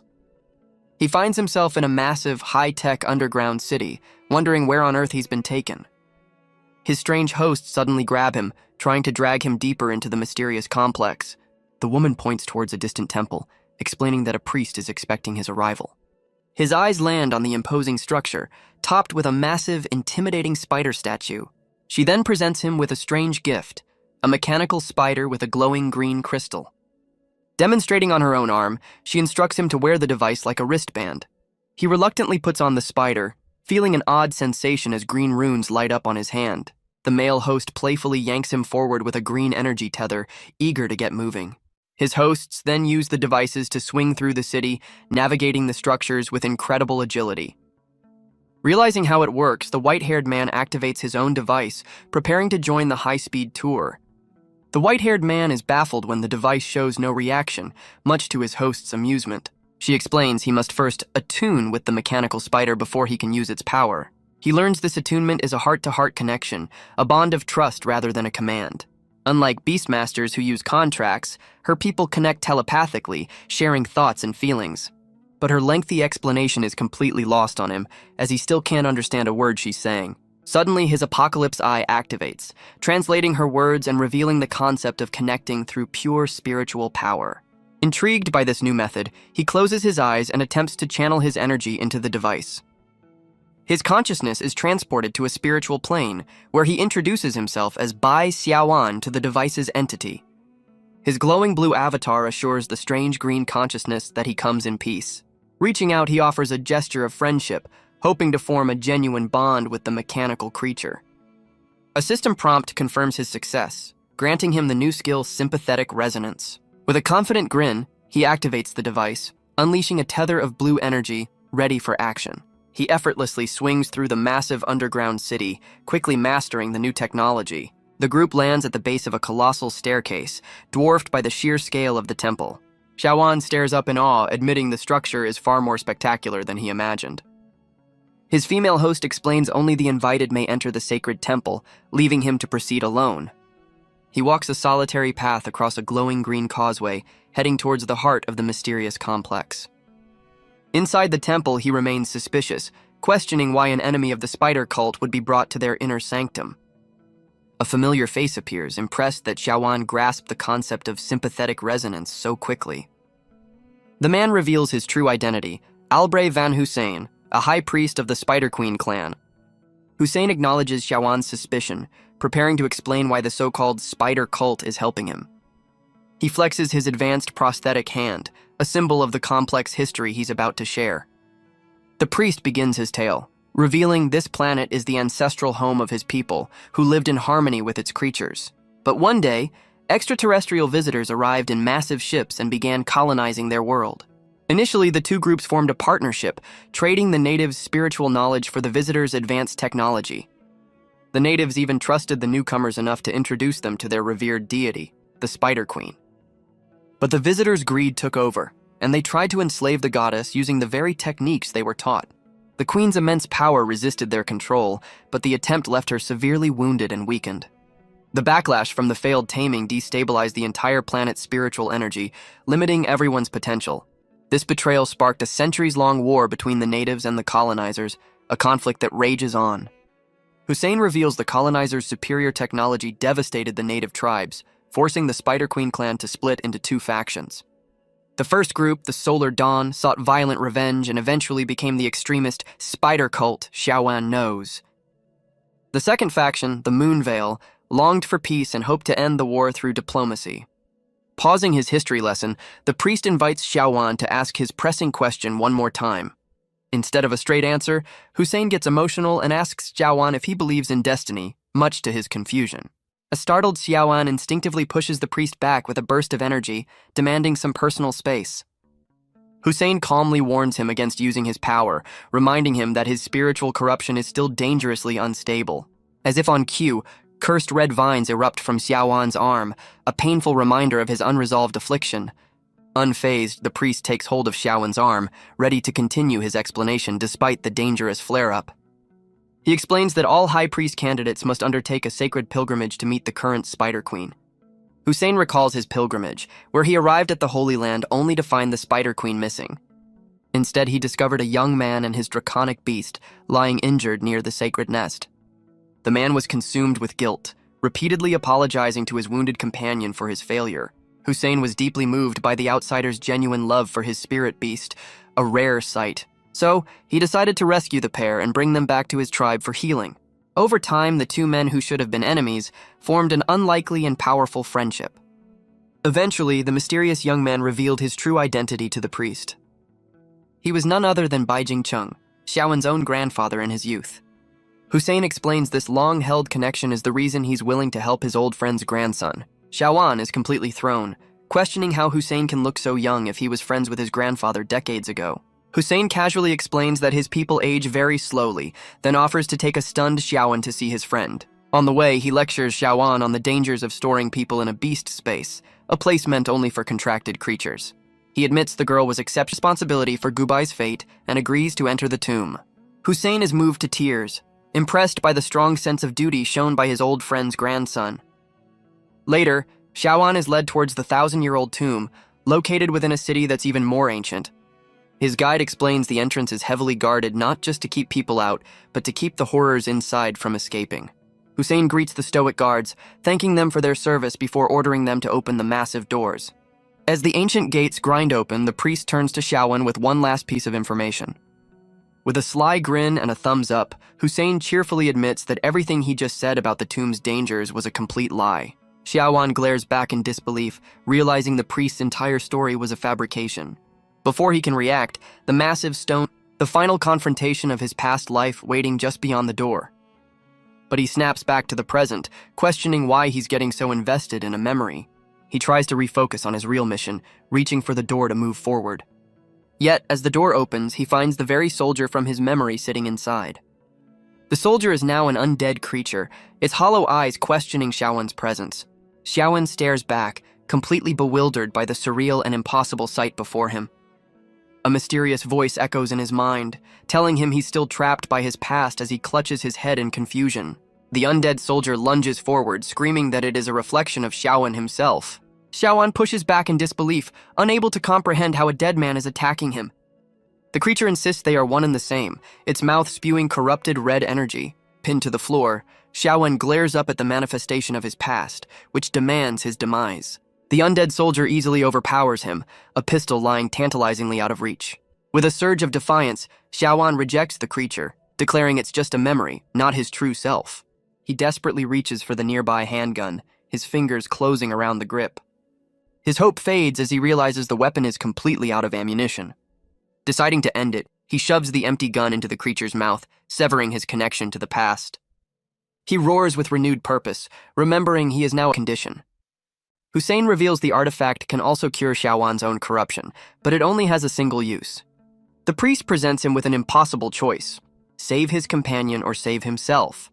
Enraged by this new revelation, Xiaowan grabs the priest, demanding to know what other secrets he's been hiding. Hussein simply looks on with a weary expression, insisting he's told him everything he needs to know. He then presents the glowing artifact, leaving the final, difficult decision entirely up to Xiaowan. Standing over Gubai's still form, Xiaowan makes his choice, and Hussein asks if he's truly certain. The priest gives one last instruction as the artifact transforms, explaining he must aim for her spiritual core. With his decision made, Xiaowan prepares to use the device on the unconscious girl.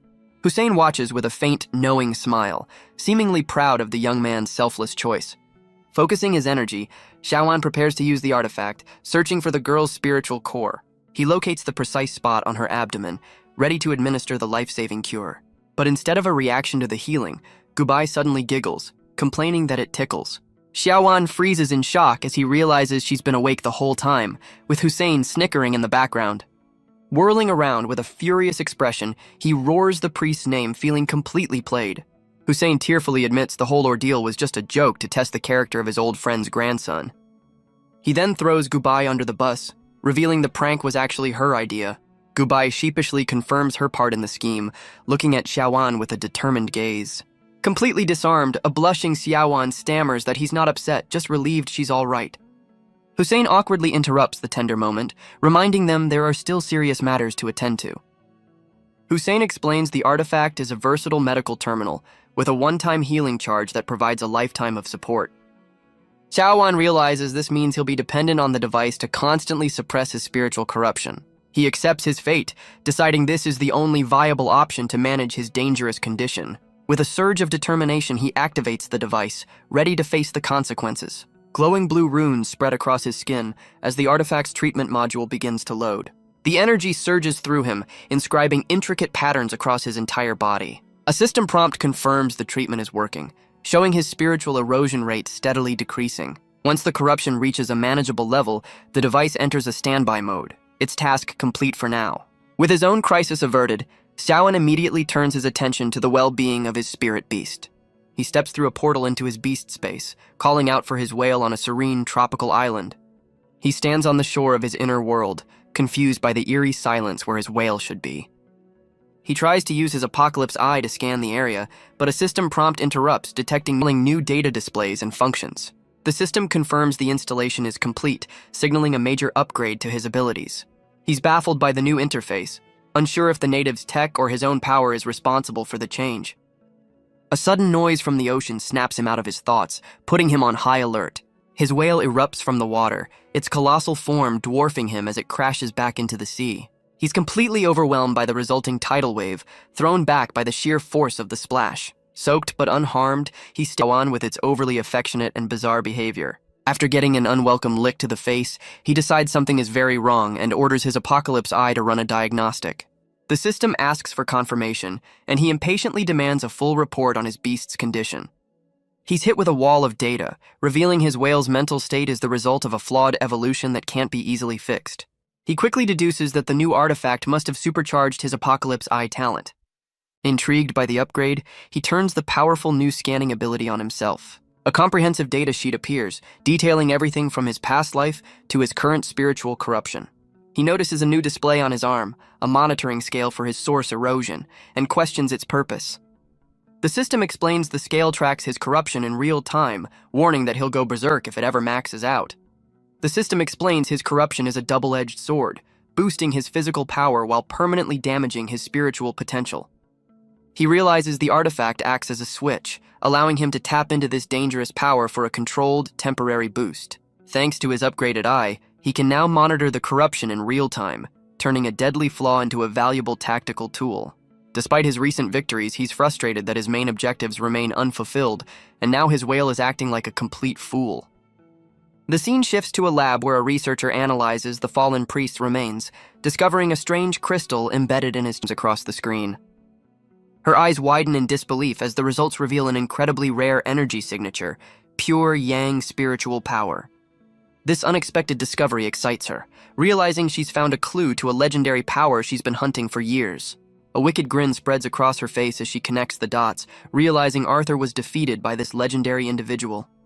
Her scientific curiosity twists into a dangerous obsession, vowing to find the owner of this unique power at any cost. The scientist watches a figure suspended in a healing tank, promising they will awaken soon. With a wicked smile, she orders her monstrous assistant to accelerate the search for clues. Her obsession grows, admitting she's now completely fascinated by the mysterious killer. The scene shifts to a scorching desert, where a red-haired woman impatiently waits by her. The driver reassures Gubai, complimenting her on the impressive way she shut the men down. Once they're on the road, the driver asks their destination, and Hussein's attempt to answer for Xiaoan earns him a glare. Xiaoan explains he's seeking a breakthrough material in Giant Wood City for his other spirit beast. He then reveals his primary mission is to find a rare treasure there to help his grandfather. The driver warns him that Giant Wood City is a dangerous place for treasure hunters right now. She explains that while the city's gangs usually keep a tense peace, a recent event has thrown everything into chaos. Rumors are spreading about brutal attacks, with some blaming supernatural creatures for the grim discoveries. The local gangs, however, believe a rival is making a power play and have flooded the streets with their own mercenaries. Xiaoan notices Gubai is trembling and tries to calm her, dismissing the stories as mere rumors. But instead of fear, Gubai's eyes light up with morbid curiosity, eager to get to the city faster. Xiaoan is left completely baffled by her sudden and unexpected enthusiasm for danger. Their driver pulls up to their destination, announcing they've finally arrived in the infamous city. Stepping out of the vehicle, Xiaoan looks around, taking in the unique urban landscape. He gazes up in astonishment at a colossal tree that towers over the skyscrapers, truly living up to the city's name. Xiaoan is fired up and ready for his mission, while Hussein tries to temper his hot-blooded enthusiasm. Their driver cuts the argument short, unimpressed by their bickering and demanding her payment. She holds out her hand expectantly, and both men immediately look to the other to foot the bill. A sleek payment card is swiped, settling the fare with a silent, high-tech transaction. Xiaoan seethes with frustration, realizing Hussein has once again tricked him into covering the costs. The driver points them to an informant bar, before heading off on her own mission to investigate the rumored attacks. As Xiaoan plans their next move, Gubai shyly expresses her own morbid interest in joining the investigation. Mistaking her excitement for distress, Xiaoan awkwardly tries to signal for help, much to the driver's confusion. A sly grin spreads across the driver's face as she suddenly understands the situation perfectly. She concocts a flimsy excuse, cleverly maneuvering Xiaoan into suggesting Gubai accompany her on the zombie hunt. Gubai enthusiastically agrees to the plan, nodding her head with comical speed. With the girls gone, Hussein declares it's boys' time, much to Xiaoan's unimpressed disbelief. As they approach a bar, Hussein justifies his presence by claiming he can't let an underage Xiaoan enter alone. Inside, Hussein boasts about his familiarity with the place, prompting Xiaoan to sarcastically ask if he has an unpaid tab. Hussein confidently denies it, claiming he has a great relationship with the bartender who provides the best intel. He greets the bartender familiarly, asking for a recommendation while Xiaoan observes with suspicion. The bartender's friendly demeanor vanishes as she recognizes Hussein tearfully claims he's only there to introduce a very important guest.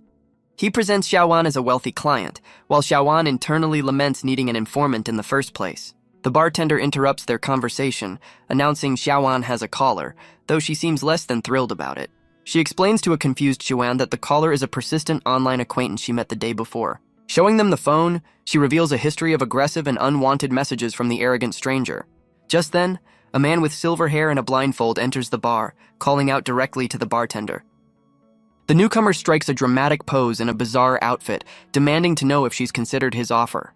He confidently strides through the bar, his attention fixed solely on the unimpressed woman behind the counter. Getting uncomfortably close, he makes a series of inappropriate propositions, much to her disgust. Xiaowan watches the scene unfold with a tired expression, wondering if all wealthy people are this strange. Deciding he's seen enough, Xiaowan's power flares as he prepares to step in and help her. But Hussein quickly stops him, placing a hand on his shoulder and warning him to be cautious in this city. The bartender calmly recites the man's entire sordid history, revealing she knows exactly who he is. She mocks his assumption that his wealth and status make him desirable to everyone. With a menacing glare, she declares that in Giant Wood City, money isn't what truly matters. Before he can react, she lunges forward, brandishing a massive syringe like a weapon. The syringe is filled with a glowing green liquid, a clear sign of its potent nature. He cries out in agony as she injects the substance, dark energy cracking across his skin. The man collapses onto the bar, his spiritual veins crippled by the powerful toxin. Hussein explains to a stunned Xiaowan that the bartender is notorious for her hatred of beastmasters. Just then, a purple-haired man approaches their table, greeting Hussein as an old acquaintance. The mysterious newcomer, his face obscured, expresses surprise at seeing the priest in the city again. The newcomer warns Hussein that his presence is unwelcome, especially after he angered the city's powerful lord. A system prompt identifies the man as Zhentian, a top intelligence expert who questions Hussein's motives. Hussein plays it cool, claiming he's just there for intel as the bar staff deals with the previous troublemaker. Zhentian sees through the act, shifting his attention to Xiaowan and revealing he knows his prestigious lineage. He recites Xiaowan's impressive accomplishments, proving he's far more informed than a simple bartender. With the introductions out of the way, Zhentian invites his important new guest to have a private chat. He correctly guesses Xiaowan is after something far more valuable than a simple breakthrough material, referencing a recent auction. Xiaowan is stunned, realizing the informant's reach extends far beyond the city walls. Leaning in, Zhentian gets down to business, asking what specific information Xiaowan is willing to pay for. Xiaowan describes the rare spirit-infused water crystal he needs, making it clear that cost is not an issue. The informant correctly deduces the water crystal isn't for Xiaowan, but for his injured grandfather, the lord of Bailin City. Xiaowan is completely stunned, demanding to know how the man could have learned such a highly classified secret. Zhentian calmly explains that no secret is truly safe, and he pieced together the truth from available intel. He boasts that connecting disparate pieces of information is the entire purpose of an information merchant. The informant then drops a bombshell, revealing other mysterious groups are also investigating Bailin City. Xiaowan cuts him off, trying to steer the conversation back to his original mission of finding the material. Getting down to business, Zhentian reveals a mercenary group was hired to transport the heavenly water 3 months prior.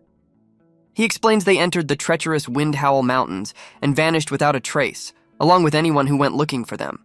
With a determined look, Xiaowan uses his eye to pull up data on the infamous mountain range. Zhentian warns him against the journey, describing the mountains as a deadly labyrinth where it's easy to get lost forever. Undeterred, Xiaowan thanks the informant but insists he must find the heavenly water for personal reasons. Zhentian offers him a high-tech device, a parting gift to aid his dangerous quest. But as they turn to leave, the informant stops them with one final, ominous warning. He confirms the chilling rumors about supernatural creatures and recent murders are all true. He advises Xiaowan to be extremely cautious, especially after dark, offering it as a friendly warning, not intel. Leaving the bar, Xiaowan can't help but worry about Gubai's safety in a city filled with such dangers. Meanwhile, the driver shares a story with Gubai about how she once met a fierce police academy student while running from trouble. She reveals that this old friend is now a police officer who sent her the invitation to investigate the city's strange events. Gubai finds it strange that the official police force would need to hire outside help like mercenaries. With a wicked grin, the driver explains that some situations require a little police-civilian cooperation to get the job done. The driver arrives at a cordoned-off crime scene, announcing her presence to an officer named Lao Chen. The officer greets her with a stern look, pointing out with precise detail that she's late for their meeting. She also disapproves of Gubai's presence, but the driver explains she brought the new face along as a replacement. The driver's attempt to joke about their similar eyebrows is met with a demand for seriousness from the unimpressed officer. The officer reveals this is the second victim of the day, whose body lies on a gurney nearby. She complains that forensics are stumped, while the driver dismisses the local police force as ineffective. As the officer prepares to have the body removed, Gubai kneels down, having spotted a crucial piece of evidence. With a pair of tweezers, she carefully extracts a small object from the victim's remains. She holds up her discovery in shock, identifying the object as a human incisor. When questioned by the officer, Gubai confirms her grim finding without a hint of doubt. She elaborates that the cracked tooth has spiritual energy traces, a sign of long-term exposure to special devices. The officer connects the dots, realizing the rumors of aggressive undead must be true. She comes to the chilling conclusion that they're dealing with a living corpse. The officer compares the creature to a Frankenstein's monster, reanimated with spiritual technology. Elsewhere, Xiaowen questions Hussein's sense of direction as a hooded figure stalks them in a dark alley. With a knowing smirk, Xiaowen tells a nervous Hussein to check what's creeping up behind him. A glowing skeletal warrior looms over them, brandishing a massive, jagged sword. They're ambushed from both sides as another undead creature, wrapped in bandages, appears behind Xiaowen. Hussein draws his weapon, explaining these are undead monsters created by the Dayan faction using outsider tech. The bandaged creature lunges forward, its eyes glowing with malevolent energy as it attacks Xiaowen. Xiaowen easily dodges the creature's lunge, demanding to know what Hussein is talking about. The priest explains the monsters are reanimated corpses using spirit stones to replace their biological signals. Hussein advises a tactical retreat, but Xiaowen bristles at the suggestion, offended that his strength is being questioned. He calmly points out that you can't kill what's already dead, as the monster casually reattaches its own head. Xiaowen grits his teeth, realizing their incredible regenerative abilities make them a serious threat. The priest warns that a full-blown fight would endanger the entire city, and tells him not to underestimate diamond rank power. Deciding to split up, Xiaowen resolves to find Gubai while Hussein makes his own escape.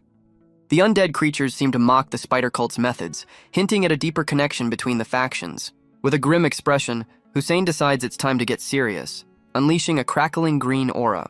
Meanwhile, Xiaowen sprints through a desolate alley, determined to reach his friends before it's too late. He rounds a corner only to find another undead creature, this one with a sleek, glowing form blocking his path. The monster's single eye locks onto him as its mouth opens, charging a strange blue energy. Xiaowen is stunned as his own system identifies a threat, but not in the way he expected. A system prompt reveals the creature has locked onto his spiritual signature and is initiating a capture mode. The creature's body morphs as it activates a sonic emitter, preparing to unleash a powerful attack. It unleashes a devastating sonic blast, sending waves of pure energy hurtling towards Xiaowen. He braces himself against the assault, realizing this sonic attack is far more powerful than any he's faced before. The relentless waves of energy force him to his knees, the pressure becoming unbearable. Gritting his teeth in agony, he struggles to fight off the overwhelming force that threatens to knock him unconscious. Unseen by the combatants, a mysterious figure in a white cloak observes the entire confrontation from a hidden location. Through the observer's eyes, a white-haired figure with a stitched mouth smiles faintly at the unfolding chaos. Elsewhere, the officer and driver question Gubai's impressive forensic skills as they drive through the city. Their conversation is cut short as the driver spots an object plummeting towards them from above. A body crashes onto their windshield with enough force to shatter the glass, shocking everyone inside. More cloaked figures land on the roofs of several police cars, bringing the convoy to a screeching halt. The car swerves violently as the figure on the hood digs in, forcing an abrupt stop. The driver and officer are stunned to see Hussein sprawled across their hood, clinging on for dear life. With a desperate look, the priest explains he can't let go of his captive, claiming it's their only lead. He's pinning down the very same bandaged undead monster that attacked Xiaowen in the alley. Hussein then asks the officer to borrow the police force's old router, intending to extract information from the creature. Hussein notes the undead creature's creators were clever, using an old but effective interface. He tells the officer he's hacking into the creature's memory to find the location of its master's hideout. The driver interrupts, demanding to know where Xiaowen is, while Gubai stares at the captured monster. The officer is stunned to discover the hideout's location is in the infamous and deserted Howl Mountains. With a grim expression, Hussein reveals the devastating news that Xiaowen has been captured by the enemy. Both the driver and Gubai are left completely speechless, their faces filled with shock and horror. The scene shifts to Xiaowen, now a prisoner, suspended from a wall by glowing blue restraints. Suddenly, a phone begins to vibrate in the pocket of his chest rig, a lifeline in the darkness. His eyes snap open with fierce determination, awakened by the unexpected call. Confused by his surroundings, he quickly deduces the call must be from Gubai, giving him a glimmer of hope. A system prompt confirms his restraints nullify spiritual power, leaving him to struggle against the unbreakable cuffs. A confident smirk crosses his face as he realizes a simple solution. Wicked grin, acknowledging the high price of his newfound frenzy power.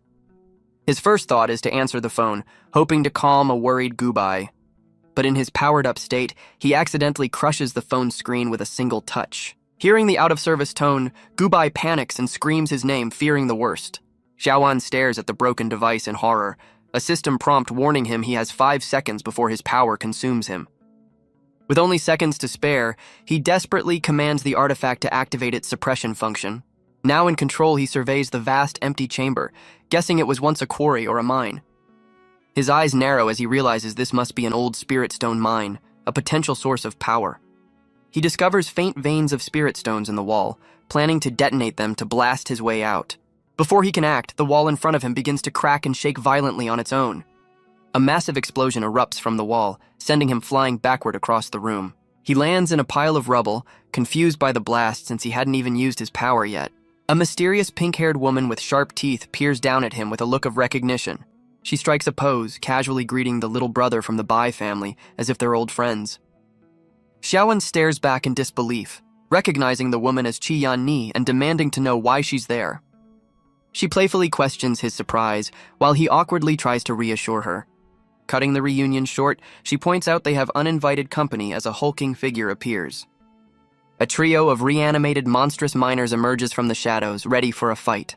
With a confident smirk, she decides to show off her new abilities, summoning her spirit beast. A fiery avian creature materializes, swooping through the cavern with impressive speed. The bird unleashes a torrent of flames, engulfing 2 of the undead creatures in a fiery blast. Her fiery companion perches on her shoulder as she prepares to demonstrate her full power to Xiaoan. She channels her power, erupting in a vibrant pink aura as she activates her fire spirit possession technique. Leaping into the fray, she dives towards the monsters, crackling with raw energy. Xiaoan urgently warns her that conventional attacks are useless against the creature's incredible regenerative abilities. She smirks, revealing she's well aware of their regenerative powers as she holds one of the creature's heads. She reveals her countermeasure, a special spell designed to negate their healing abilities. The headless monster swings its massive pickaxe down, attempting to crush her. She nimbly dodges the devastating blow, which shatters the ground where she just stood. With a ferocious grin, she declares it's her turn to attack and lunges back into the fight. She grabs the hulking creature, preparing to unleash a powerful counter move. In a stunning display of strength, she slams the monster headfirst into the cavern floor. She declares that sneak attacks deserve punishment, revealing a strange device now attached to the creature's head. The device activates, glowing with pink energy and displaying a seal that nullifies the monster's power. With 2 enemies down, she turns her attention to the final monster, a sharp projectile already flying towards it. The final undead creature swings its massive pickaxe down in a desperate final attack. Unimpressed, she scoffs at the monster's simplistic move, her pink aura flaring with power. She meets the attack head-on, her energy clashing with the creature in a brilliant flash. With a confident grin, she grabs the monster's leg and effortlessly flips it over her shoulder. Another one of her strange devices activates on its chest, preparing to shut down its power. She gracefully swings away, leaving all 3 undead creatures neutralized on the cavern floor. Turning to Xiaoan, she playfully warns him that the real show is about to begin. With a snap of her fingers, she summons her fiery spirit beast for the finishing move. The Crimson Wing Crow unleashes a volley of flaming projectiles, striking all 3 helpless targets. The last monster is completely overwhelmed by the fiery barrage, its form pierced by the intense attack. Xiaoan stares in disbelief, completely baffled by the unique technique she just unleashed. A system prompt explains her Fire's Departure skill, which destroys spiritual veins for a single massive burst of internal damage. He instantly grasps her strategy to bypass their regeneration, much to her shock after her 3 months of research. She reveals she was ambushed at a shady gas station and has been trapped in the mine for the past 3 months. When asked about survival, she proudly reveals a 6-month supply of energy bars, while Xiaoan wisely avoids asking about her hygiene. He asks for a way out, but she admits the place is a confusing maze she hasn't been able to solve. She explains her escape plan was simply to smash through walls, which is how she accidentally ran into him. Deciding to press on, she points them through the new hole, ignoring another door Xiaowan spots the strange undead creatures. A sudden, violent tremor shakes the cavern, catching both Xiaowan and his companion completely off guard. They turn to find the hole they just came through has sealed itself, leaving them trapped once again. Frustrated by the shifting maze, Xiaowan activates his Apocalypse Eye to scan the entire structure for answers. The scan reveals they're in a former quarry, a complex network of tunnels that forms a massive labyrinth. He learns the facility was artificially modified into a modular maze, with sections that periodically shift their positions. Xiaowan deduces the recent tremor was the maze reconfiguring, realizing they can escape if they can decipher its pattern. But Qianni has a much simpler solution, preparing to just blast through the new wall as Xiaowan tries to stop her. Ignoring his caution, she summons a massive drill of crackling pink energy, ready to brute force their way out. With a defiant roar, she declares that no lousy maze is going to stand in her way. After she carves a new path, Xiaowan sighs in resignation, admitting that sometimes a reckless approach is the only one that works. A powerful blast of white energy shatters a reinforced door, blowing it clean off its hinges.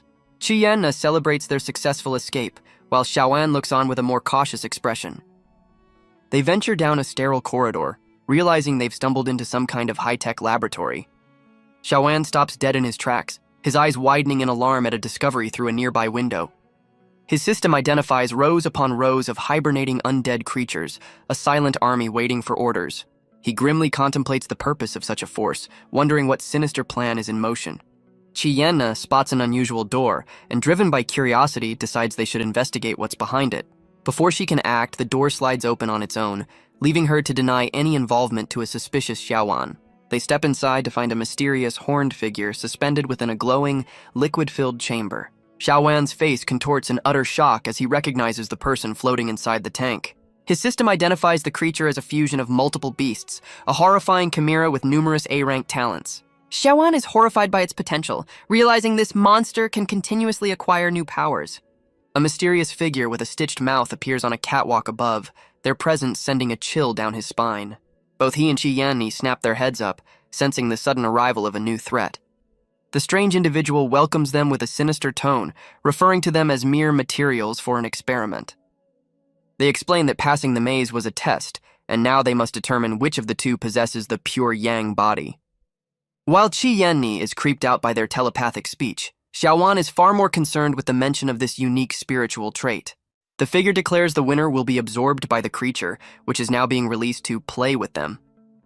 The containment tank shatters in a blinding explosion of light, unleashing the powerful beast. Freed from its prison, the monstrous creature lunges forward with terrifying speed, ready to attack. Xiaowan is taken aback by the creature's blinding speed. He barely manages to block the chimera's initial ferocious assault. Realizing he needs backup, he summons his powerful spirit whale into the fight. The whale slams into the monster with immense force, hoping to overwhelm it. But the chimera dodges with surprising agility, countering with a swift tail whip. Xiaowan narrows his eyes, noticing something strange and unnatural about the creature's movements. He realizes the beast is writhing in agony, its body spasming as if fighting itself. Deciding to exploit this, he orders his whale to unleash a specialized spiritual attack. His beast fires a concentrated blast of corrosive netherwater energy directly at the pained creature. The attack lands perfectly, engulfing the chimera in a massive explosive burst of power. Xiaowan and his whale watch the smoke clear, expecting to see their opponent defeated. But the chimera emerges unscathed, having morphed its body into an impenetrable shield. He realizes the creature's unrestricted transformation talent is even more versatile than he imagined. The monster lets out a guttural cry, its form shifting back as it prepares to retaliate. Its arm contorts and extends, transforming into a vicious, whip-like appendage. With its new weapon ready, the chimera lunges forward to strike. Done watching from the sidelines, Qianni decides it's her turn to join the fight. She leaps towards the monster, her fist crackling with pink energy for a powerful blow. Xiaowan desperately tries to warn her against a direct physical attack, knowing the creature's shape-shifting ability. Too late. Her punch is caught as the chimera's body liquefies, ensnaring her fist in a sticky trap. Qianni stares in disbelief at the strange, dark substance enveloping her arm. The creature's liquid form consumes her arm as she struggles to break free from its disgusting grip. Seeing her trapped, Xiaowan urgently commands his whale to use a spatial attack to sever the connection. The whale unleashes a crescent-shaped energy wave, slicing cleanly through the monster's appendage. Xiaowan pulls her to safety, scolding her for her reckless charge against an unknown enemy. He's stunned to see the severed part is still alive, writhing on her glove with an unnatural life force. They watch the twitching remains on the floor, realizing they must be more cautious against such a resilient foe. A sudden thought strikes Xiaowen as he pieces together the creature's strange behavior. He notices the chimera clutching its head in agony, confirming his suspicion that it's in terrible pain. Concluding that brute force is useless, he decides on a radical new plan, to communicate with the beast. He tells a confused Qi Yanni to stay out of it, preparing to handle the monster alone. He then orders his spirit whale to stand down as well, making this a one-on-one fight. With his allies on the sidelines, he nimbly evades the chimera's lightning-fast strike. He activates his rampage mode, tapping into his spiritual corruption to boost his reaction speed. Instead of attacking, he uses a precise block, a defensive move that conserves spiritual power. The mysterious observer watches the defensive display from above, unimpressed by the change in tactics. They realize Xiaowan isn't the pure yang body they're looking for, noting his water-based spiritual source. Their gaze shifts to Qi Yanni, whose fire affinity also falls short, making them question their intel. Meanwhile, the chimera lets out a furious roar, preparing to unleash another powerful assault. Xiaowen holds his defensive stance, confirming his theory that the creature's attack patterns are surprisingly simple. He reveals his defensive stance isn't just for blocking, but for something much more strategic. With a confident smirk, he explains he's waiting for the exact moment the creature attacks, when it's most vulnerable. As the chimera lunges, he spots his opening and moves in, ready to execute his plan. He places his hand on the monster's head, initiating a spiritual connection to probe its mind. His consciousness is pulled into a chaotic, swirling red mindscape, the source of the creature's rage. Standing within the beast's psyche, Xiaowan's glowing blue spiritual form searches for the truth. He discovers the source of the pain, a different creature's consciousness, crucified and trapped within the chimera's core. Reaching out to the tormented spirit, he offers a peaceful solution, acknowledging its suffering. He proposes a pact, offering to share the creature's immense pain to help it find relief. The trapped spirit looks at him with desperate hope, agreeing to the pact without hesitation. Back in the physical world, Xiaowan deactivates his rampage mode, his hand still resting on the now docile creature. The stitched-mouth observer demands to know what he's done, confused by the chimera's sudden passivity. Within the mindscape, Xiaowan's spiritual form recites a profound mantra, preparing to forge a deep connection. He initiates the pact, creating a glowing spiritual circle that binds his fate to the tormented creatures. The spirit's ethereal chains begin to crack and shatter as the powerful pact takes effect. Finally freed from its crucifix, the spirit kneels as the last of its spiritual restraints dissolve. Xiaowan's spiritual form gently asks the creature if its pain has subsided. He introduces himself with a kind smile, extending a hand in a gesture of peace and alliance.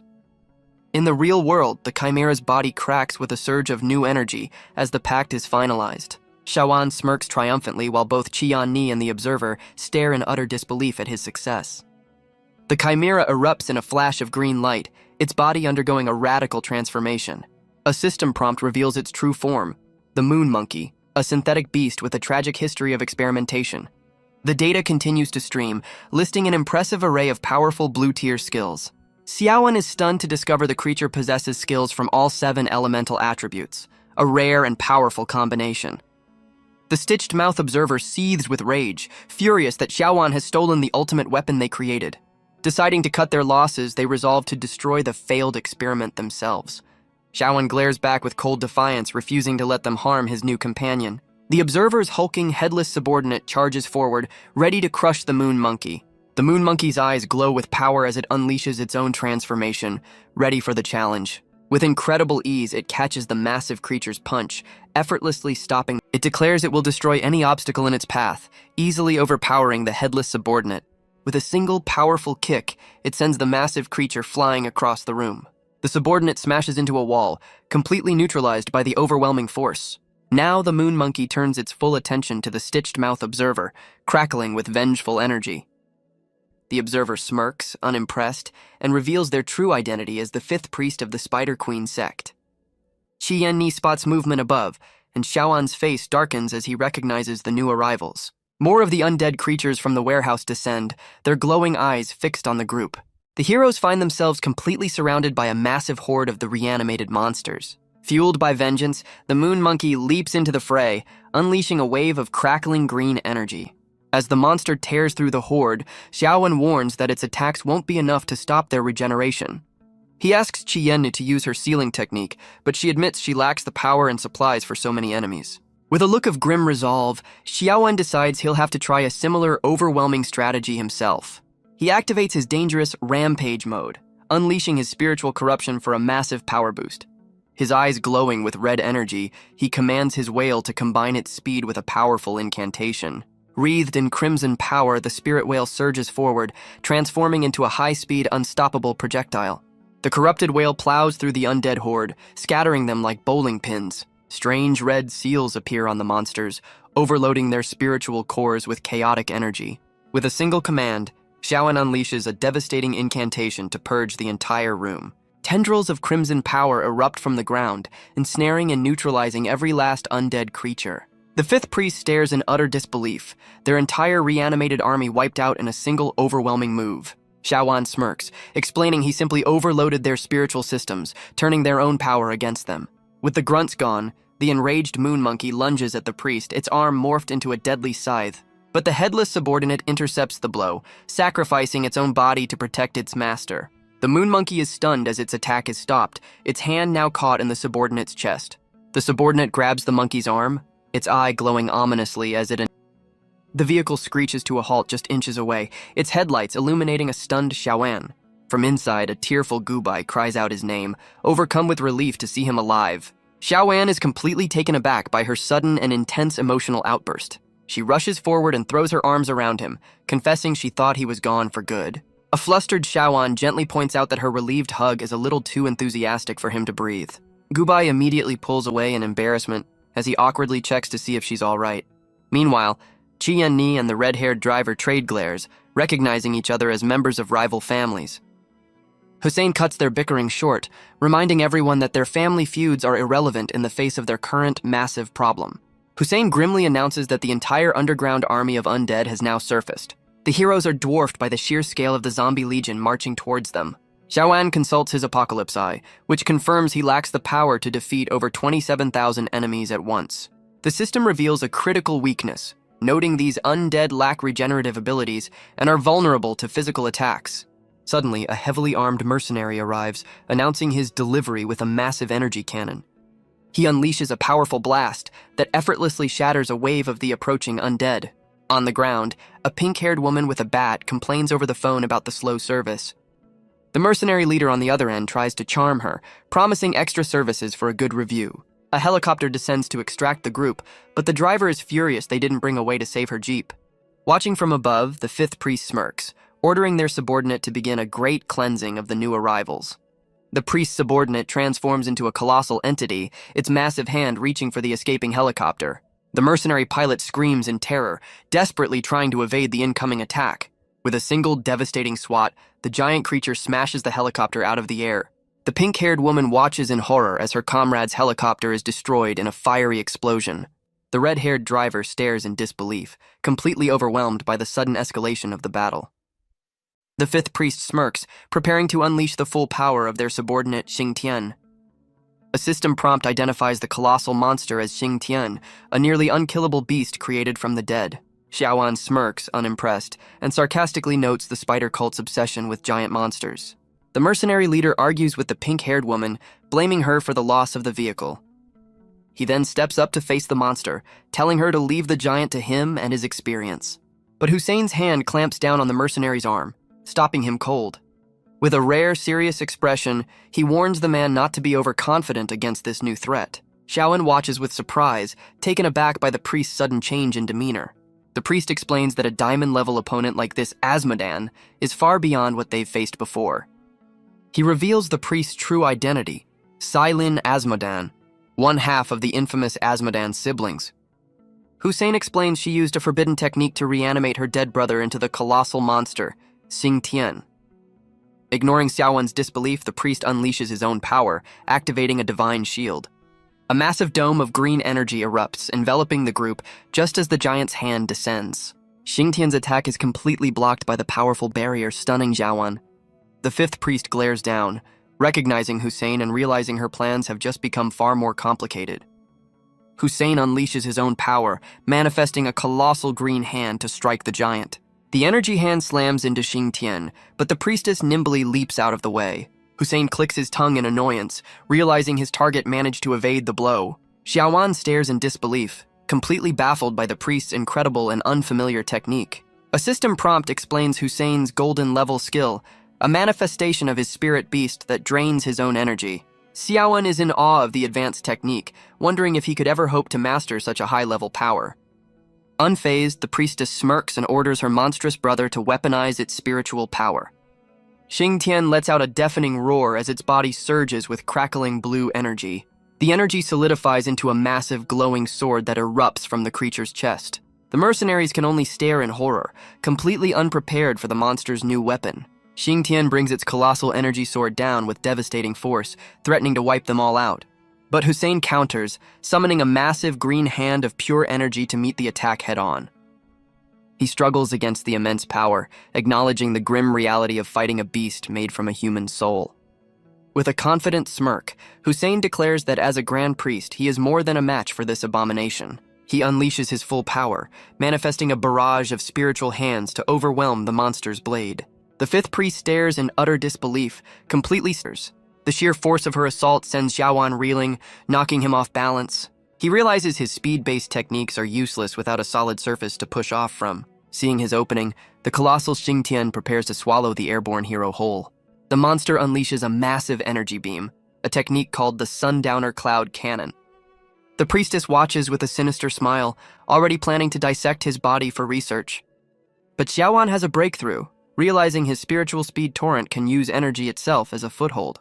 With a burst of inspiration, he uses the monster's energy beam as a solid platform to launch his counterattack. The priestess seethes with rage, unable to comprehend how to defeat an opponent who defies her expectations. Silhouetted against the moon, he reminds her that you can't kill the dead, hinting at a plan beyond simple destruction. He channels the power of the moon itself, preparing to unleash a devastating new technique. With a powerful downward strike, he unleashes a massive wave of pure lunar energy. His armored form glows with renewed power as he declares the fight is far from over. He gathers an immense amount of spiritual energy, preparing for his final decisive move. Instead of attacking directly, he plunges his sword into the ground, channeling the energy into the earth. A colossal pillar of light erupts from below, shattering the battlefield in a brilliant explosion. The massive beam impales the giant from beneath, as Xiaowan explains that her resurrected brother will only ever know pain. He acknowledges the pain he's causing, preparing to unleash a technique based on reflection. He swings his blade, unleashing a massive wave of energy that mirrors the very sky. The attack forms a colossal reflection of the monster, bringing down a final, decisive blow. The energy construct shatters Xing Tian's form, as Xiaowan offers a final, solemn farewell to the tormented soul. The priestess stands alone amidst the fading energy, admitting with a grimace that he's pushed her further than anyone in years. But with a chilling smile, she declares that the battle is far from over. Xiaowan confidently tells her she's out of power to revive her brother, but she seems amused by his assumption. She scoffs at the idea of needing her brother, lunging forward with a hidden dagger to prove her own strength. With a look of pure mania, she thrusts the blade forward, determined to end him herself. He easily sidesteps her desperate lunge, leaving her completely exposed and back towards the ground, slamming Xiaowan into the earth with incredible force. The impact is devastating, burying Xiaowan deep beneath a crater of shattered rock. The sniper is caught as the shifting battlefield threatens to crush her between massive rock walls. With a look of terror, she plummets into a newly formed chasm as the ground gives way beneath her. The priest looks down at the crater, dismissing Xiaowan as defeated but still useful as a spare body. But from the rubble, a new, menacing red-armored figure emerges, its eyes glowing with intense power.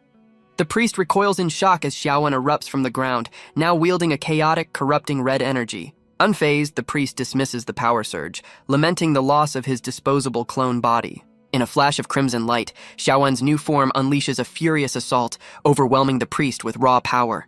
As the red energy subsides, his armor shifts back to its familiar blue, hinting at a change in his state.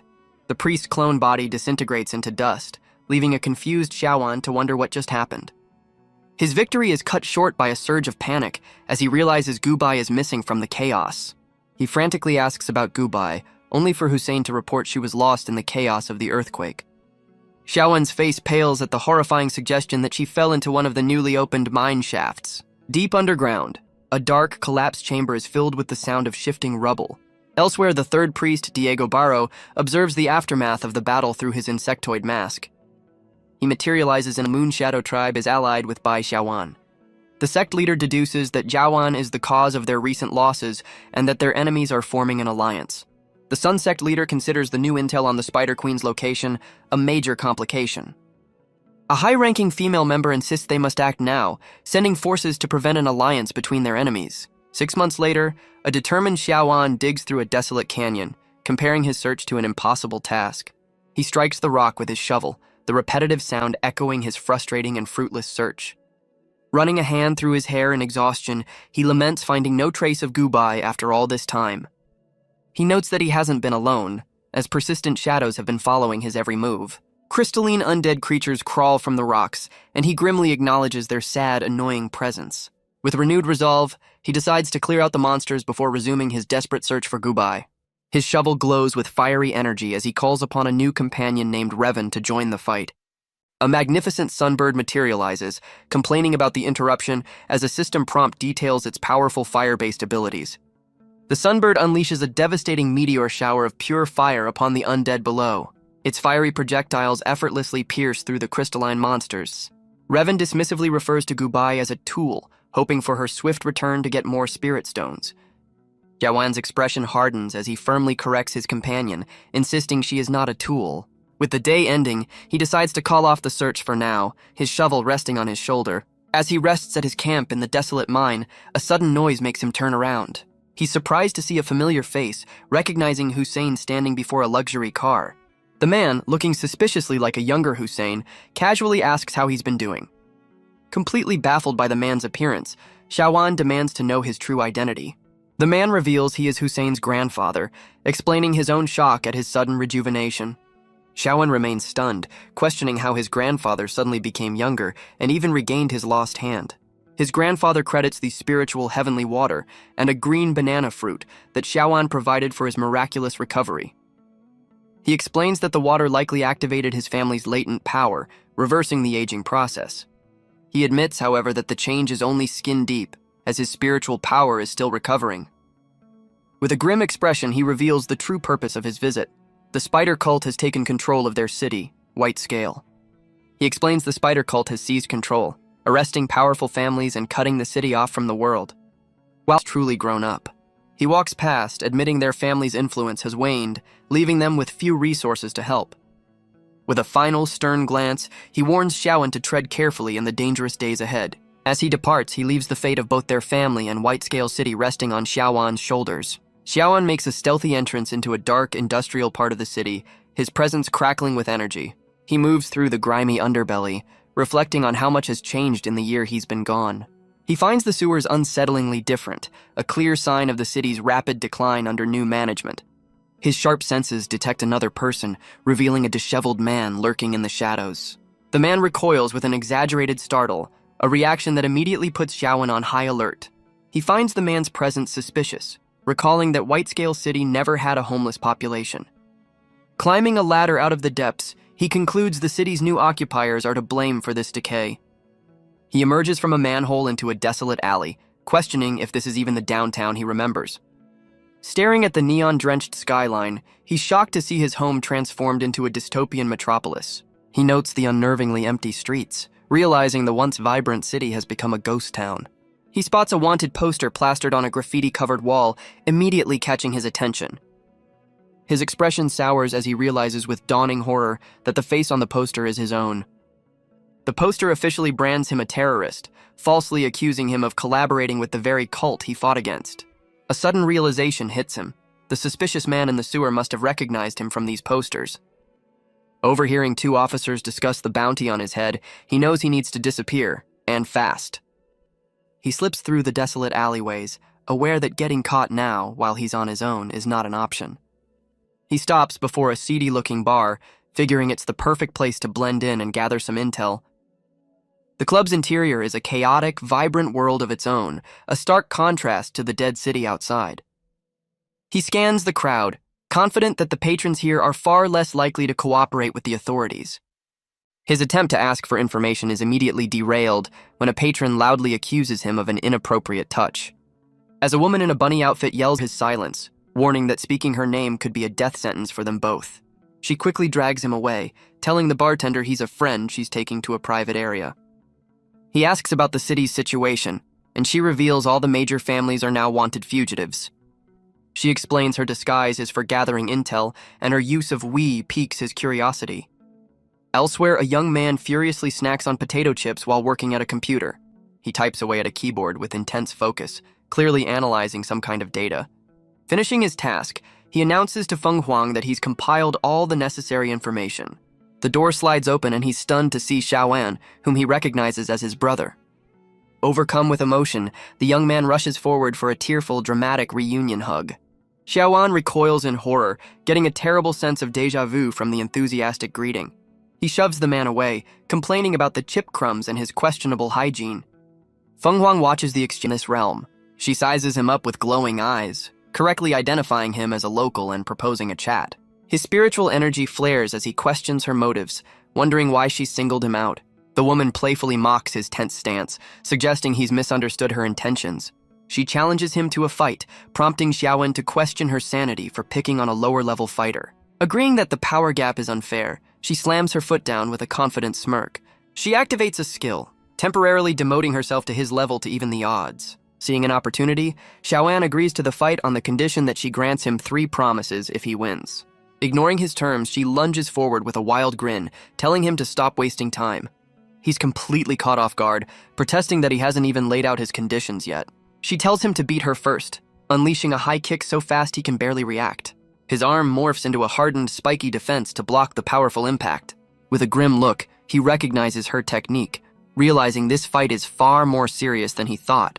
She presses her attack, unleashing a flurry of kicks that send him flying back across the construction site. With a confident smirk, she recognizes his defensive technique and admits she may have underestimated him. Deciding to get serious, she summons a massive, fiery lava spirit to crush him completely. Not to be outdone, Xiaoan calls upon his own spirit beast to even the odds. His spirit whale materializes in a flash of blue, surprising her as it charges forward. She's impressed by his skills, but mockingly notes that his companion is a little too slow.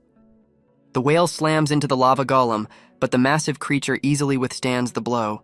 With a powerful counter, the golem sends the spirit whale flying backward through the air. Xiaoan's whale quickly recovers, imbuing itself with a corrosive netherwater technique. The 2 elemental beasts clash in a massive explosion of steam and raw power. The spirit whale telepathically warns its master not to underestimate their powerful opponent. In response, the lava golem unleashes a relentless barrage of fiery, explosive projectiles. Xiaoan's whale is completely overwhelmed, caught in the center of the fiery onslaught.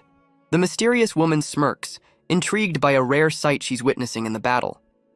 Xiaoan rushes to his companion's side, but the whale dismisses his concern, seemingly uninjured. She notes that masters from her realm rarely protect their beasts, realizing Xiaoan's bond is unusual. Her internal monologue reveals that few dare to accept her challenges, and even fewer are worthy opponents.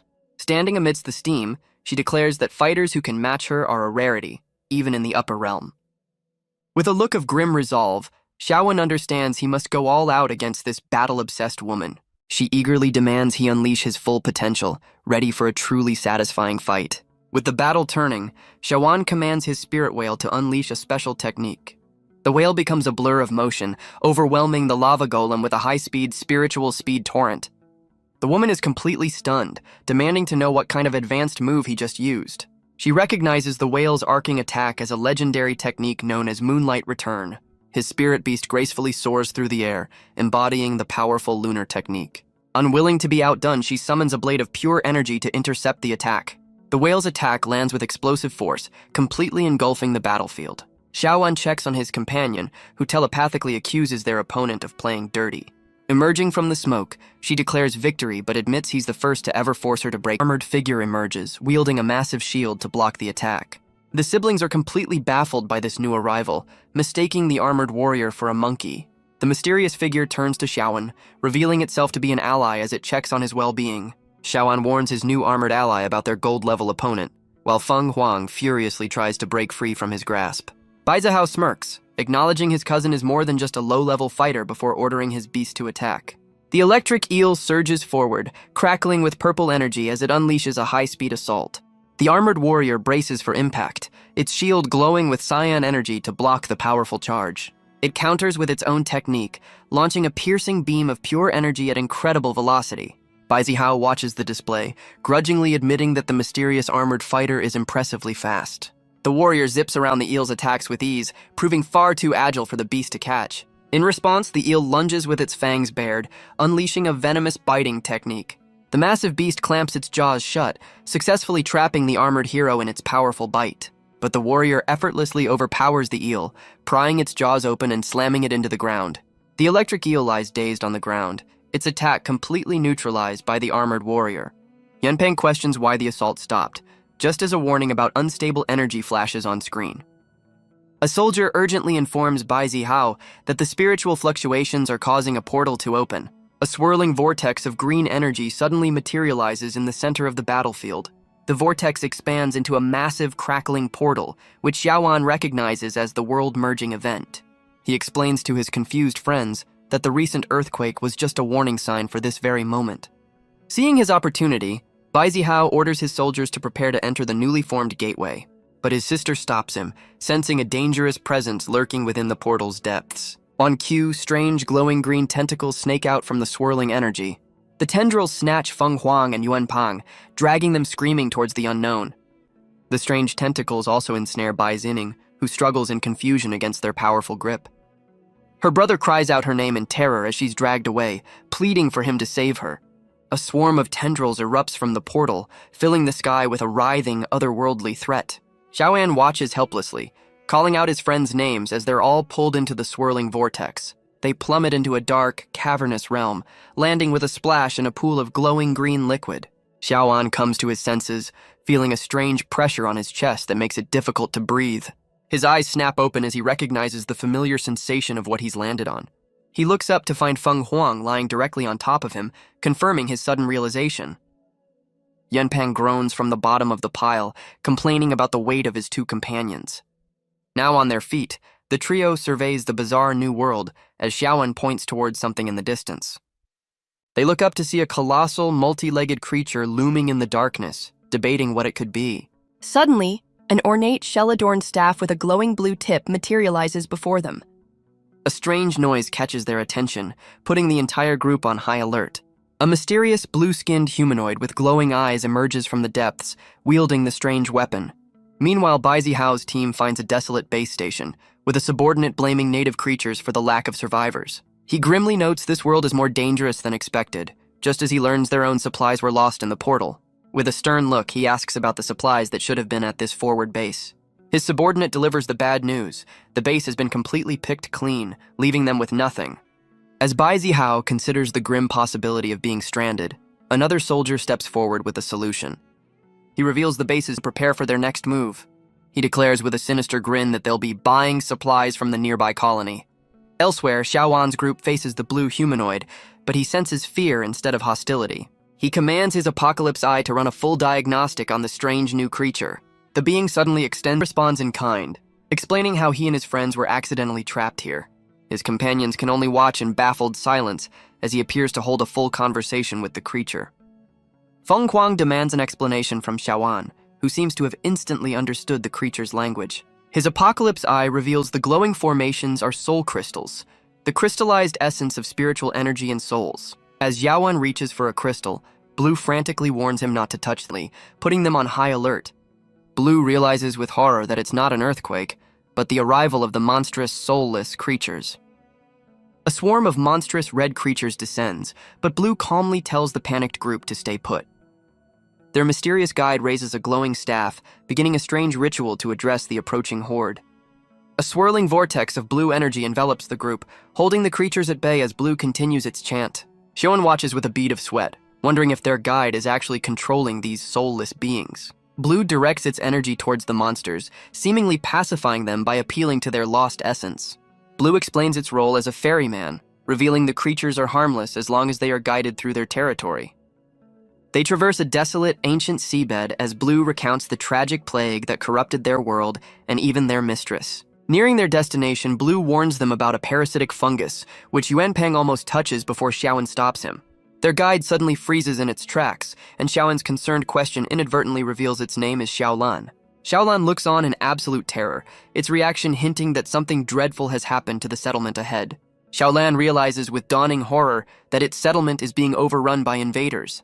Bai Zihao and his crew stand over the terrified natives, ordering his soldiers to capture them for a grim public display. His sister Bai Zinning eagerly sends her own spirit beast charging forward to join the assault. The creature unleashes a massive beam of pure, destructive energy towards the settlement. The attack lands with devastating force, erupting in a brilliant explosion that tears through the ancient structures. Bai Zihao chides his sister for her overkill, annoyed that her methods interfere with his own cruel plans for the captives. But a massive energy shield suddenly materializes, protecting Xiaolan and the remaining natives from the blast. Bai Zihao looks on in disbelief, questioning why his cousin would bother protecting such lower beings.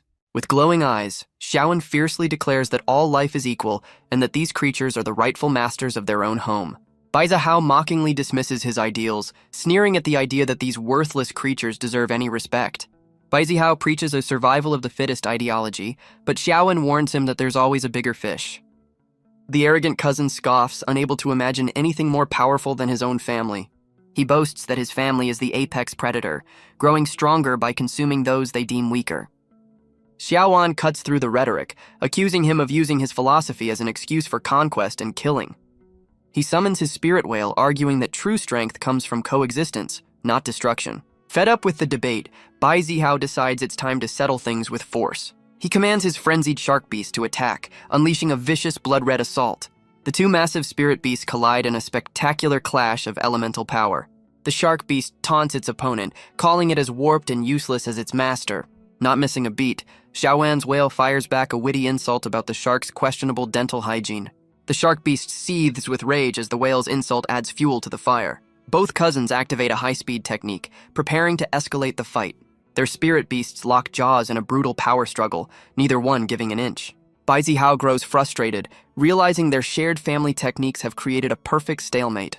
But Xiaoan recalls a unique move, confident he has a way to break the deadlock. He signals his whale, confirming the cavern is large enough to unleash their ultimate attack. Seeing an opening, Bai Zihao orders his own beast to seize the moment and crush them.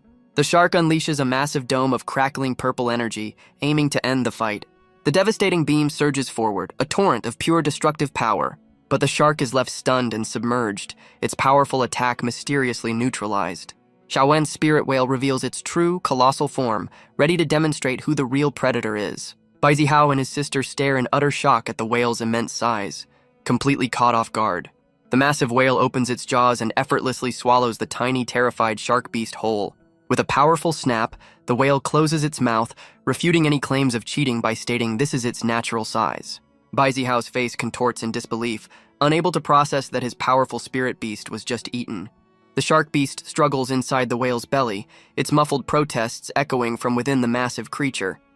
Xiaoan's action, deploying tactical devices to cover their master's retreat, bracing himself for the intense flash and deafening sound.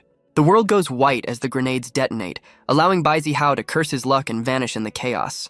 Even as he escapes, Bai Zihao winces, annoyed by the ringing in his ears from his own tactical retreat.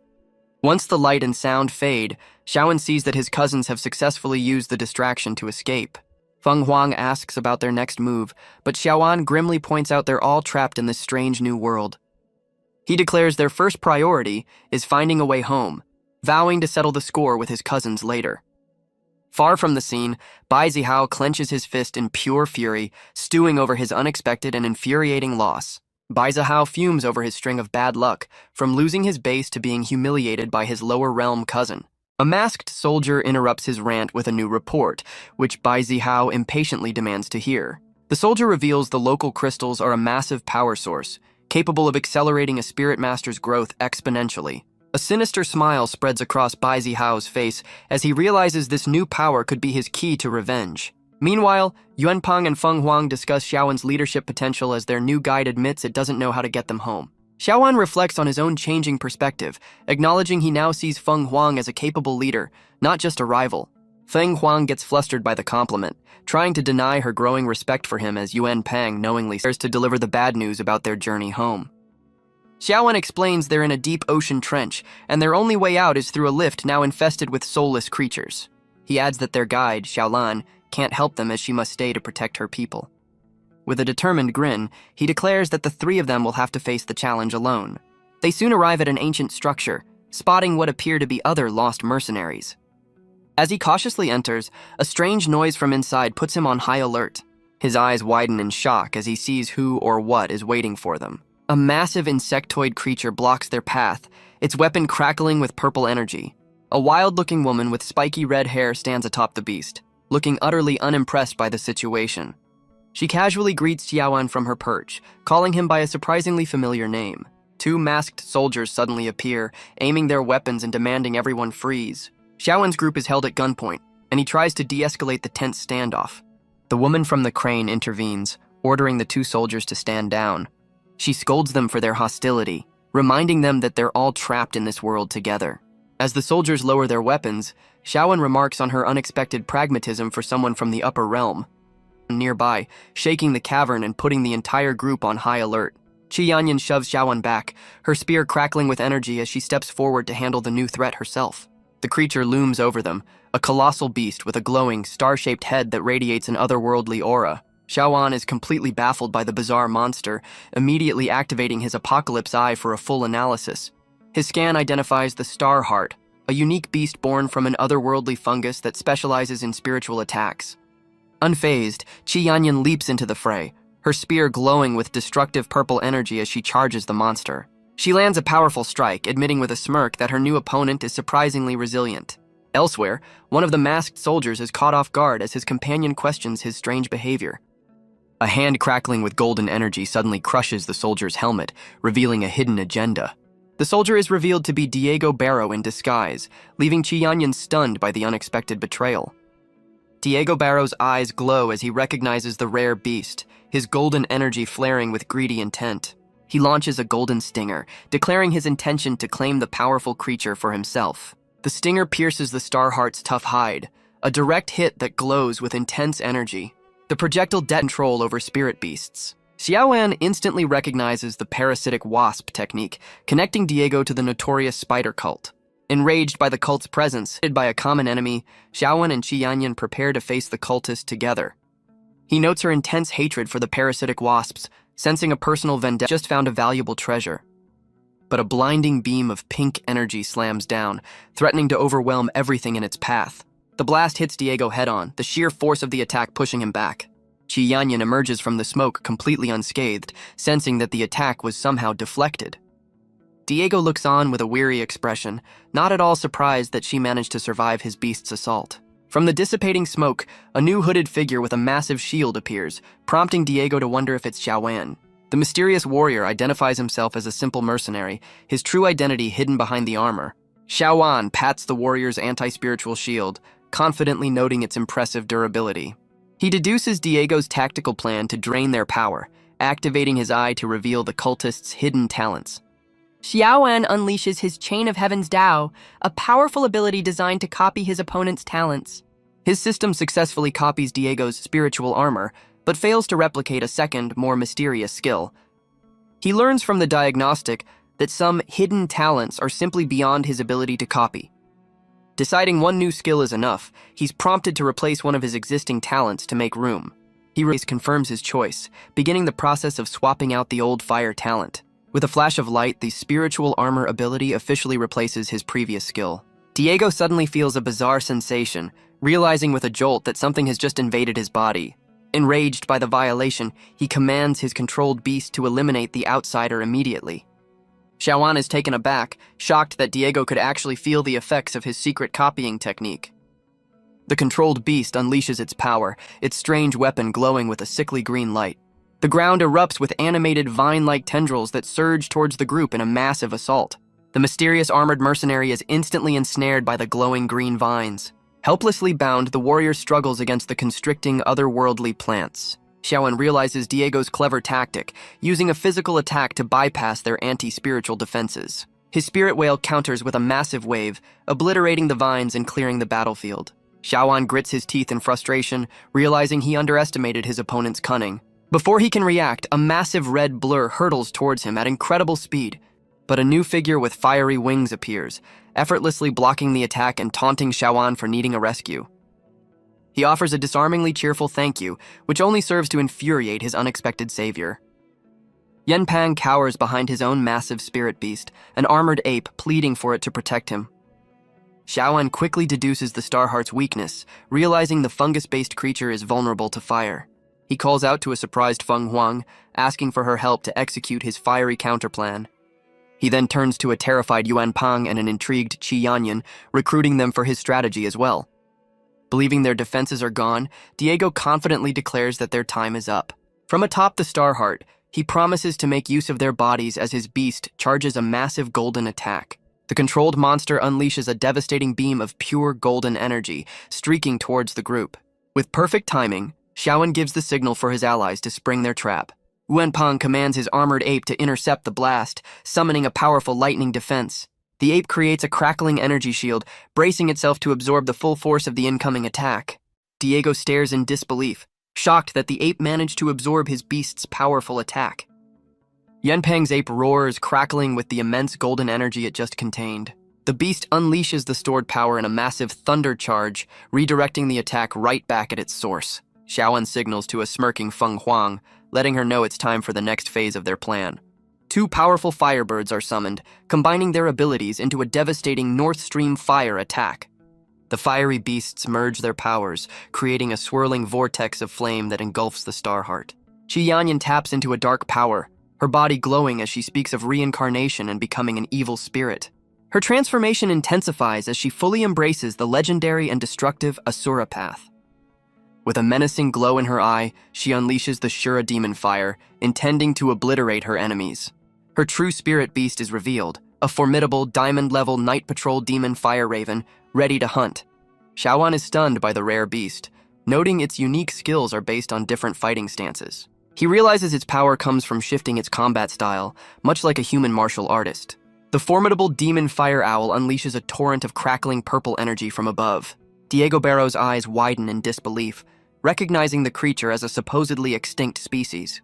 The demonic bird dives with razor-sharp talons, its body wreathed in destructive purple flames. It plummets towards the Starheart, a blur of dark feathers and raw, untamed power. The owl gathers its energy, its form glowing ominously as it prepares to unleash its full might. In response, the controlled Starheart fires a concentrated beam of golden energy to counter the assault. The two devastating attacks collide in a spectacular explosion of purple and gold light. Xiaoan and his allies can only watch in awe, witnessing the incredible power of such a rare creature. The demon fire owl unleashes a devastating wave of purple energy, overwhelming the battlefield. It lands with immense power, its sharp talons digging into the ground as purple flames lick at its feet. The beast stands with an almost divine presence, its glowing red eye fixed on its target. Diego Barrow's greed flares, realizing that such a rare and powerful beast would be an incredible prize to control. He scoffs at his opponent, arrogantly dismissing any attempt at conversation. Enraged, Qi Yanyan declares that a cultist like him is unworthy of even being acknowledged by her legendary beast. A look of understanding crosses Diego's face as he recognizes her as the successor to the legendary Demon Flame. She cuts his monologue short, contemptuously calling him a puppet as she lunges forward to finish the fight. Xiaoan watches in stunned silence, realizing the true gap in power between his world and the upper realm.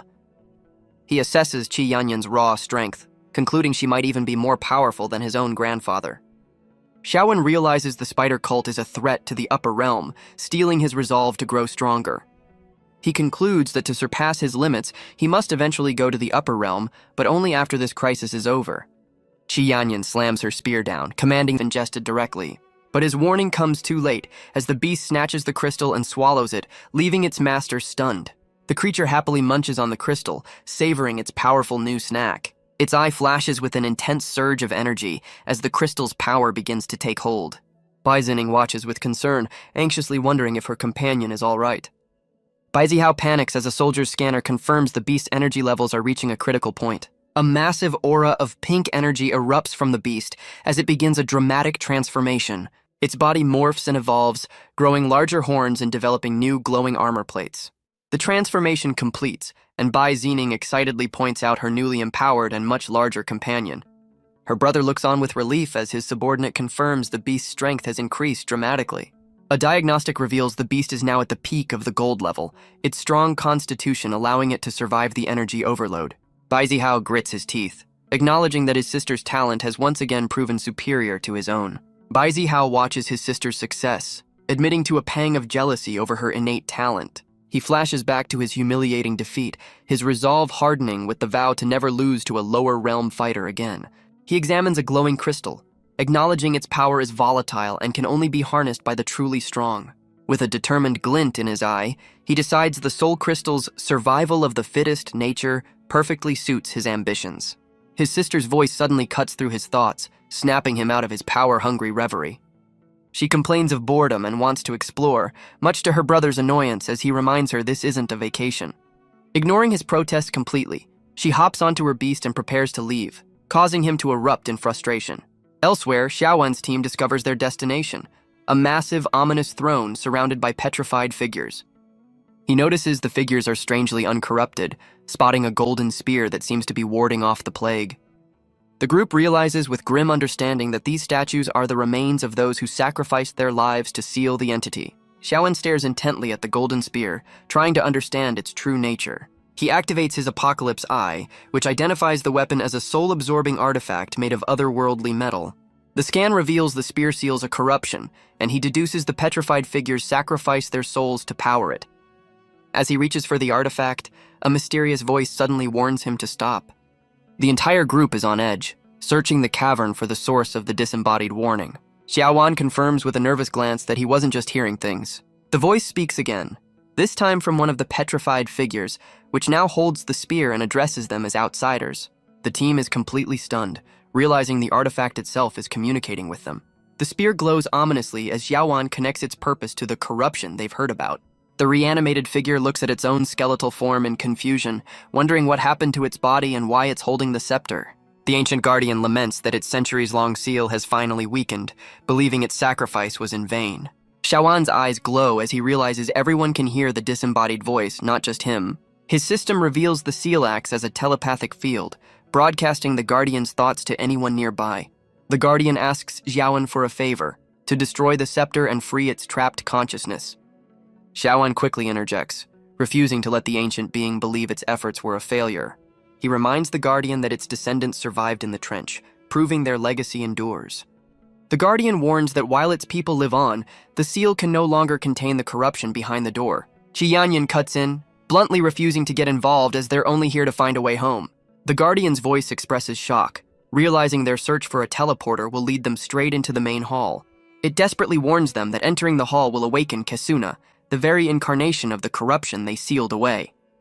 Unfazed by the warning, Xiaowan's eyes glow with power as he declares he'll crush anything that stands in his way. The skeletal guardian raises the crackling spear, its energy resonating with his fierce determination. Its power flares as the ancient spirit expresses its frustration with the stubborn outsider. The spear's aura shifts to a brilliant blue as the guardian changes its mind, deciding to join forces with the determined stranger. A vision reveals the guardian's original identity, a man named Ralph Howard Kraft, who has accepted his fate. The ancient warrior decides to sacrifice its physical form, transforming the spear into a new, powerful weapon. The artifact morphs into a formidable blade, a final mission for the guardian's spirit, much to Xiaowan's surprise. The newly forged sword is offered to a stunned Xiaowan, who is urged to take up the weapon. The blade hums with power as the guardian reminds him of his vow to push forward, no matter the cost. Xiaowan reaches for the hilt, accepting the ancient weapon and the creed that comes with it. With the glowing blade in hand, Xiaowan makes a solemn vow to finish the guardian's mission. He plunges the sword into the ground, unleashing a powerful wave of spiritual energy. As the energy surges through ancient roots, he realizes he's just completed a binding ritual. A confident smirk crosses his face as he senses a familiar, otherworldly aura from the blade. The guardian's voice echoes, confirming the contract is the only way for them to proceed together. The ancient spirit notes a similar foreign energy in Xiaowan, just as the cavern begins to tremble violently. A massive pillar of purple light erupts nearby, signaling the dramatic arrival of a new power. Xiaowan looks up in disbelief, wondering if he's seeing a legendary dragon. A diagnostic identifies the creature as Long Long, Bai Zining's powerful and surprisingly adorable gold-level beast. Bai Zining appears with a smug grin, announcing her arrival and confirming Xiaowan's worst fears. From her high vantage point, Bai Zining spots Xiaowan's group on the platform below. Qi Yanyan glares back, unimpressed by the stupid girl from the Bai family. Bai Zining demands to know why Qi Yanyan is siding with a lower realm fool. but the warrior clarifies she's on no one's side. She parrots her brother's logic, declaring that since Xiaowen's grandfather was a criminal, Xiaowen must be one too. Bai apologizes for dragging her into his family drama, but she smirks, admitting she's never liked the main Bai family anyway. Unfazed, Qi Yanyan summons her own formidable spirit beast, a massive tiger engulfed in ethereal blue flames. The ancient spirit within Xiaowen's new sword warns him not to waste its soul-consuming power on such a trivial opponent. To Xiaowan's surprise, a new, powerful voice emerges from the tiger, reassuring him that they can handle this fight on their own. Qi Yanyan steps forward with a confident grin, telling Xiaowen to focus on his own mission while she deals with the newcomers. Qi Yanyan confidently tells Xiaowen to go on ahead, promising to deal with the silly girl and catch up later. Bai Zining eagerly commands her dragon beast Long Long to engage the new opponent. The dragon lunges forward, its claws crackling with pink energy as it unleashes a powerful strike, but its attack is effortlessly intercepted by the paw of the massive white tiger. Bai Zining stares in utter disbelief, shocked that her beast's powerful assault was stopped so easily. The tiger casually holds the dragon's leg, looking completely unimpressed by the display of power. With a ferocious roar, the tiger's body erupts in a brilliant blue aura as it prepares to counter. It unleashes a devastating blast of blue energy, completely overwhelming the startled dragon. Qi Yanyan glances back at Xiaowan, impatiently asking why he's still standing around. Xiaowan gives her a final warning to be careful, acknowledging that her opponent is not to be underestimated. With his team assembled, Xiaowan signals for them to move out and face the challenge ahead. The ancient spirit in the sword warns him that its power is finite, giving him only 2 attempts to break the seal. Xiaowan confidently dismisses the warning, believing he only needs 1 shot as he raises the blade high. With a determined smirk, he channels a massive amount of energy into the sword, vowing to succeed. He unleashes a colossal wave of crackling blue energy, sending it hurtling towards the sealed entrance. The powerful blast shatters the ancient seal, blowing the gnarled roots to pieces. Xiaowan casually rests the sword on his shoulder, smugly confirming his own confidence was well placed. The ancient spirit concedes in amazement as Xiaowan stands before the now open cavernous hall. But the spirit's tone shifts to alarm, sensing a new and immediate danger from the blade. It reveals the corruption is now leaking out, as dark tendrils snake from the doorway, leaving Xiaowan to wonder what lies beyond. Xiaowan stares in frustration as the gnarled roots instantly regenerate, blocking the path once more. He grips the glowing blade, steeling himself for one final attempt to permanently shatter the seal. The ancient spirit warns that its power is fading, and this will be its last and only chance. With a confident grin, Xiaowan interrupts the spirit's grim farewell, refusing to let it give up. He rallies the ancient warrior, asking if it truly wants to miss seeing the end of the corruption it fought for so long. Rejecting the spirit's sacrifice, he activates his Apocalypse Eye to find an alternative power source for the blade.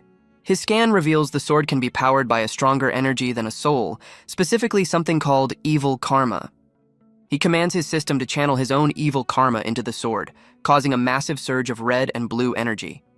The ancient spirit cries out in shock, overwhelmed by the unfamiliar and immense power now flowing through the blade. Infused with this new energy, Xiaowan decides to obliterate the entire doorway instead of just breaking the seal.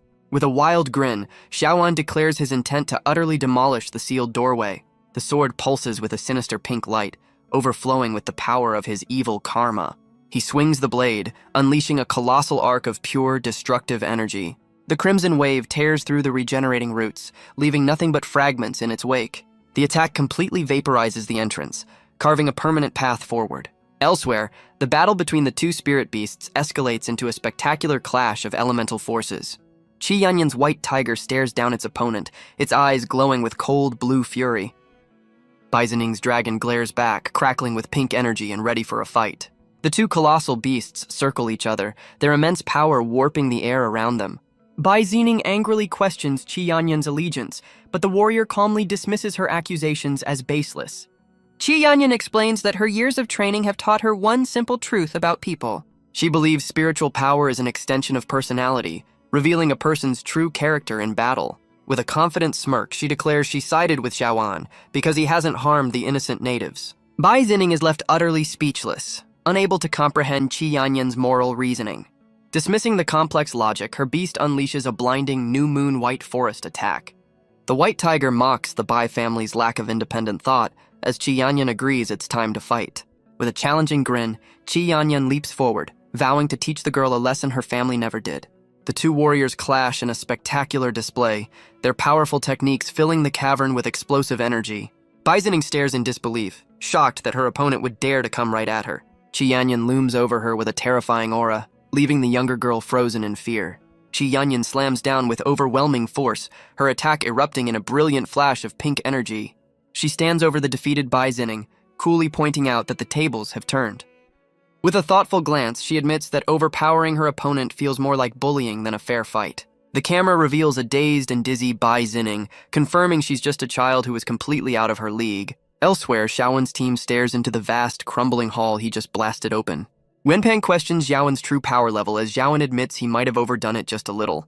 But their moment is cut short as Feng Huang urgently points towards a figure deep within the darkness. The ancient spirit's voice reveals the tragic tale of Kesuna, a once wise queen who fell victim to the corruption.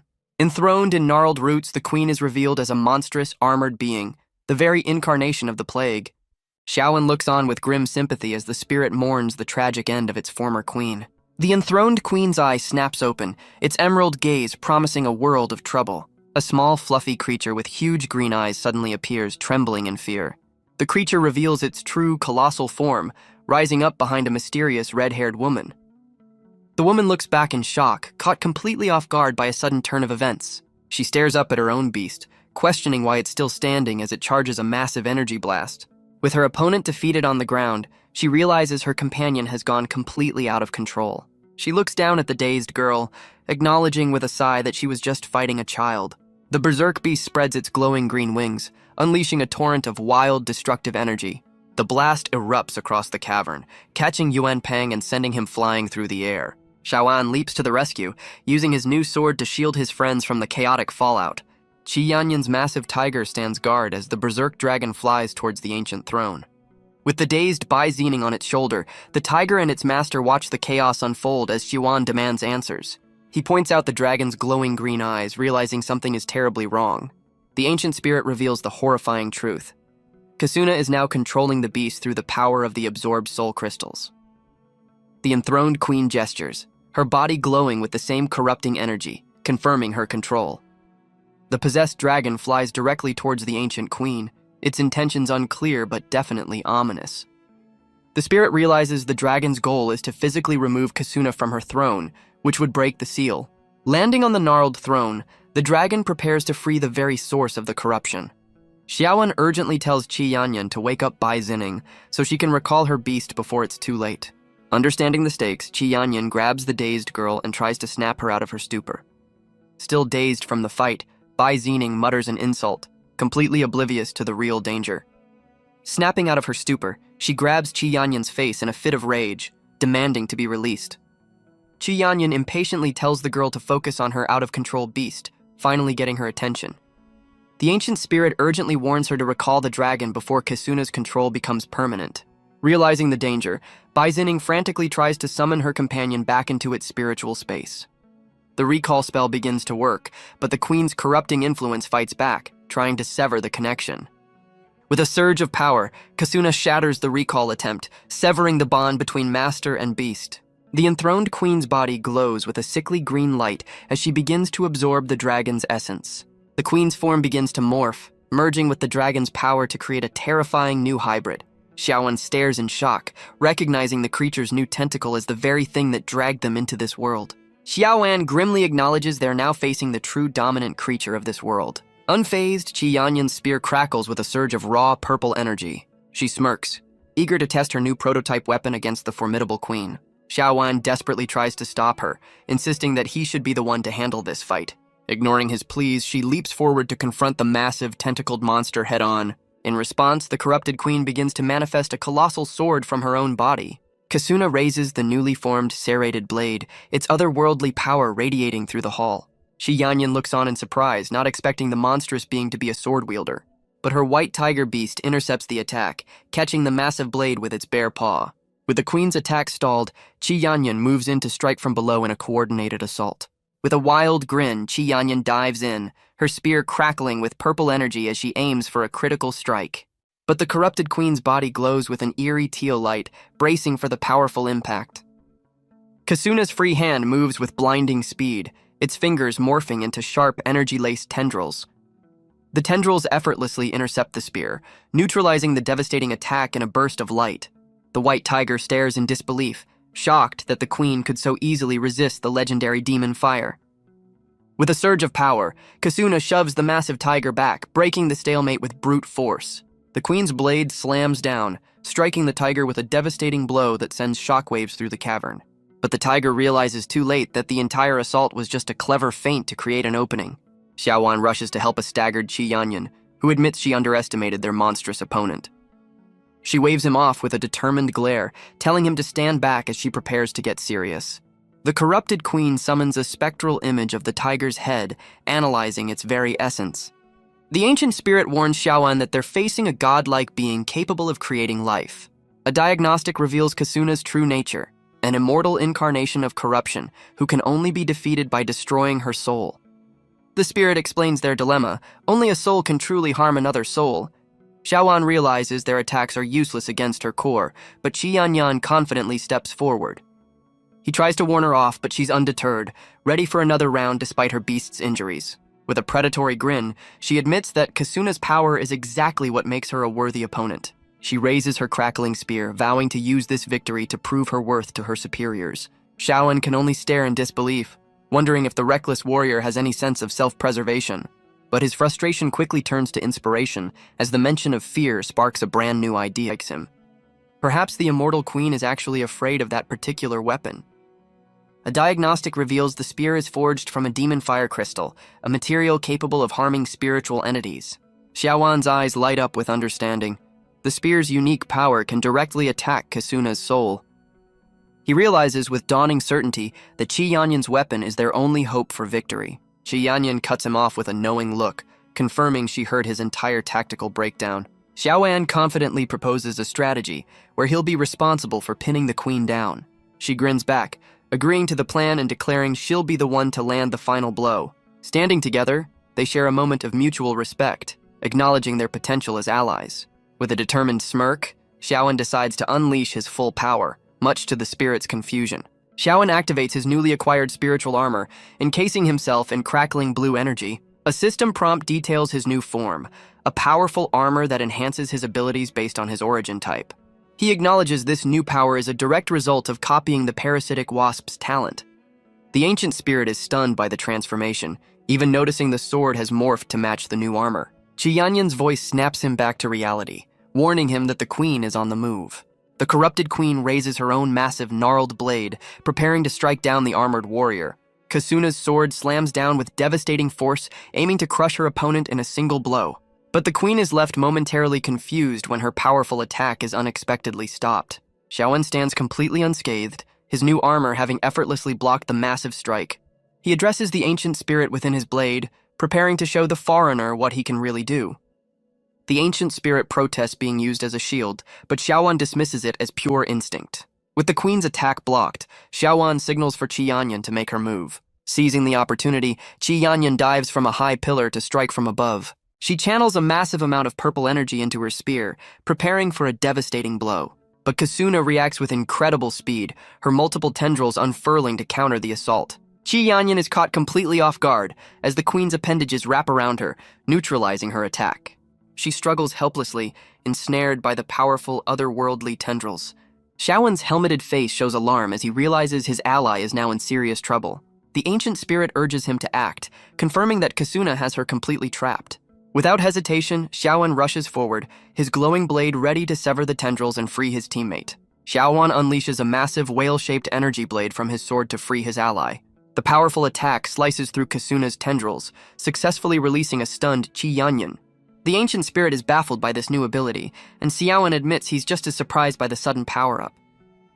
He realizes he's somehow unlocked Manifestation, a gold-level skill far beyond his current rank.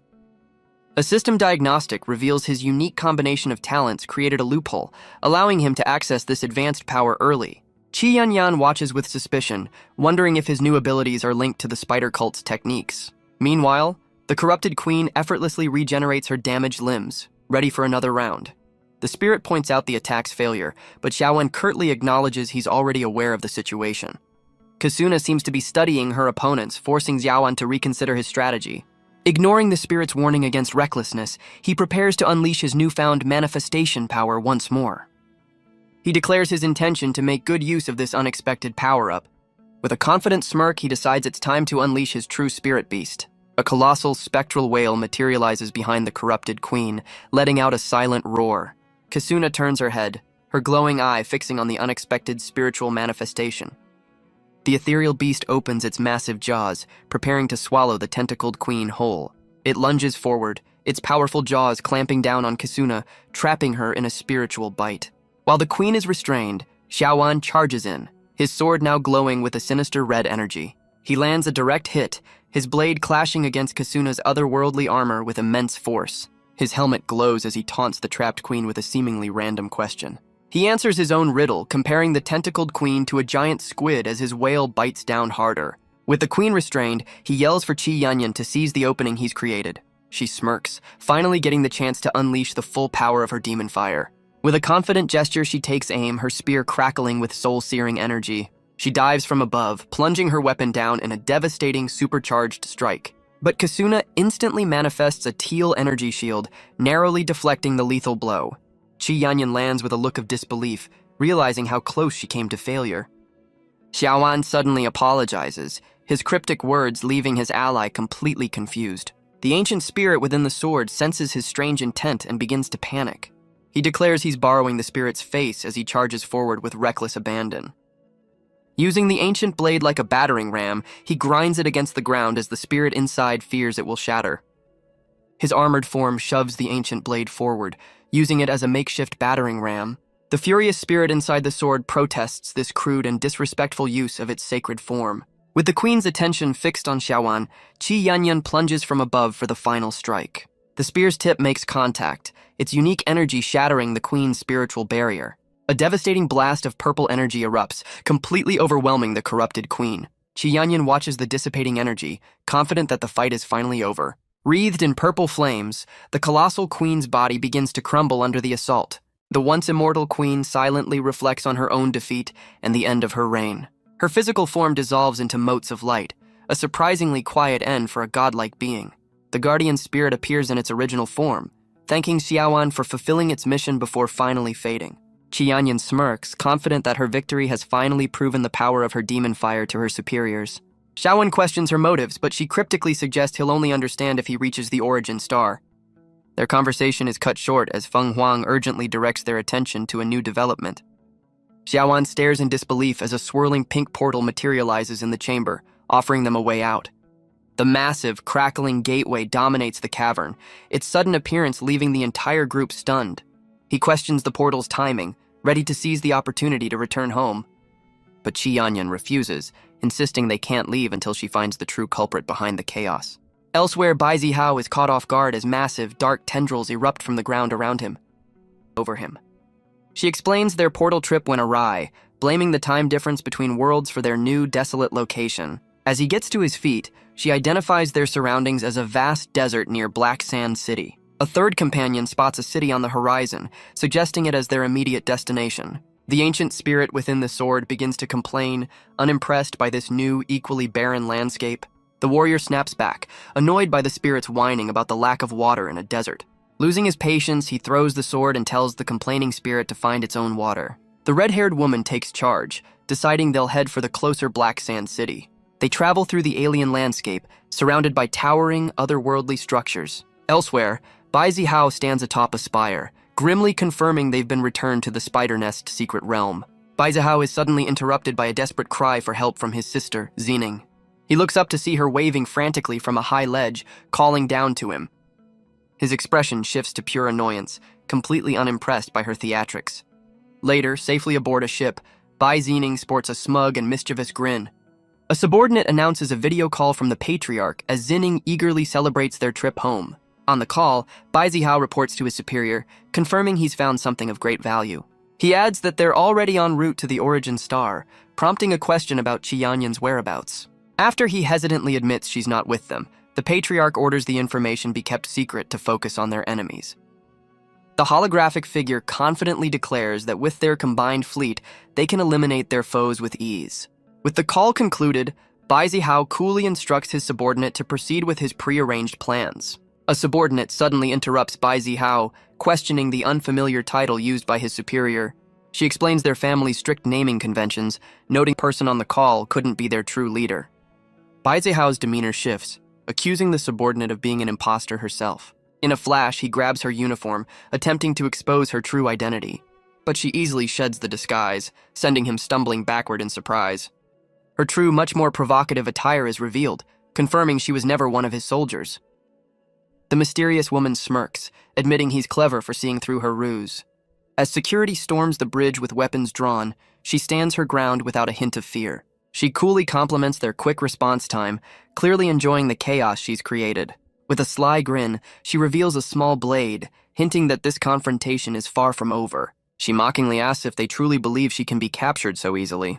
The soldiers immediately open fire, filling the bridge with a hail of bullets. But every single shot miraculously misses, curving around her as if guided by an unseen force. Her attackers stare in disbelief, completely baffled by her impossible luck. Bai Zihao ducks for cover as stray bullets fly past, ordering his men to cease their chaotic firing. Her playful demeanor vanishes, replaced by a menacing aura as she dons a demonic mask. In a flash, she closes the distance and lands a devastating strike on a stunned Bai Zihao. He demands to know who she is, and she simply smirks, identifying herself as his new enemy. She then questions his motives, wondering why he's allied with someone from the lower realm. Bai's powerful aura, calling the upper realm invaders arrogant for their attitude. The man points out the hypocrisy of them invading his world and then acting superior. A white-haired figure with a cynical look suggests that in the face of death, they are all equal. The masked warrior gives them a final warning before demanding the location of the escape hatch. Having secured their escape, Bai Zihao's massive ship speeds away through the alien sky. Elsewhere, Xiaowan's group spots the wreckage, realizing they aren't the only ones in this wasteland. As his companion complains about the heat, Xiaowan is reminded that they are still wanted fugitives with no easy way out. The red-haired woman takes charge, deciding their best course of action is to head for the nearby Black Sand City. A familiar face appears atop a ruin, remarking on the strange coincidence of their meeting. The red-haired warrior turns, admitting she'd been wondering if they were still trapped in this desolate world. With a confident smirk, she dismisses the topic, deciding to move on. Before departing, she turns back to offer the stranded group a piece of crucial advice. A massive battleship descends from the sky as she warns of an impending second attack on the spider nest. The young warrior stares in shock, realizing the sheer scale of the military craft looming above them. She reveals the only way to halt the invasion is to eliminate this world's master, proving the city-state's dominance. Waving a casual goodbye from the ship's ramp, she hopes they'll make it to the origin star before she leaves to file her report. The spiky-haired warrior desperately pleads for a ride, realizing they're about to be abandoned. But the battleship blasts off with incredible velocity, leaving them stranded in the wasteland. Xiaowan processes the grim reality of their new mission, to take down the master of the spider nest. The team trudges through the wasteland, feeling the relentless pressure of the non-stop conflict. They finally reach Black Sand City, a bustling oasis where they hope to find a moment of peace. Seeking refuge from the heat, they find a local shop to grab a refreshing drink. While resting, a news report reveals a shocking time discrepancy between the worlds they've traveled. Feng Huang calculates that for every day they spent in the other realm, 3 days passed here. The realization hits that the portal distorts time itself, adding a new layer of urgency to their quest. Their brief respite is shattered as a massive explosion rips through the street just outside their shop. Xiaowan's instincts kick in, his eyes darting as he assesses the sudden and violent attack. Standing in the ruins, they learn from a broadcast that a high-profile caravan has just been ambushed nearby. The street is a scene of utter chaos, with armored vehicles wrecked and a strange purple smoke billowing through the air. Through the haze, Xiaowan's team stares in shock at the figures responsible for the sudden ambush. A woman in a gas mask and a sleek black coat holds an unconscious girl, making it clear this is a kidnapping. The group is quickly enveloped by the thick smoke, realizing with dawning horror that it's poisonous. Fighting the fumes, Xiaowan's eyes narrow as he spots a distinctive symbol on one of the attackers. He instantly recognizes the insignia, confirming his worst fears. The demonic spider cult is involved. He understands now that whenever Chao Gubai was in danger, this other persona would emerge to save her. Still reeling, Xiaowan questions why this protective altar would ever side with the demonic spider cult. She simply smiles, vaguely stating that their goals just happen to overlap at the moment. Just then, the masked Lord Lin Gui receives an urgent emergency report through his comms. An operative on the other end prepares to deliver some truly unbelievable news from outside the train. The report reveals an impossible sandstorm is raging outside, a phenomenon not seen in 20 years. Lin Gui and the city lord are stunned by the news, but the operative on comms warns there's an even bigger problem. The operative confirms something massive is moving through the sand, heading straight for them. A colossal horned worm erupts from the desert floor, its sheer size dwarfing the train. The train lurches violently, as the two city lords identify the creature as a legendary black sand worm. The monstrous worm's fanged maw descends upon the train car, ready to tear it apart. Xiao Gubai's alter ego stands calmly at the doorway, welcoming the beast as if she summoned it herself. She leaps from the train without hesitation, prompting Xiaoan to try and stop her. He furiously demands to know what her true objective is in all this chaos. Perched on the worm, she seems surprised they're still alive and cryptically hints they should already know who is behind the attack. A new masked figure appears, intrigued by Xiaoan's relentless pursuit. He teases Xiao Gubai's alter ego about her apparent interest in keeping Xiaoan around.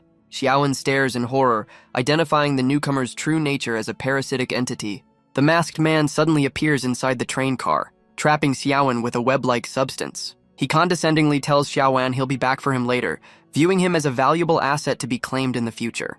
With their mission complete, the man announces it's time to deliver their package to their boss. A third accomplice with purple hair gives Xiao Gubai a stern look for casually sitting on their important cargo. With the villains gone, the wrecked train is left half buried in the sand, its communication systems dead. Trapped inside, Xiaoan and the two city lords can only wait for the raging sandstorm to pass. The city lord glares at a silent Xiaoan, furious that he allowed the kidnapper to escape right under their noses. The city lord looms over Xiaoan, but he ignores her anger, sensing something is fundamentally wrong with the situation. She furiously declares that rescuing Jiqi is their only priority, dismissing any other concerns. Xiaoan analyzes the flawed plan, realizing the cultists didn't need to hijack a train to achieve their goal. The masked lord calms his counterpart, suggesting the entire ambush was a deliberate trap to lure them into the desert. He then excuses himself to have a smoke, leaving the fuming city lord to cool down. But instead of leaving, he sits beside Xiaoan, explaining that the city lord's anger is just a mask for her worry. He misinterprets Xiaoan's thoughtful silence as depression, assuming Xiao Gubai is someone special to him. Lighting a cigar, the masked lord decides it's the perfect time to launch into a story from his past. A flashback reveals a younger Lin Gui, the city lord, and Xiaoan's grandfather, a trio of misfits who once trained together. He reveals they all shared a secret. The city lord was in love with Xiaoan's grandfather. Lin Gui reveals that just as their trio was on the verge of success, Xiaoan's grandfather suddenly abandoned their mission. The next time they saw him, he had become the powerful lord of White Scale City and treated them like complete strangers. Dongli, the future city lord, was then recognized by a powerful family and eventually rose to lead Blue Lance City herself. Lin Gui concludes his tale by explaining he simply inherited his own title as the king of Black Sand City. He offers Xiaoan some cynical advice, suggesting that worrying about old friends is ultimately a waste of time. The revelation clicks for Xiaoan, who now understands the city lord's animosity was rooted in her history with his grandfather.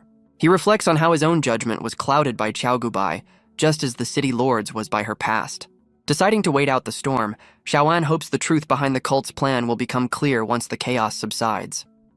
His quiet contemplation is shattered by a sudden thud from above, making him wonder what's happening now. The source of the noise is revealed to be someone casually preparing a bowl of instant noodles. An eccentric, white-haired man on the train's roof bizarrely savors the smell of the desert gravel. His moment of zen is cut short as his sandal slips on the slick shower of broken glass. Xiaoan and the masked lord are startled by the sudden loud thud of their unexpected guest. They stare at the intruder, completely baffled by his sudden and dramatic appearance. The newcomer, Hussein, seems more concerned about his spilled noodles than his crash landing. The city lord's sharp eyes catch a strange detail. The man has unnatural, flat pupils. Instantly connecting this trait to her enemies, she holds a glowing blade to his throat, accusing him of being with the spider cult. Her face contorts with rage as she furiously demands to know his role in her granddaughter's kidnapping. The white-haired man casually holds up his hands, completely unfazed, as he denies any connection to the spider cult. Xiaoan's suddenly companion. The small creature on Hussein's head astutely observes that Xiaoan has ulterior motives beyond a simple rescue mission. Xiaoan questions the accusation, but Hussein can clearly see the conflict written all over his face. Meanwhile, the city lord and Lin Gui are locked in a chaotic battle, their massive beast clashing with the robotic army. A new masked figure joins the fray, holding what appears to be a deactivated robotic head. He activates the device, revealing it to be a bionic weapon with a single glowing red eye. The robotic head suddenly detonates, unleashing a powerful explosion in the middle of the city. From a nearby rooftop, a mysterious woman critiques the timing of the blast as Xiaowan spots her from below. The woman is identified as Second Priest Lilith, who casually suggests a more efficient approach for next time. Hussein recognizes the newcomer, prompting a frustrated Xiaowan to question if she's another one of his old contacts. Lilith addresses the white-haired man, questioning how he's still alive after 20 years. Xiaowan is stunned to learn she's Hussein's student, who claims to have personally ensured his demise. She reveals her survival is thanks to advanced technology, much like the robotic army surrounding them. Cutting the reunion short, she summons a massive diamond-level demon ready to end the conversation. Xiaowan grins confidently, preparing to counter with his own powerful spirit beast. But Hussein suddenly stops him, a look of alarm on his face. With grim determination, Hussein insists that this is his fight to handle alone. He calls upon his small, mochi-like companion, urging it to reveal its true power. The tiny creature erupts into a colossal, godlike wood spirit, its power level matching the demon's. Xiaowan can only stare in disbelief, shocked by the true terrifying form of the creature he knew as Matcha Mochi. Hussein tells Xiaowan to stay out of it, claiming this is a personal matter between the older generation. But Xiaowan cuts him off, tired of the cliché where the hero tells the kid to run for safety. He acknowledges the elder's past struggles but makes it clear this situation is now his fight too. With a burst of energy, he demands they stop treating him like a child, insisting he can make his own choices. He declares that saving Jiqi and stopping the cult was his mission from the beginning, so no one needs to feel guilty. With a fierce look, he asserts that this is his decision and he's more than capable of handling himself. The Masked Lord remarks to his companion that Xiaowan's stubborn attitude is identical to his grandfather's. As Lilith's demon charges, she coolly asks Xiaowan what he plans to do now. Xiaowan smirks, confidently deducing that their enemy's presence confirms Lan Jiki must be close. The massive wood spirit intercepts the demon's charge, effortlessly stopping the beast in its tracks with a single hand. Xiaowan proposes a strategy where the others create a diversion, allowing him to use his pet's speed to locate Jiki. The city lord reluctantly agrees, acknowledging it's their only viable option in the chaotic battle. Lilith mocks their open plotting and launches a powerful kick, aiming to take Xiaowan out of the fight. He smirks, revealing he intentionally provoked her, and she fell perfectly into his trap. Before her attack can land, Hussein intercepts the blow with his massive sword, blocking her advance. He warns his former student against this path, but she coldly declares that the man who taught her is long gone. Pushing her back with his blade, Hussein creates a momentary lull in the fight to make a strange request. He interrupts the battle to ask them not to eliminate the Spider Queen, regardless of their mission. Xiaowan considers the difficult demand, but confidently assures him he will make the right choice when the time comes. With the plan set, he summons his spectral whale and commands it to move out, leaving the others to handle the fight. Xiaowan confirms his spirit beast is ready for a high-speed search through the underground city. He zips away on his spectral whale, leaving his allies to deal with the chaotic battle below. Weaving through the robotic assassins, he offers a quick apology for not sticking around to fight. Soaring above the sprawling metropolis, he's stunned by its sheer size and the familiar energy it radiates. He realizes a visual search is hopeless, but his Eye of Apocalypse has a treasure hunting feature that might just work. A sudden memory gives him an idea. He recalls giving Lan Jiki a special item he can now track. With a new plan in mind, he races through the city, confident he can scan the entire area at top speed. With a determined look, he activates his unique ability to begin the citywide search for his gift. A grid of energy envelops the city as his powerful eye scans for the specific treasure he's tracking. His eye glows as he gets a lock on his target, excitedly telling his whale to slow down. With the target located, Xiaowan points his spectral whale in the right direction, ready to move in. Meanwhile, the city lord and Lin Gui realize they're hopelessly outnumbered by the relentless robotic army. Hussein's colossal wood spirit smashes through the enemy lines, holding its own in the chaotic battle. He parries a powerful blow from Lilith, their blades clashing with immense force. The impact sends him skidding backward, but he manages to hold his ground against her enhanced strength. Hussein grimly acknowledges that his former student's power has grown far beyond his expectations. Lilith strikes a confident pose, admitting her old master has improved but still seems unimpressed. He correctly deduces that the strange device on her head is the source of her newfound spiritual power. Lilith is momentarily taken aback, realizing her old teacher is sharper than she gave him credit for. Hussein sighs, disappointed that she still hasn't understood the fundamental lessons he once taught her. Hussein lectures his former student, claiming she's using her spirit beast as a simple tool, failing to unlock its full potential. He explains that true power comes from merging the spiritual energy of the master and beast, creating a bond greater than the sum of its parts. He scoffs at her reliance on technology, stating it's a crutch for those who only have a master-servant relationship with their spirit beast. The ancient way, he preaches, is about mutual respect and understanding, not domination and oppression. With his lesson delivered, he thanks his small companion and prepares to demonstrate his philosophy in action. The massive demon lunges forward, ready to crush him under its immense power. It smashes its fist into the ground, the impact sending shockwaves through the city. The beast stares at the crater, bewildered to find its target has completely vanished. Lilith scans the area, equally confused by her old master's sudden disappearance. In a flash, Hussein reappears from above, plunging down in a devastating dive attack aimed straight for his former student. Hussein's strike lands with devastating precision, tearing through Lilith's suit and leaving her stunned by the impact. The feedback loop is broken, causing her massive robotic demon to short-circuit and convulse uncontrollably. With its master defeated, the colossal beast collapses, leaving the other combatants to wonder what just happened. The masked lord checks on his ally, who credits their survival to the timely intervention of Xiaowan's grandfather's eccentric friend. Hussein stands over his former student, calmly questioning her sudden inability to continue their fight. He points to a scar on his face, a grim reminder of the day he was forced to end her life in a past conflict. Promising not to repeat his past actions, he has his companion pull her through a portal, taking her off the battlefield. Lin Gui watches them go, reflecting on the seemingly endless war between their factions and the spider cult. The city lord asks if he feels sympathy for their enemies, but he clarifies that he's merely lost in thought. He ponders if their foes are truly so different, possessing the same range of emotions and motivations as they do. The city lord refocuses on the mission, while Lin Gui wonders about Xiaowen's whereabouts. Hussein suddenly spots a new threat from above and urgently alerts his companions. The purple-haired cultist dives down with a wicked grin, ready to assassinate her targets. Lin Gui is caught completely off guard by the sudden high-speed ambush. Meanwhile, Xiaowen arrives at a glowing red obelisk, his spirit beast sensing a powerful, unsettling energy. He cautiously approaches the structure, a sense of dread growing as he gets closer. The obelisk reveals its horrifying secret. Lan Ziqi is trapped inside, held captive by the strange technology. A mysterious cloaked figure appears, calmly telling Xiaowen not to interfere. The man introduces himself as a high priest of the spider cult, explaining they only need to borrow the girl's pet. Xiaowen scoffs at the priest's gentle phrasing, angrily reminding him of the cult's violent history. The priest dismisses the idea of terrorism, reframing the cult's violent actions as a form of resistance. He condescendingly labels Xiaowan as just another outsider who is incapable of understanding their cause. Xiaowan furiously retorts that their methods are inexcusable and demands they release Lan Ziqi immediately.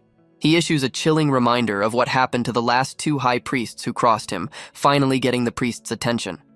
Realizing who he's facing, the priest unleashes a torrent of purple energy, preparing for a serious fight. Xiaowan stares in disbelief, completely stunned by the impossible creature materializing before him. The energy coalesces into a monstrous form, its fanged maw letting out a silent, powerful roar. The creature's slender, armored body takes shape, revealing a powerful and menacing figure. The legendary Evil Queen is revealed in her full glory, a system prompt confirming she's an artificially evolved beast of immense power. Xiaowen is stunned by the revelation that an alchemical beast can evolve and even form a contract with a master. The priest explains the contract is a dangerous one, as it slowly corrupts the beast's very essence. Xiaowan sizes up his new opponent, realizing the Evil Queen and her master will be a formidable duo. The Evil Queen effortlessly sidesteps a powerful energy beam fired by Xiaowan's spectral wail. With a confident smirk, Xiaowen realizes her vision is limited to spiritual energy, giving him a critical advantage. He and his wail launch a physical assault, which the Queen armor that allows him to merge with his spirit beast. With a surge of energy, he manifests a colossal spectral shark, ready to unleash his combined power. The spectral shark lunges, but the Evil Queen phases through the attack, revealing it as a clever diversion. She instantly reappears behind Xiaowan, poised to deliver a fatal blow from his blind spot. But inside his accelerated mind, Xiaowan calmly predicts her every move, seeing her high-speed ambush coming. With a confident smirk, he reveals this old trick is useless now and calls upon another of his spirit beasts. A new, agile spirit in sleek armor intercepts the Queen's strike, blocking her attack perfectly. The new spirit unleashes a torrent of green tendrils, seizing the perfect moment to counterattack while the queen is exposed. He reveals his plan, to use his moon ape's unique shape-shifting ability as a net to trap his speedy opponent. The plan works flawlessly as the tendrils ensnare the evil queen, leaving her completely immobilized and vulnerable. With the target trapped, he prepares the final blow, a spear of pure soul energy that can bypass any physical defense. He channels the souls of his beasts, manifesting their power into a single ultimate attack designed to strike the soul directly. He channels the combined soul energy of his spirit beasts, converting it into a pure destructive force within his sword. The blade erupts with an overwhelming surge of power, ready to be unleashed in a single decisive strike. He understands this attack is designed to strike the soul directly, severing the very bond between a master and their beast. With a powerful swing, he unleashes a massive wave of soul energy that tears through the city street. In his accelerated mind, he gives the order for his moon ape to release its hold at the precise moment. The tendrils retract, leaving the evil queen completely exposed to the incoming unstoppable attack. The energy wave slices cleanly through the evil queen, severing her spiritual essence from her physical form. The high priest watches in shock as his beast is neutralized, while the sword's spirit remarks on its own unexpected usefulness. The spirit notes that while the queen wasn't a true god, their god-killing technique worked perfectly. With a confident smirk, the sword spirit reveals he's also looking forward to meeting this world's god, eager for a real challenge. The high priest cracks his armored knuckles, signaling the fight is far from over. He acknowledges Xiaowen's strength, but warns him to stay away from the Spider Queen. The priest reveals his monstrous true form, a third eye glowing with sinister power. Declaring his sacred duty, he unleashes a torrent of red, ribbon-like tendrils from his body. A system prompt confirms the impossible. The priest has fused with his spirit beast, becoming a new entity named Mephisto. Xiaowen stares in disbelief, shocked that a master could physically merge with their beast. The newly formed Mephisto unleashes a devastating attack, his tendrils lashing out with incredible speed. Elsewhere in the city, an unseen party complains that this sudden escalation was not part of their agreement. The masked lord supports a weakened city lord, checking on her condition after a surprise attack. The purple-haired cultist confronts them from above, angrily accusing them of breaking their deal. The purple-haired woman smirks, claiming she's just a part-timer who knows nothing about any deals. The city lord turns on her ally in disbelief, accusing the masked lord of working with the spider cult. He offers a vague apology, admitting he has his reasons for the betrayal as she demands to know why. Fueled by rage, she lands a powerful blow, sending his helmet flying across the street. With his helmet on the ground, she furiously demands an explanation for his sudden treachery. She accuses him of repeating past behavior, recalling his frustrating silence when he inherited his title. Her anger shifts to shock as she notices a strange, unnatural detail about his eyes. Now unmasked, his scarred face and unusual pupils lead her to believe he's a member of the spider cult. Hussein recognizes the unique trait, realizing Lin Gui might be of mixed heritage, a concept that confuses the city lord. Lin Gui confirms he's the illegitimate son of an aboriginal. Revealing his true identity only became clear as his features changed over time. Lin Gui maintains a stoic silence, accepting her fury without offering an excuse. The city lord furiously questions if his heritage is truly enough to make him betray his city and join the cult. A new masked figure appears on a rooftop, condescendingly telling Lin Gui not to be so scared. The newcomer reveals their motive is not terrorism, but a desperate attempt to reclaim their ancestral land. He then dismisses the city lord and Hussein as nothing more than annoying insects buzzing in his way. The man praises Lin Gui's performance as a small insectoid creature bows before the former city lord. He admits their discovery of the hidden city was unexpected, forcing him to alter their original strategy. To protect their secret, the newcomer declares that no witnesses can be allowed to leave this place alive. Lin Gui desperately tries to intervene, shouting at the man to stop this sudden escalation. He reminds his new superior that their cooperation was based on very specific conditions, which are now being ignored. Lin Gui furiously confronts his new partner, accusing him of building a secret city and nearly killing the city lord. The city lord listens intently, her expression a mixture of betrayal and exhaustion. He angrily reminds the man that this blatant escalation was never part of their deal. The purple-haired woman and her boss exchange a look of pure contempt, clearly seeing Lin Gui as a fool. The masked leader dismisses his concerns, trying to manipulate him by bringing up their shared goal of ending the war. With the conversation over, the bee-like man launches himself at Hussein in a blur of golden energy. He materializes a glowing blade, clashing with Hussein's companion in a flash of light. Meanwhile, Lin Gui kneels before the city lord, finally confessing his role in her granddaughter's kidnapping. He explains his betrayal was a desperate attempt to end the war, claiming they've all been deceived by a greater power. The city lord glares back, unconvinced by his reassurances about Jiki's safety. The purple-haired woman dismissively tells Lin Gui to step aside, asserting her authority. The city lord demands to know why the woman, who isn't one of them, has chosen to side with the cultists. With a sinister smile, the woman explains it's simply a matter of aligned interests, nothing personal. Hussein leaps into the fray, summoning a massive spiritual hand to crush their new foe. The attack misses, creating a massive crater as the bee-like man easily evades the blow. The masked man scoffs at Hussein's power, unimpressed by the simple energy manifestation. He dons his own mask, confidently implying he's about to show them what real power looks like. Golden energy erupts from his back, forming sharp wing-like appendages as he powers up. He floats menacingly above the street, ready to face Hussein's next move. Lin Gui suddenly moves to protect the city lord, declaring he won't let them harm her. The bee-like man dives down, unleashing a powerful golden stinger attack meant to be a finishing blow. Hussein's wood spirit intercepts the strike with a wall of massive green hands, catching the attack perfectly. The golden energy is completely neutralized, leaving the bee-man stunned by the unexpected defense. With a confident smirk, Hussein hints that this is just a warm-up and the real fight is about to begin. He orders his spirit to counter, sending the bee-man flying backward with a powerful shove. The wood spirit follows up with a colossal strike that slams into the ground, shaking the entire city block. Caught in the shockwave, the purple-haired woman looks on in annoyance, wondering what just happened. She turns with a grimace, realizing the sheer power being unleashed in the battle nearby. A massive green vine whips down from above, forcing her to dodge as she curses the chaotic turn of events. Meanwhile, Lin Gui reaches for the city lord, his expression urgent as he calls out her name amidst the chaos. Hussein envelops himself and the city lord in spiritual energy, making a swift escape from the chaotic battle. The purple-haired woman watches them leave, but her partner reveals he has a backup plan and isn't concerned.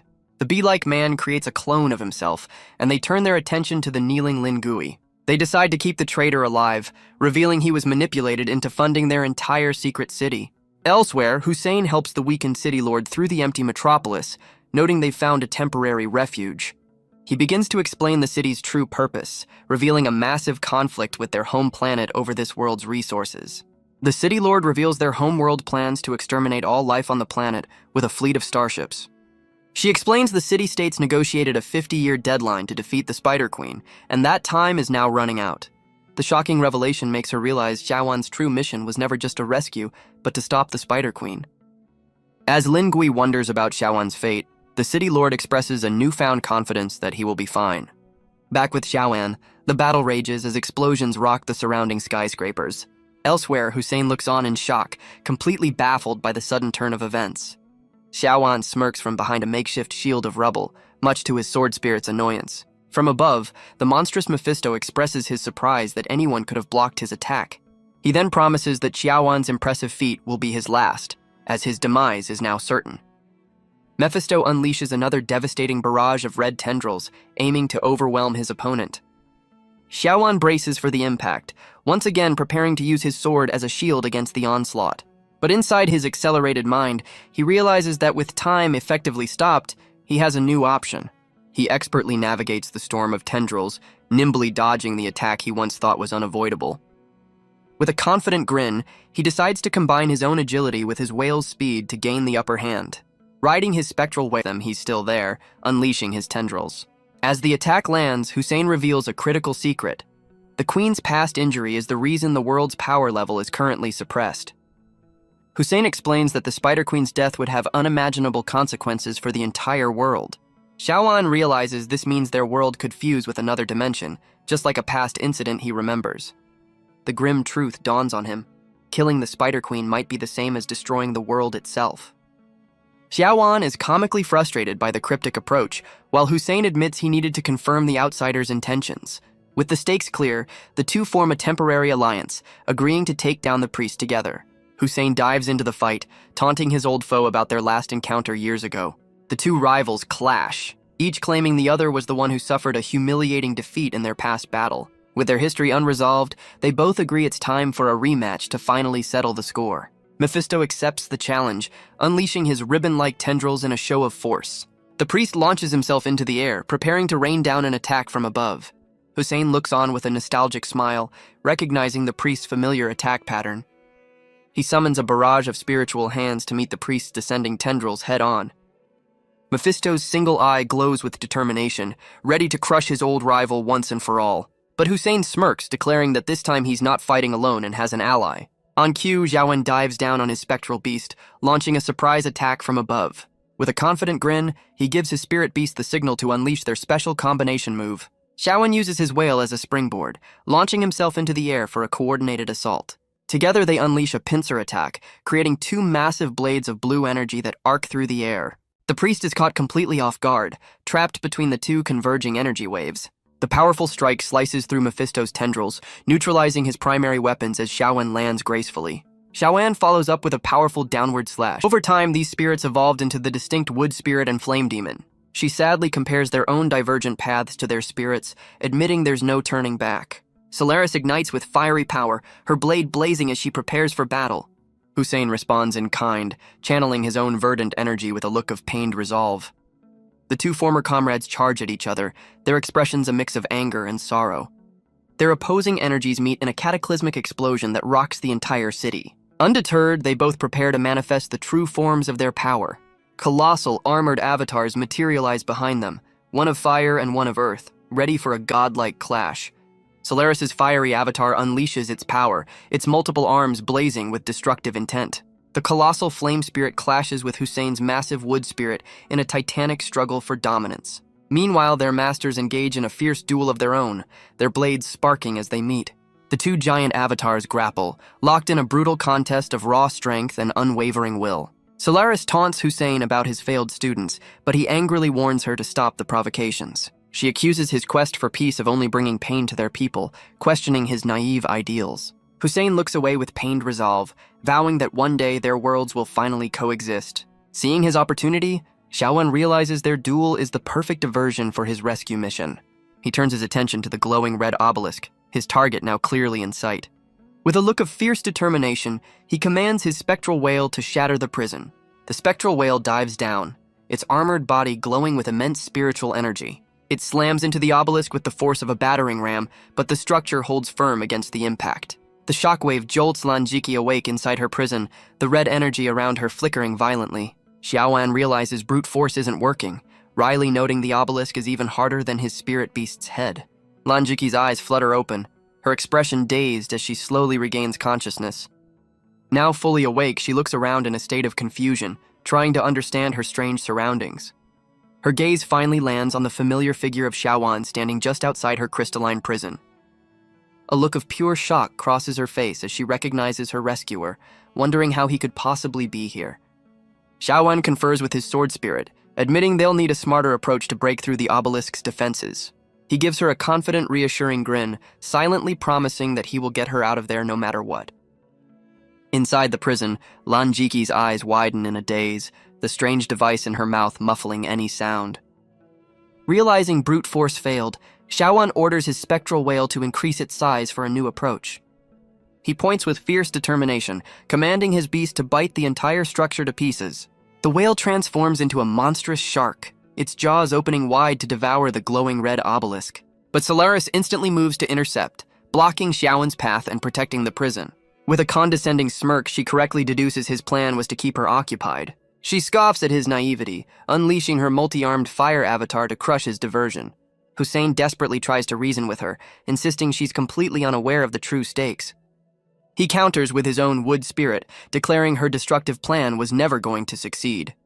The two colossal avatars collide once more, their opposing elemental powers erupting in a cataclysmic blast. Hussein's wood spirit strains to contain the immense fiery energy unleashed by Solaris's avatar.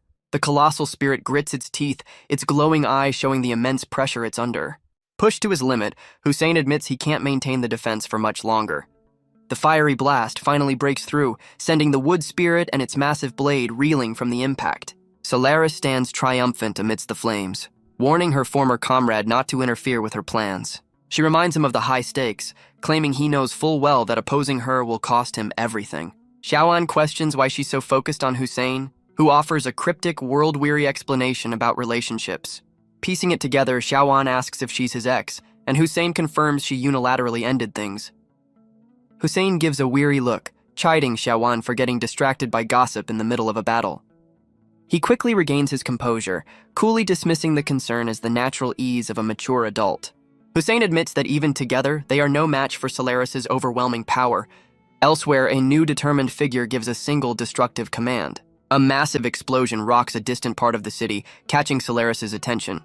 Xiaowan questions if this is Hussein's backup, but his ally seems just as confused by the interruption. Solaris looks up with annoyance, sensing the arrival of more unwelcome participants. A colossal formation of ice crystals suddenly erupts from the ground, separating the combatants. Xiaowan is stunned by the sudden elemental attack, feeling the temperature plummet around him. A mysterious armored figure lands gracefully atop the newly formed ice structure. Solaris watches the newcomer's dramatic entrance with a look of utter boredom. The man reveals himself, clad in dark armor and a white coat, radiating an aura of immense cold. The newcomer complains about the difficulty of finding this hidden underground city. He then praises his massive abyssal frost dragon for successfully locating their target. Xiaowan is floored, recognizing the man as his grandfather and realizing his spirit beast has evolved. The grandfather smirks, clearly enjoying his dramatic and unexpected entrance. He casually greets Hussein, asking how many years it's been since their last meeting. Hussein retorts with playful annoyance, chiding his old friend for the casual question. The two old comrades clasp hands in a powerful, long-awaited reunion. Hussein tearfully scolds him for secretly starting a family, while the grandfather remarks that his friend hasn't changed a bit. The colossal ice dragon towers over Xiaowan and his spectral whale, a clear show of dominance. Xiaowan's spirit beast seems to recognize the immense power gap between itself and the legendary dragon. The colossal dragon looks down at the whale, seemingly mistaking it for its mother. Feeling insecure, the spectral whale asks Xiaowan if he thinks it's weak, much to his confusion. The whale recalls its past, lamenting that despite being a dragon descendant, it's still just a fish. Xiaowan listens intently, a thoughtful expression on his face as his companion vents its frustrations. It continues, explaining its stagnant silver-level power is holding both of them back from their true potential. Hearing his beast's self-doubt, Xiaowan clenches his fist with sudden resolve. He suddenly grabs his companion, angrily telling it to stop its self-deprecating monologue. Holding its face, he demands that his spirit beast listen to what he has to say. He reassures the embarrassed whale, telling it not to worry about its form or evolution. With a fierce look, Xiaowan tells his companion to think carefully, preparing to deliver a powerful pep talk. He reminds his companion that despite an accident stunting its evolution, it has never once given up. He recalls their past battles, highlighting how they've defeated powerful foes together against all odds. With a proud smirk, he insists that what his spirit beast has accomplished is already incredible. Leaning in close, he tells the whale to ignore the opinions of those who don't understand their bond. He scoffs at outsiders who only see the glamour of dragon riders, blind to their difficult journey. Xiaowan praises his beast for turning its weaknesses into strengths, fighting countless battles for justice. With a wide, encouraging grin, he asks how it could ever feel ashamed of its accomplishments. He flashes a sharp-toothed smile, declaring it's his honor to be its master. The spectral whale looks up, its eyes gleaming with renewed confidence and loyalty. Meanwhile, his grandfather points forward, ordering his colossal frost dragon to join the fight. The abyssal frost dragon lunges forward, its crystalline body radiating immense cold. It unleashes a devastating wave of ice, shattering the ground in a massive explosion of frost. But Solaris effortlessly blocks the attack, her fiery energy melting through the ice shards. She smirks with amusement, acknowledging the impressive power of her new opponent. With a wicked grin, she declares his attack is insufficient and unleashes her own overwhelming red energy. Xiaowan's grandfather senses the sudden massive surge in her spiritual power, wondering what she's planning. Hussein grimly identifies her reckless move, calling her completely insane for attempting it. He reveals she's using a forbidden technique known as out-of-limit synchronization. This dangerous process forces the souls of the master and beast to merge, an agonizing experience for both. The result, however, is a massive power boost, enhancing the abilities of both user and spirit in a final, desperate manifestation. Solaris's eyes blaze with power, a third eye opening as she embraces the forbidden technique. Her hands transform, sprouting razor-sharp claws as her body merges with her spirit beast. She unleashes a cataclysmic wave of fiery energy, completely overwhelming the battlefield. The ground beneath them cracks open, spewing molten rock in a surprise elemental assault. Unfazed, Xiaowan's grandfather prepares a counter, gathering immense frost energy in his hand. His frost dragon slams its claw into the ground, erecting a massive barrier of pure ice. The crystalline shield expands, perfectly containing the volcanic eruption and neutralizing the threat. With the fiery assault contained, the grandfather calmly assesses the situation. Hussein shivers from the sudden drop in temperature, earning a playful apology from his old friend. The grandfather turns to his dragon, acknowledging their opponent's trump card and preparing to unleash their full power. He clenches his fist, gathering a swirling nebula of cosmic energy for his next move. He commands his abyssal frost dragon to transform its spiritual power into a different location, where a blue-haired man shivers, complaining about a sudden, unnatural cold. He walks down a hallway, grumbling about his confusing orders and the micromanaging nature of his superiors. Hoping for answers, he opens a door, ready to finally make some progress on his mission. He stands silhouetted in the doorway, asking to speak with a mysterious figure seated in the dark room. The figure is revealed to be a powerful man with a cybernetic eye, who intensely demands to know the visitor's true identity.